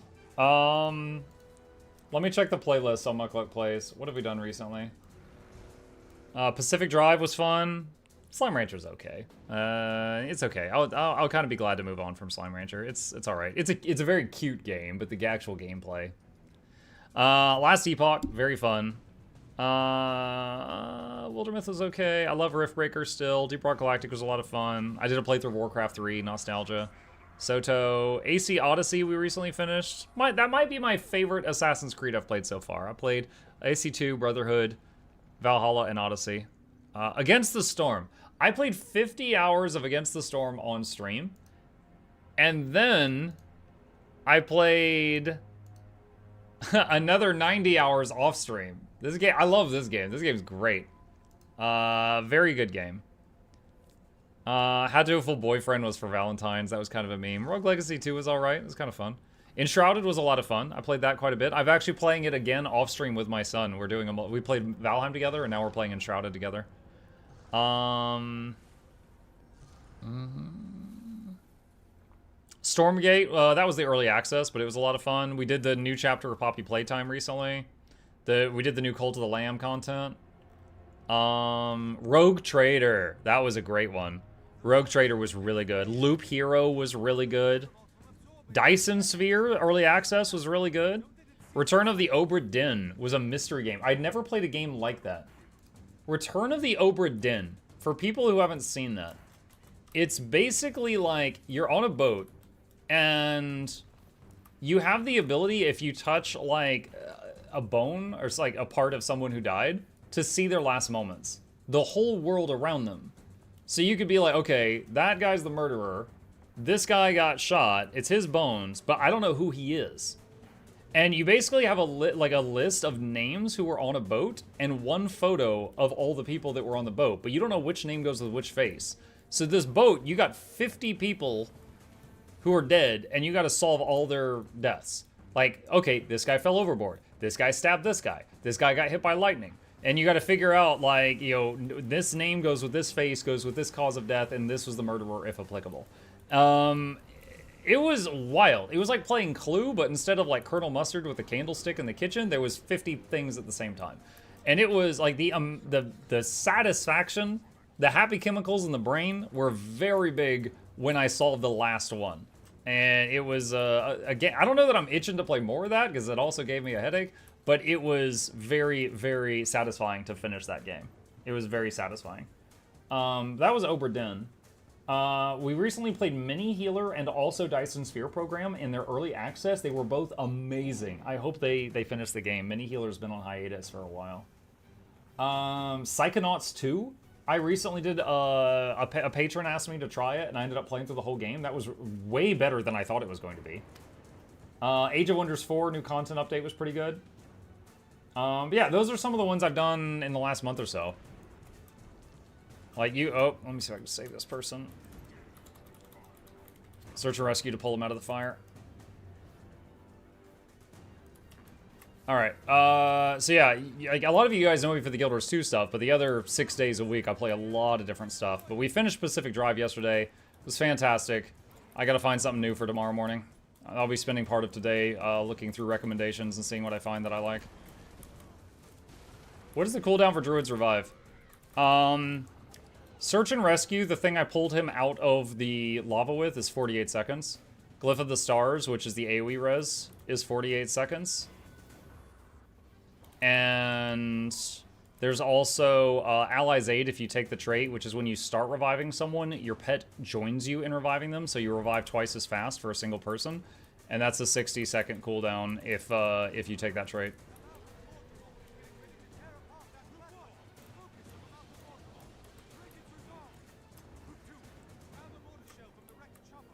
You should check out Teardown. 1, 2, 3, and Revelations, also good. Do you still have a list of dailies you go through at Mukluk? Yeah, Mark. If you do exclamation daily in either of my stream chats, it should pop up with the video that has the list.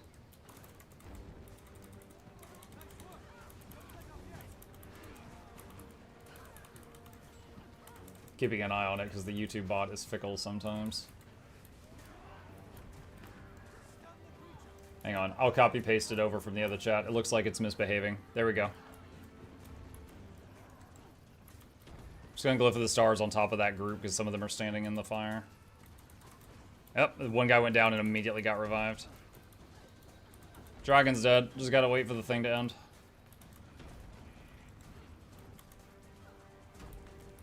Search and rescue this guy. Well, it actually pulled somebody else. So see, the pet's reviving him on his own.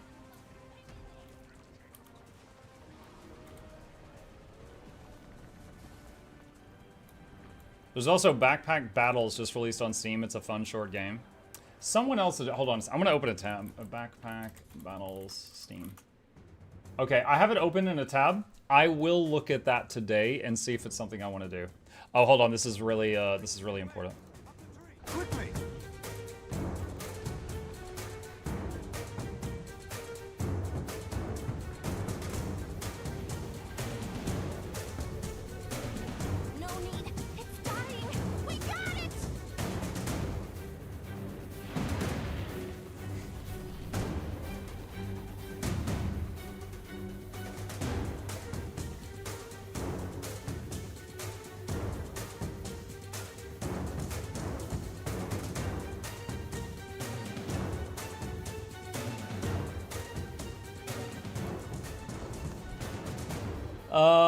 I love that part.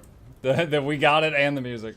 Do you think that fight was supposed to be longer? Like you chased it up the tree and then fight it, but they shortened it? No. I think what that was is storytelling that was not quite clear.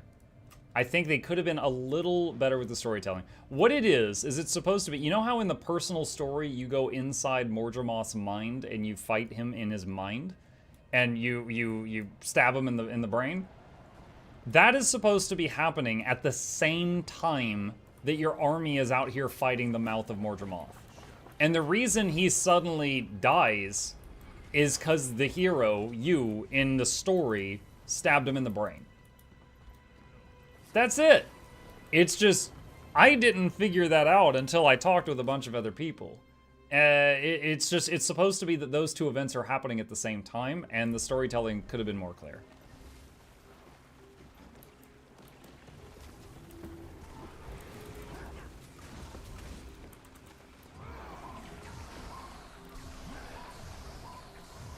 He was only poisoned by excessive magic power. Oh, so Kael'thas? Hey, Chad. Hey, Draconic! And no one wonders why the army is the same as in the Dragon's Mind. Nope. Merely a setback.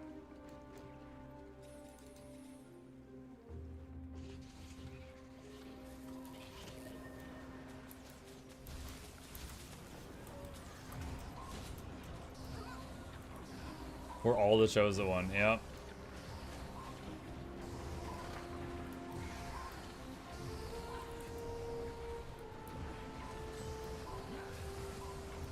I'm just autoing with the staff just to get tag it, but give people time to hit it.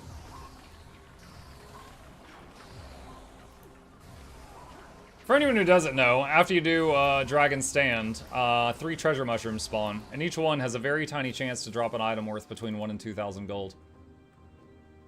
You definitely want to quickly run to each of them and hit them all.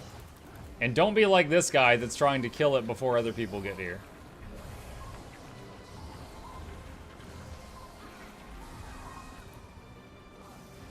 It drops an item called Invisible Boots, very rarely. And, oh, they're over 3k gold, actually. 3 to 4k gold. And basically what it comes down to is people really like looking at bare feet.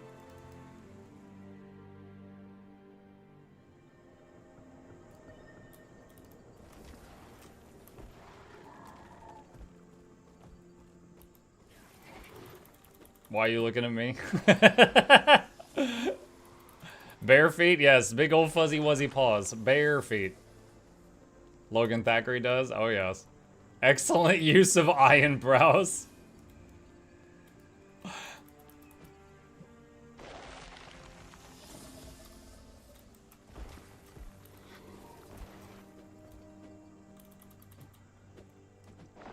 Open your boxes, my OCD is kicking in, says Triple Fun.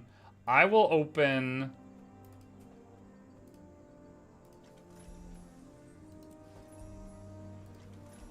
these, and I'm naming this one Triple Fun until the end of the stream.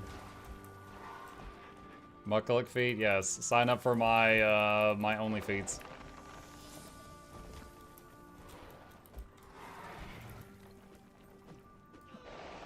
Spanish Shaman for the weekly vault every 3 minutes. I'm actually over time. Once I finish getting my loot, we'll have to wrap it up. I usually wrap up the morning stream at 2 p.m. It's 2:10 my time.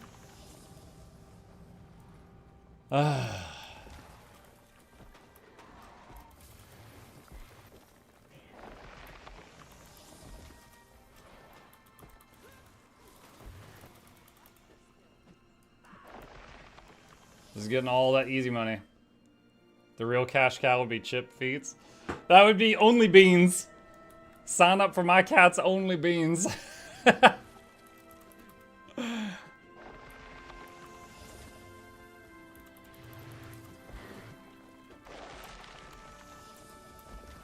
Which hotkey do you take from the lay energy thingy? Usually I think the crowbar. So I do my home instance farm each day, which uses all 3 things, and I'm usually always short on crowbars. So I usually take crowbars. Where Chip? Chip was here at the start of the stream, and for a long time, he even jumped on the back of my chair and yelled at me for a bit. But he is off somewhere else right now. Why does that paw look so weird? Oh, because it has 5 fingers, that's why. It's like a human hand that's been paw-ized. I'm looking at the emote that was in chat a minute ago with the paws. I was trying to figure out why it looked strange. Wizard Vault. Why is so yellow?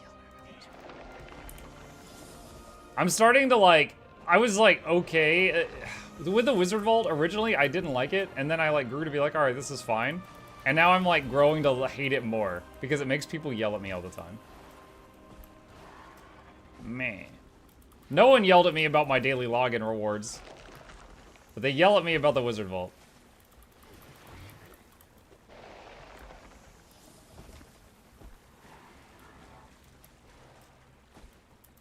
You should have an option to autocomplete. Yeah, hard agree. Only one person has yelled at you, but they do it a lot!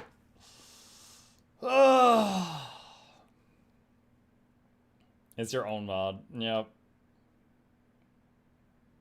We keep her around because she's useful. What's wrong with the vault? I just forget about it. Like, you know, your daily login reward before would just pop up in the corner. And even if you didn't click it, as long as it popped up in the corner, it was received. You could click it on another day. You could wait till there was 20 of them down here and open them all at the same time. However, the Wizard's Vault, you know, constantly has pop-ups and you gotta go in here and click on it and click the daily. And I still forget to do that constantly. And Jackals is yelling at me like, hey, it's blinking. Oh, hold on. You know, we're just asking about it. He's right there now. He just came in.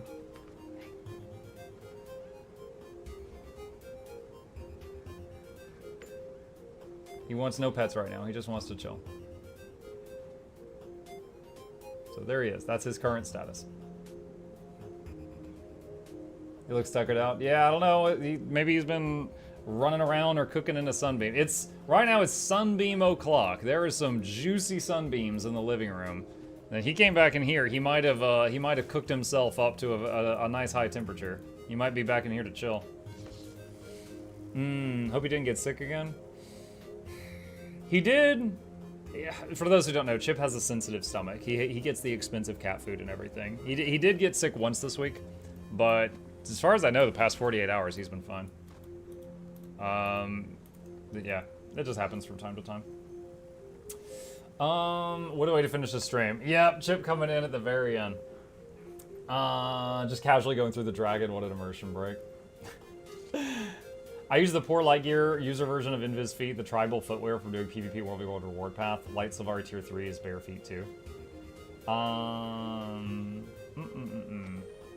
think I'm caught up on everything. All right, I was seeing if there was any more last-minute questions to answer. I do enjoy all the talking, the chatting. All right, in that case, chat, thank you guys for a wonderful morning stream. I'm going to wrap it up here. Going to get some stuff done around the house, do some YouTube work, some chores, and I'm going to be back in about 5 hours for the evening stream on the NA servers if you wish to join us then. A couple of plugs on the way out. If you happen to be new here, hit the follow button if you're watching on Twitch, or like and subscribe if you're watching on YouTube. I am streaming to both right now. White Lotus is first time here, been watching your content, would love this as well. Cheers. Thanks for being here, White Lotus. You're always welcome. Yeah, for anyone curious, I'm not always on Guild Wars 2, but I am here live every single day if you wish to join in. Haven't missed a day in almost 6 years. We're coming up on 6 years. With that, usual plugs. These are my YouTube channels. If you didn't already know, I have 2 of them. Subscribe to both of those if you want to see my content. And special thanks to the patrons. They keep why is the dancing guy there? They keep this channel alive, and could not do it without them. So if you're interested in being a supporter, there is a link to that. With all of that said, I am going to find someone else to raid on the Twitch side of things. So if you would like to watch more Guild Wars 2, don't touch that dial. Guild MM is live. Guild MM is, for those who do not know, he is a friend. He is also one of the richest people in the game. His special power is spreadsheets. He has multiple accounts at the gold cap. I don't even know what the gold cap is, but he is a gold millionaire. So if you want to ask how to get rich, talk to him. I'll see you guys on the other side, and I'll be wrapping up the streams here. I'll be back this evening. See ya.